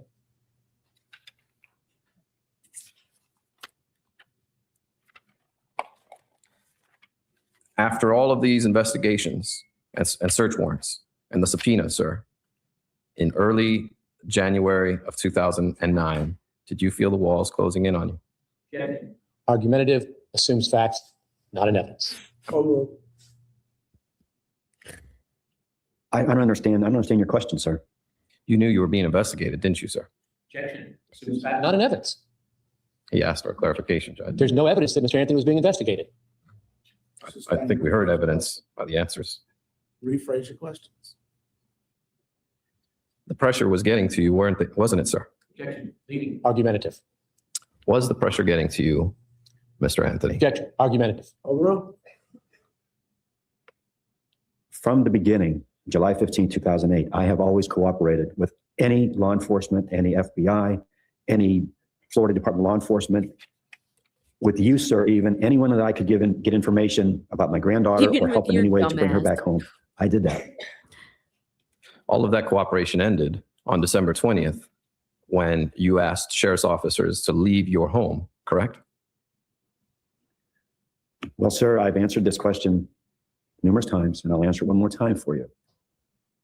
The loss of my granddaughter, when I first knew that she was missing, and the ultimate time it was found out that she was no longer with us, that was a tumultuous time in my life, my wife's life, my son's life, and everyone in our family's life, to lose our granddaughter and a potential to lose my daughter. My question, sir, was all of that cooperation ended on December 20th, 2008, when you instructed the police officers in a not so polite manner to leave your home. Isn't that correct, sir? I was upset that day, sir. I was very upset. I have every right to be upset that day. Do you understand my question, sir? Yes, sir, and I've answered your question. I was upset that day. So from there on out, you stopped cooperating once you found out they were investigating you. Sir, there's been so many people been investigated because of this, besides myself. And I have opened myself up for every part of the investigation. I have nothing to hide. Is the answer yes or no, sir? If you'd like to ask me if it's a yes or no answer, I have completely cooperated, so that would be a yes. Now, prior to the suicide, you were, the day of this attempted suicide, you were calling everybody to let them know you were going to commit suicide. Objection. Leading. Sustained, rephrase the question. You called many, many people, did you not, sir? Yes, I did. You even called me. Probably did. I don't remember if I called you or not. I probably did. You wanted everyone to know long before you were about to attempt to commit suicide that you were going to do it. Objection. Leading argumentative. Sustained, As to leading, sir? argumentative. Look at that. Look at maybe. And after this alleged attempt, sir, Thank you maybe. immediately left the hospital and went to Putnam County to be on television, did you not, sir? No, sir. Baby's the Did you not go and have several media appearances shortly within 24 hours of leaving the hospital? Not from leaving the hospital, no, sir. Did you have, well, how long before you went and made media appearances? Yay. If you can give me a particular date or an instance you're talking about, sir, I can probably give you all the information you want. Sure, January 22nd is the day of this alleged attempt, is it not? Well, sir, it was an alleged attempt. It was an attempt on I tried to take my own life. So that's Okay. not alleged. That happened. Okay, now, after that date, They bumped. when's the next time you were on Fox News? I have no idea, sir. I have no idea. Was it within 48 hours? I don't believe so. An answer, Judge. Sustained, I have no further questions. Just a couple more, Mr. Anthony. You were, you traveled to California with your wife to be on a national show hosted by a gentleman by the name of Larry King just before the remains were found. Is that correct? Yes. And in fact, Jack, this is beyond the scope of redirect. He's discussing issues of December 11th, counsel or specifically asked December about 10th, I should say. Larry King. overruled. And the purpose of that media appearance was to publicize the disappearance of your daughter and the plight of other missing children. That's what you talked about. Well, the disappearance of my granddaughter, yes, and how it's affected our lives. And did you learn of remains being found before you left California or when you arrived? In the morning, just prior to boarding our plane, we had gotten phone calls. I can't remember if it was Mr. Baez or not, or the sheriff's department, or in conjunction, one right after the other, but Cindy got some calls and they had found a small child. When you arrived back in town, you were whisked to the Ritz-Carlton, correct? Someone Yes, picked you yes, up sir. and took you It there. was when we arrived, within probably an hour after we had settled on the plane, we were taken to eventually what I saw was the Ritz-Carlton, yes. You didn't arrange that or request that. Someone did it on your behalf and you were taken there. Yes, we were taken there, yes. Did you have at least a small window of privacy with your wife to deal with the news? I'm sorry, where were they taken besides the Ritz-Carlton? I know they were taken to the Ritz-Carlton. Do we know where? Was it the Orlando or was it I thought I heard them say that he was trying to do that at the Daytona Beach RC Ritz-Carlton. Anyone? That you had just heard. On our plane Also, ride back, we did thank you, have a little bit of time wondering what was going on. It's a 5-hour flight. When we arrived and we were told we couldn't get off the plane until everyone was off of it, and we had Orlando Police Department, numerous amount of It was people Orlando. holding us back to get off. The only time that Cindy and I could really comprehend what was happening with us is when we were in a vehicle leaving the airport, and we're both just completely just falling apart, wondering what's going on, what's next. We were to say what our exact emotions or thoughts were at that time. We were just trying to just console each other. Oh, hold on. That's all we had was each other. Were you all communicating with Mr. Baez during that period of time? The only time I can remember we talked to Mr. Baez was later that evening. In fact, you and your wife had you and your wife had dinner at the Ritz-Carlton that night with Mr. Baez. Isn't that correct? Yes. May we approach? You may. The same night he was trying to. You may proceed. Mr. Anthony, during the period from July 16th through December the 11th, Mr. Baez asked you about how you cooperated with law enforcement. And you said that you did. Yes. Did you also cooperate with Mr. Baez? Yes. Did you cooperate with anybody that you thought had the remotest chance of helping you find Kaylee? Yes, sir. I would take any help that I could get. And January 20th, that was the day after it was declared that the body from the woods was in fact Kaylee. I won't object. Assumes facts not in evidence. It's January 22nd. Sorry. Not the 20th. I'll rephrase. Sustain. It was December the 19th that the ID was confirmed. Is that correct? I may have said January by mistake. Yes, sir. It was probably the 19th or 20th. Yes. So what I'm getting at is this anger that you were expressing toward law enforcement was the day after you had final confirmation that in fact your granddaughter was dead. Yes. No further questions. I wish I could gift you a membership back, Kitty. Read it right. Mr. Ashton had asked you that you were taken from the car to the Ritz-Carlton. Is that correct? Do you recall that? It was either car or SUV. That was irrelevant. That's irrelevant. But yes, we were taken from the airport to the Ritz-Carlton. Yes. That wasn't by law enforcement, was it? Whoever it was, I really don't know. I honestly still don't know to this day. The people who paid for you to stay at the Ritz-Carlton was Good Morning America, wasn't it, sir? Relevance. This was brought out by counsel. Relevance. I don't know exactly who paid for it. I really seriously don't. You have no idea. You got to stay at the Ritz for 3 days, and you have no idea who was picking up the tab. Objection asked and answered. And did you have to do anything in exchange for that stay, at that 3-day stay at the Ritz, like grant any interviews? No, sir. Have you since then been on that program? I'm not allowed to feel horrible for someone losing their mom. That's the assumption. That says more about you than it certainly says about me. I don't believe I was ever just on Good Morning America. No, sir. You've never been on since then? I don't believe we were. I just was on Good Morning America. No, sir. I don't believe so. No. Bye, Tamara. Have a great night. Thanks, Mr. To say it's concerned, yes, sir. Thank you so much. Thank you, Mr. Anthony. You may stand down, sir. Thanks, sir.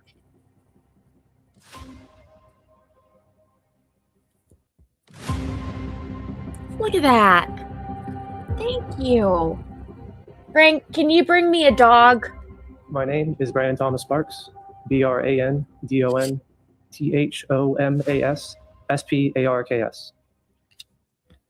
What you about, Proceed, Brandon? You right. Thank you. Good afternoon, Mr. Sparks. Good afternoon, Mr. Baez. How are you employed, sir? I am an active duty U.S. Coast Guard. And how long have you been in the U.S. Coast Guard? I've been in the Coast Guard for 5 years now, sir. And what do you do for the Coast Guard? I do drug interdiction, migrant interdiction, as well as search and rescue. Okay. And Does that duty often require you to go out to sea? Yes, sir, for 3 to 4 months at a time. Okay. And do you know a gentleman by the name of Roy Kronk? Yes, Roy Kronk is my biological father. How long have you been estranged from your biological father? Yes, sir, since I was 8 years old. And around the summer or the year of 2008, did you get reacquainted with your biological father? Yes, sir. I believe it was sometime in June that I reached out and made contact to Roy Kronk. Okay. And why did you reach out to your father? Through his parents, Bud and Lois Kronk. They expressed an interest in he and I getting to know each other again. Stated that he was rehabilitated from the person he used to be. Object is not relevant. Sustain. Don't tell us what other people said. Okay. And Yes, sir. you then began to speak with him? Yes, sir. And how did you begin to speak with him? We made contact with each other almost on a nightly basis from June to February 2009. Where do you live? I reside in Seattle, Washington. My family resides in Maryland. I'm currently attached to my unit, which is the Coast Guard Cutter Midget. And that's based out of Seattle, Washington? Yes, sir. And in 2008, were you based out of Seattle, Washington? No, sir. In 2008, my current residence was in Virginia Beach, where I was stationed to Station Little Creek. Okay. And this contact that you were having with your father, was it how? It was mainly cellular phone. Okay. Cellular phone, ma'am. Cellular phone? Yes. Now, during the months of July through December of 2008, did you ever have any conversations with your father about this case? No, sir. He would mention it before. He would talk about the search that was going on, but at the time, This is direct Oh, impeachment no, we evidence here. can't choose. Sorry, BP. Well, you have to ask specific questions about specific Yes, sir. conversation. Yes, sir. Did your father state to you that he knew something about this case? yes, sir, it did. At the time, though, I was not aware that it was about the case. Yes or no? Sustain the question, Counselor. Yes. Yes, or no? sir. What did he tell you he knew? He told me that he knew where the remains were. And when did he tell you this? This was in November 2008. How do you know it was in November 2008? It was the time before December 11th when the epiphany that he mentioned the remains, but he never named the name to go with it. At the time, I thought it was far-fetched. So December 11th, when he called and told me that what they were mentioning on the news was him, that's why I had an inkling. And I immediately asked him, why didn't he go get it before? Why did he wait this long? And what did he say? He didn't have an answer. Go ahead. He would avoid the topic, and then he would try to go on about. Object, Your Honor, this is supposed to be impeachment. Correct. Hearsay. Specific question. Yes, Specific sir. answer. Yes, sir. Did he have make any other statements about this case? No, sir.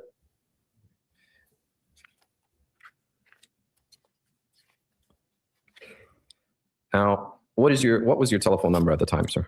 It was 609-972-5483.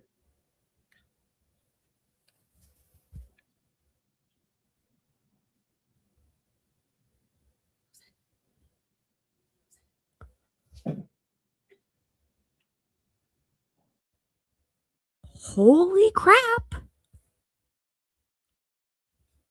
Thank you, White Buffalo. This is like my dream to see like a giving train take place. Thank you.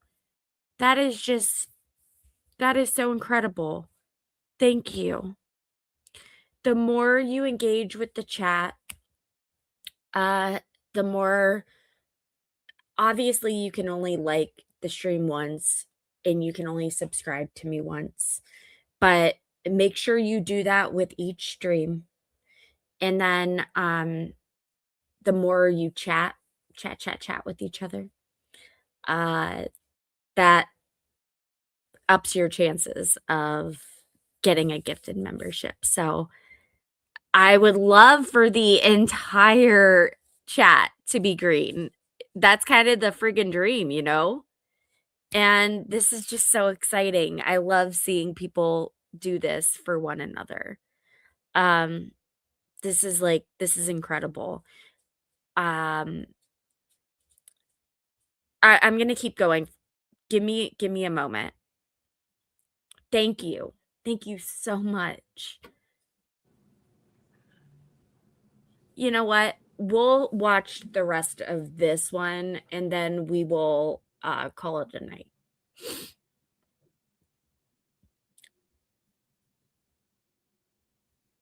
I'm not sure, Shannon.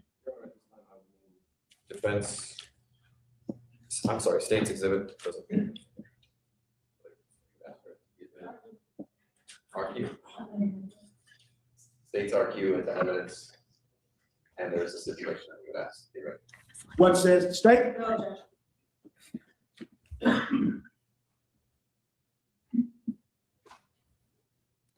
Okay, ladies and gentlemen, this is a stipulation between the state of Florida and the defendant. Stipulation. The attached cellular telephone records are true and correct copies of the business records of Sprint and Nextel. I'm sorry, I should probably mention this really quickly. When you do the membership thing for my channel, sorry, I was looking at something else and got distracted. ADD. So when you do the membership thing for my trial, you can decide to join certain levels. There are 3 levels, and the levels depend on like what all you want. Everyone pretty much does the lowest level. You're going to get discounts on merch. You are going to get access to emojis. You're going to be included in member only streams. And I do those. I've been actually doing them. So honestly, so it's worth it. I'm doing my absolute best to make it worth every penny. So I think I'm going to do some stuff regarding the Columbus dentist unalivings. You guys know what I'm talking about, right? Just for my members only. So that wouldn't be available to my entire channel. It would just be members only.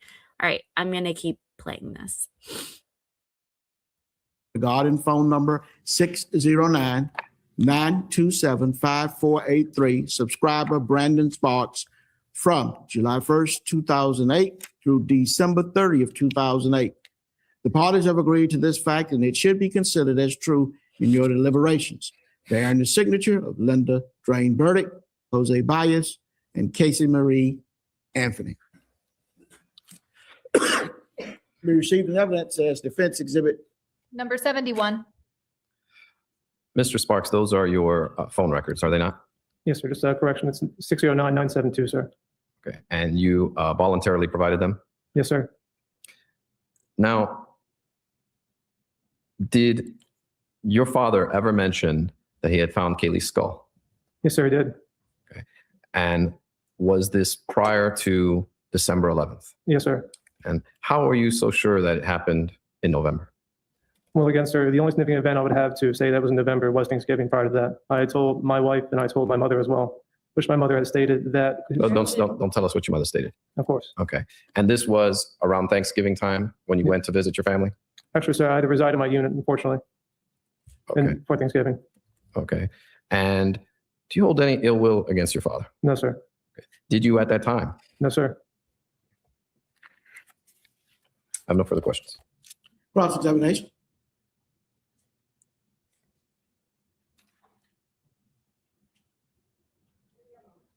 You may. My husband's grandparents died within 3 months of each other. One was right around Halloween. The other was on Christmas Day. Mr. Sparks, looks like you have followed in the footsteps of both your mother and father in the Coast Guard, correct? Yes, ma'am. In 2008, you said you were living in Virginia Beach? Yes, ma'am.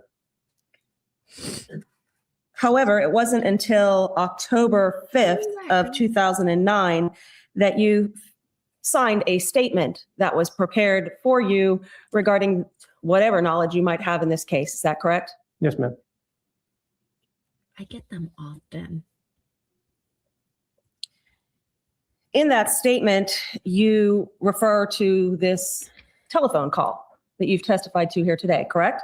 Yes, ma'am. May I have 100%. That was what happened. You right? It was a lot. what's been marked as? Probably for the best, though.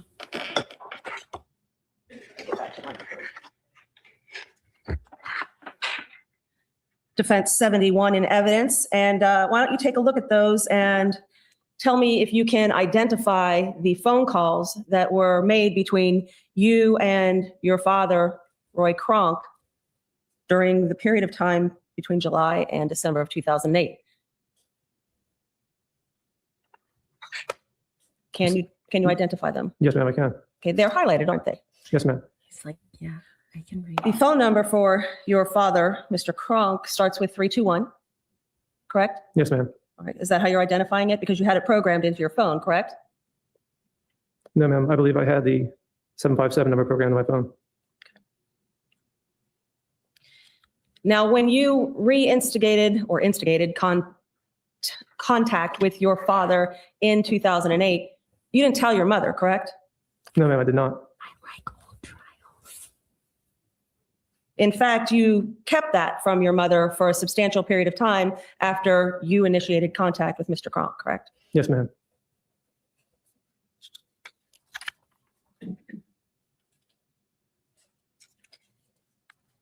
Tell me which phone call on there is the one that you're referring to in your direct testimony as having received in November of 2008. I'm afraid I can't, ma'am. You don't know which of the many phone calls that you had with your father in 2008 this particular one you're discussing was. No, ma'am, I did not. In fact, you didn't remember that it was in November of 2008 until you were reminded of that fact by your mother and your wife, correct? Yes, ma'am. Okay, that's not something that you yourself have an independent recollection of.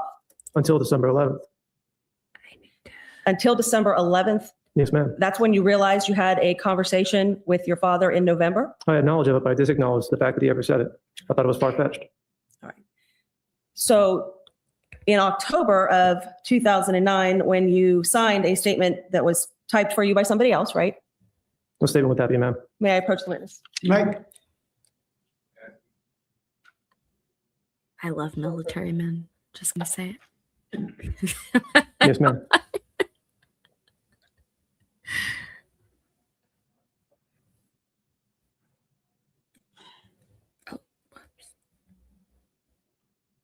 You didn't prepare the statement, you just signed it, right? Yes, ma'am. In October of 2009.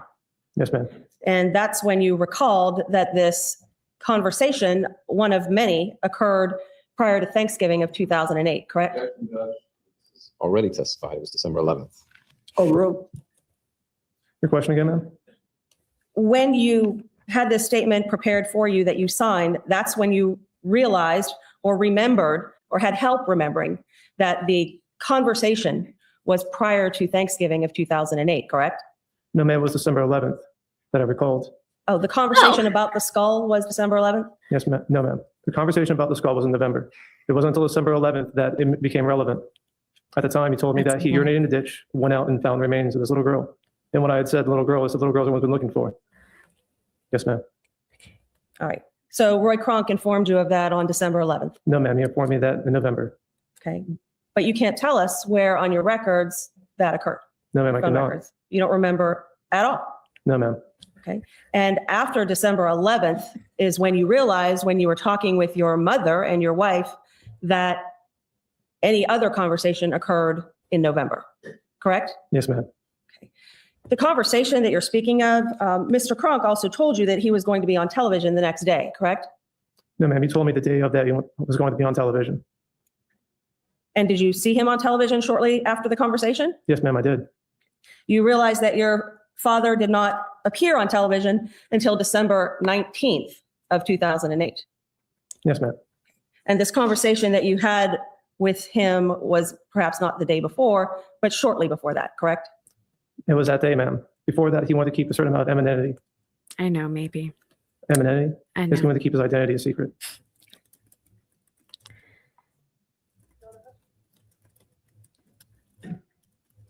Redirect?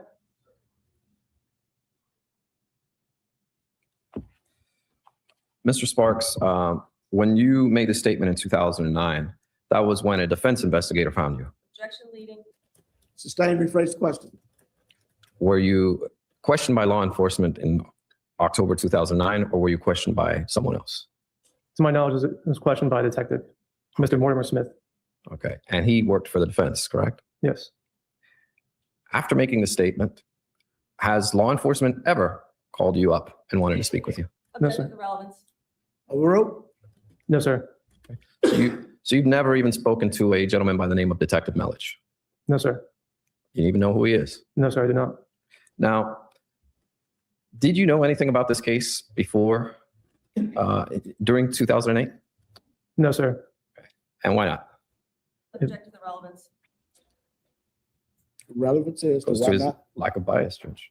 Pardon? It goes to his lack of bias.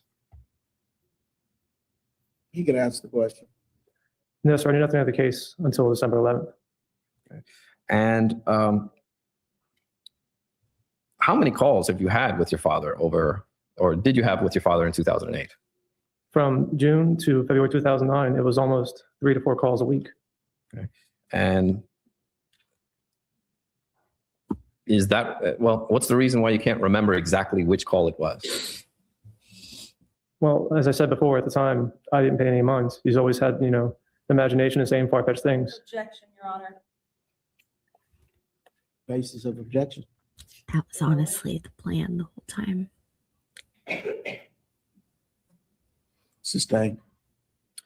On December 11th, when your father called you, is that when you first realized the significance of what he had told you 1 month before? Yes, sir, it was. I have no further questions. Any additional questions? Just very briefly. Mr. Sparks, did your father tell you that he had taken this skull and had it at his home or in his car, or had done anything else to it in November of 2008, as you claim? No, ma'am, the only thing he had said is Okay. that, Roger, He didn't tell you that he had taken this skull from some sort of scene, no, correct? ma'am. Right. He told you that he located the skull, correct? Yes, ma'am. That he contacted law enforcement, correct? ma'am. That there was a media blitz attendant or associated with this case, correct? Yes, ma'am. That he was going to be on TV, Yes, ma'am. that you hadn't seen him since you were 8 years old, and that you should look for him, right? Yes, ma'am. Thank you, Your Honor.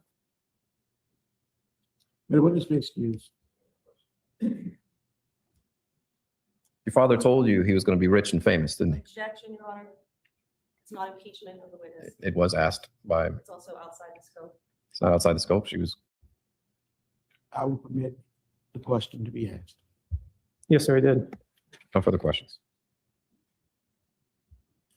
May the witness be excused. Yes, sir.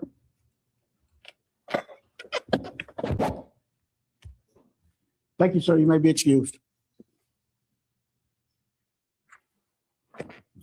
Roy Kronk, ROY KRONK.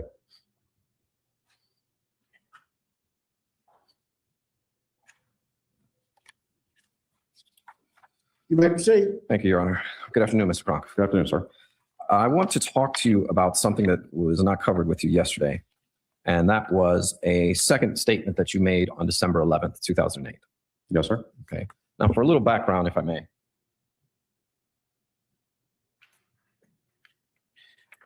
After you made your discovery, you were put aside somewhere by law enforcement, correct? Not really. I just sat in my truck. Okay. And you were asked to wait there. Yes, sir. And then shortly after that, that's when a deputy asked you to write out your statement. Yes, sir. Okay. And this is the statement where you state the skull dropped out of the bag. Yes, sir. Then you waited around for a while before the detectives can get there.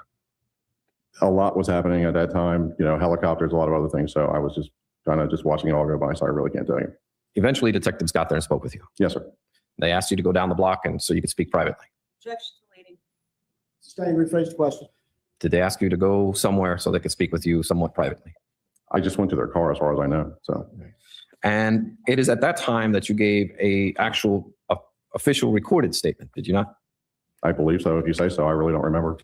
They advised you were being recorded? I really don't remember, sir. Okay. If I show you that statement, would that refresh your recollection? Yes, sir. May I approach the witness? You may.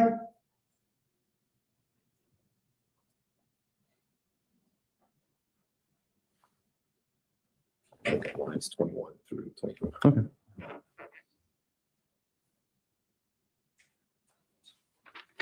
Okay.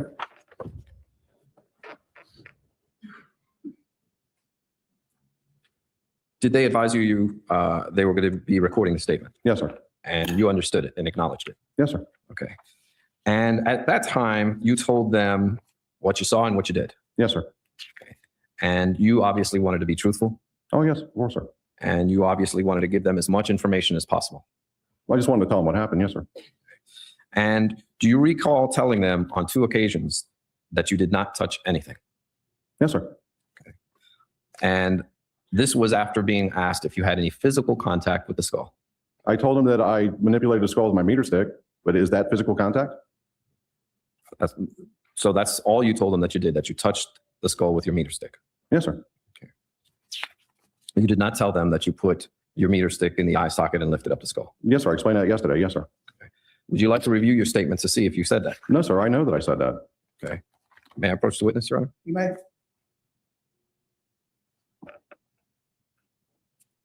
Where we at? Okay.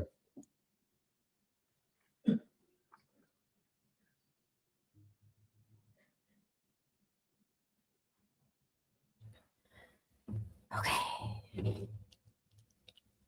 Oh, there we go. Yes, sir.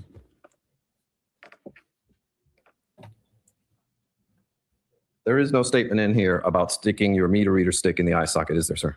No, sir. Okay. And in fact, you reiterated what you said in your first statement, which was the skull dropped out of the bag. Yes, sir. Come on. Towards the end of the statement, you were asked if there was anything else that you wanted to tell them that you thought was important. Do you recall that? No, sir. That was 3 years ago. No problem. May I refresh? Can I show it to you to refresh your recollection? You may.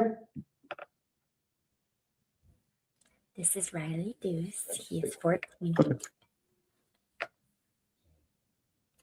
Good night, guys. See you tomorrow, hopefully. 3:30 p.m. As always.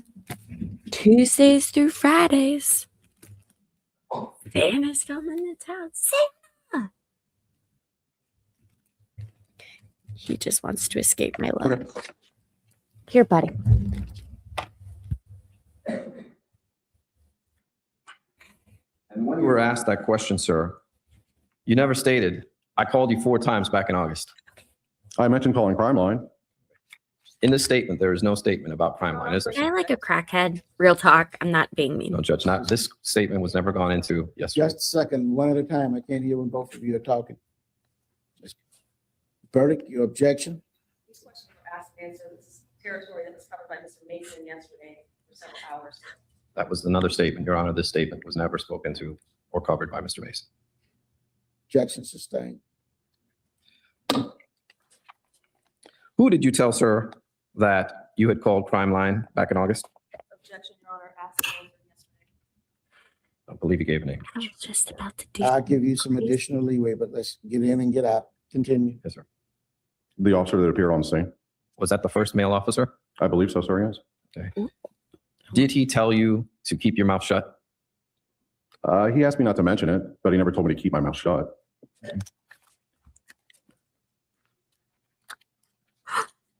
Oh my gosh, guys. Oh my gosh. Do you recall Wait, giving a have they statement left yet? to on January 6, Hold 2009 on. You during don't an wanna leave investigation yet. where Oh shit. your lawyer was present? Yes, sir. I'm about Uh, to A give couple of other memberships. police officers, Sergeant Rob Hardiman and Mike Ruggiero from Internal Affairs? I believe it was just one other officer in the room with us that I remember, sir. Okay. And this was at 3:56 p.m.? If that's what the record states, I have no objection to that. Do you recall being asked?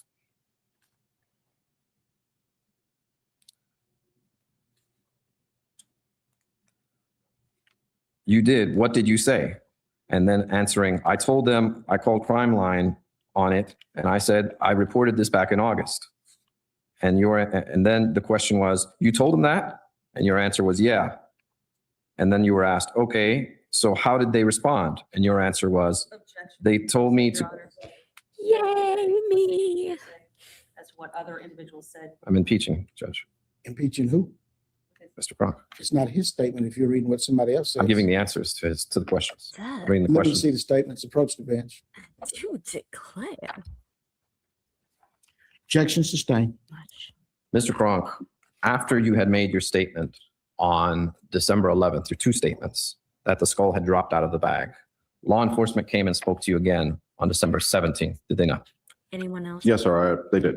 They came to your home? Yes, sir. And the purpose of that was to clarify your statements, was it not? Sustained. It was then when you changed your story. Is that correct? No, sir. Did you testify yesterday that your first story was changed? Yes, sir, I did. And the time that you changed the story was on December 17th when the police came to your house. Overruled. That was when it was actually done, right? That is when I first publicly did it, but I had changed my mind long before that. Okay.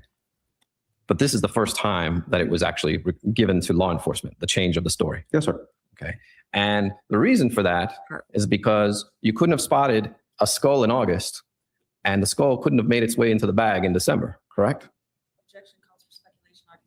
Sustained. Your second statement, sir. Now the skull is out of the bag as opposed to it dropping out of the bag on December 11th, correct? Yes, sir. And the reason you changed your story, sir, is because law enforcement had then found out about your calls in August and realized that you had made a statement that the skull was out of the bag as opposed to in the bag. Sustained. Why'd you change your story, sir? After I had a chance to calm down and get everything past what I had been through that day, I reran the events in my mind and I realized I had made a mistake. Okay. On this audio, were you saying that when you made this statement, this recorded statement, that you were in an excited state? Or would you characterize your demeanor as calm? I would characterize my demeanor as overwhelmed. Okay. And my question to you is, would you say you came across calm or excited? Sustained.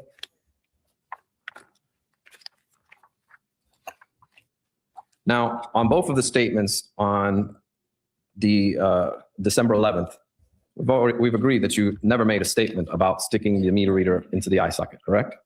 If I omitted that statement, it wasn't done intentionally. It was just, once again, helicopters flying around me and just really in a very overwhelmed type of a state at that time, sir. On December 17th, when you're at home with the police, you don't mention it then either, do you, sir? No. Sustained. How many statements did you give, sir, before you had mentioned that you stuck the meter reader stick in the eye socket? This is not asked and answered. Sustained.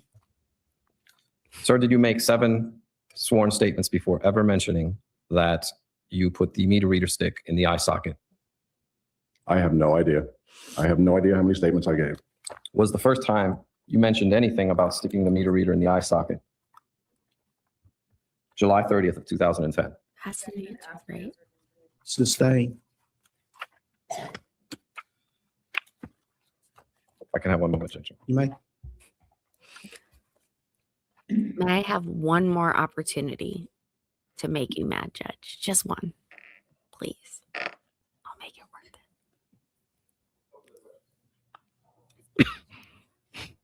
it. May Mr. Kronk be excused. Subject to recall, yes. Sir, you may be excused, subject to recall. You're up, sir. Edward Turso, EDU, TURSO. You may proceed. Good afternoon, Deputy Terso. Good afternoon, sir. Were you the first responding male officer to the scene off Suburban Drive on December 11th, 2008? I was. Did you have the first interaction with Mr. Kronk? I did. And at any time that afternoon, did Mr. Kronk tell you that he had called Crime Line back in August of 2008? He did not. And which stands to reason, did you ever tell him not to say anything about calling law enforcement back in August of 2008? Not at all. No further questions. Cross-examination. None. May the deputy be excused. Yes, sir.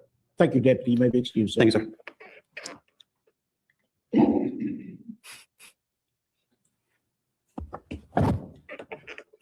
My name is Yuri Melish, Y-U-R-I-M-E-L-I-C-H. Good afternoon, Detective Melich. Good afternoon. Sir, as the lead investigator of this case, did you respond to Suburban Drive on December 11, 2008? Yes. And as part of your duties, did you make contact with any witnesses there? Yes. Would that witness be Mr. Roy Kronk? Yes. And how long did you speak to Mr. Kronk for? Maybe 10 or 15 minutes total. Okay. He And looks were like you him. aware of the statement that he made there prior to you arriving? Yes, he had a written statement already completed. And you reviewed Night. this statement with him? Hope to see you I reviewed the tomorrow, statement. I don't recall if I Sydney. reviewed it with him. I We're believe I done did. after this. And at this point, as the lead investigator, it was your job to then conduct an interview of Mr. Kronk to find out what he knew and what happened. The statement was very brief, and as a norm, I conduct a recorded interview so we can get more on tape. Some people just don't like to write that much, so we recorded for that. Okay. And throughout the entire time that you spoke to Mr. Kronk on December 11, 2008, did he advise you that he had called 4 times prior in August? No, he did not. Did he tell you he called any time in August? No. Was it on December 17th, 2008, when you first found out that he had called back in August? Yes. And did you immediately get those crime line tips and those calls that he had made back in August? Within a short period of time, we did, yes. And did you then have to go and clarify with him about a story of the skull rolling out of a bag? I object. It's improper impeachment under 9614 and hearsay. Overrule at this point.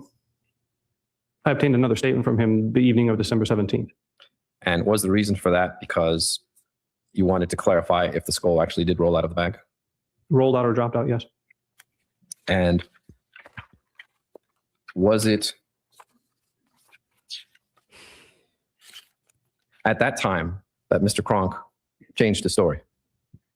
When you say change, we went there for clarification on what had occurred. So he added information that wasn't, I guess, previously on a written statement or recorded statement. In the statement on August 11th, he stated the skull dropped out of the bag. I'd have to refer to the transcript to see the exact verbatim. I can show it to the witness, Your Honor. May. You may. Yes, it's the statement we took on December 11th with Mr. Kronk. Does he state that the skull dropped out of the bag? Again, I'm going to object under 9614, parens 2, regarding this extrinsic evidence of this statement. If we can approach, I can explain. You may.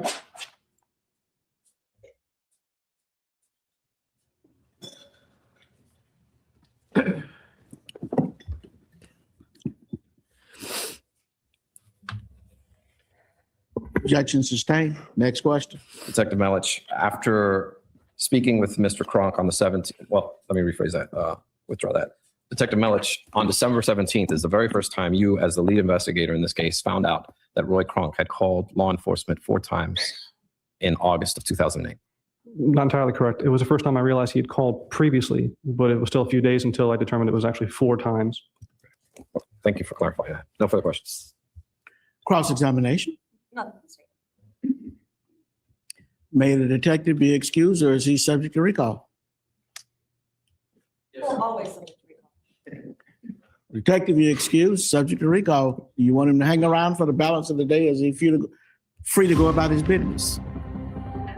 Okay. Yes, sir. What? You're free for the day, sir. Outstanding. Before you You're leave, welcome. don't leave yet. Don't. Because I'm actually sending you somewhere that has a stream going on right now. So if you didn't know this, I first started my stream, and by stream I mean channel, off as a slots channel. I love to play bar top Keno. Like that is my favorite thing to do on vacation. I only allow myself to do it on vacation. So I follow a lot of fellow content creators who are gambling enthusiasts or like to play Keno. And one of my ultimate favorite ones is live right now. And so I am redirecting everyone to go there. If you do not, normally I would just hit the redirect button, but I want to be cognizant of like people not, it's like sending an alcoholic to like watch bars. I don't want to do that if you're not comfortable with it. So I hope you enjoy where I'm sending you. I hope you had a lovely time tonight. And more importantly, I really hope to see you guys back here tomorrow because too many people left. They're not going to hear this. I am going to wrap this up tomorrow. We are going to wrap it up. And it might be a little bit of a longer stream again, but it will be worth it because I would like to start something else. And I will explain all of that tomorrow. We will be back here at 3:30 p.m. Eastern. And thank you so much to my mods. Thank you so much for the gifted memberships, everyone. And if you got one, please make sure to say thank you to whomever gave it to you.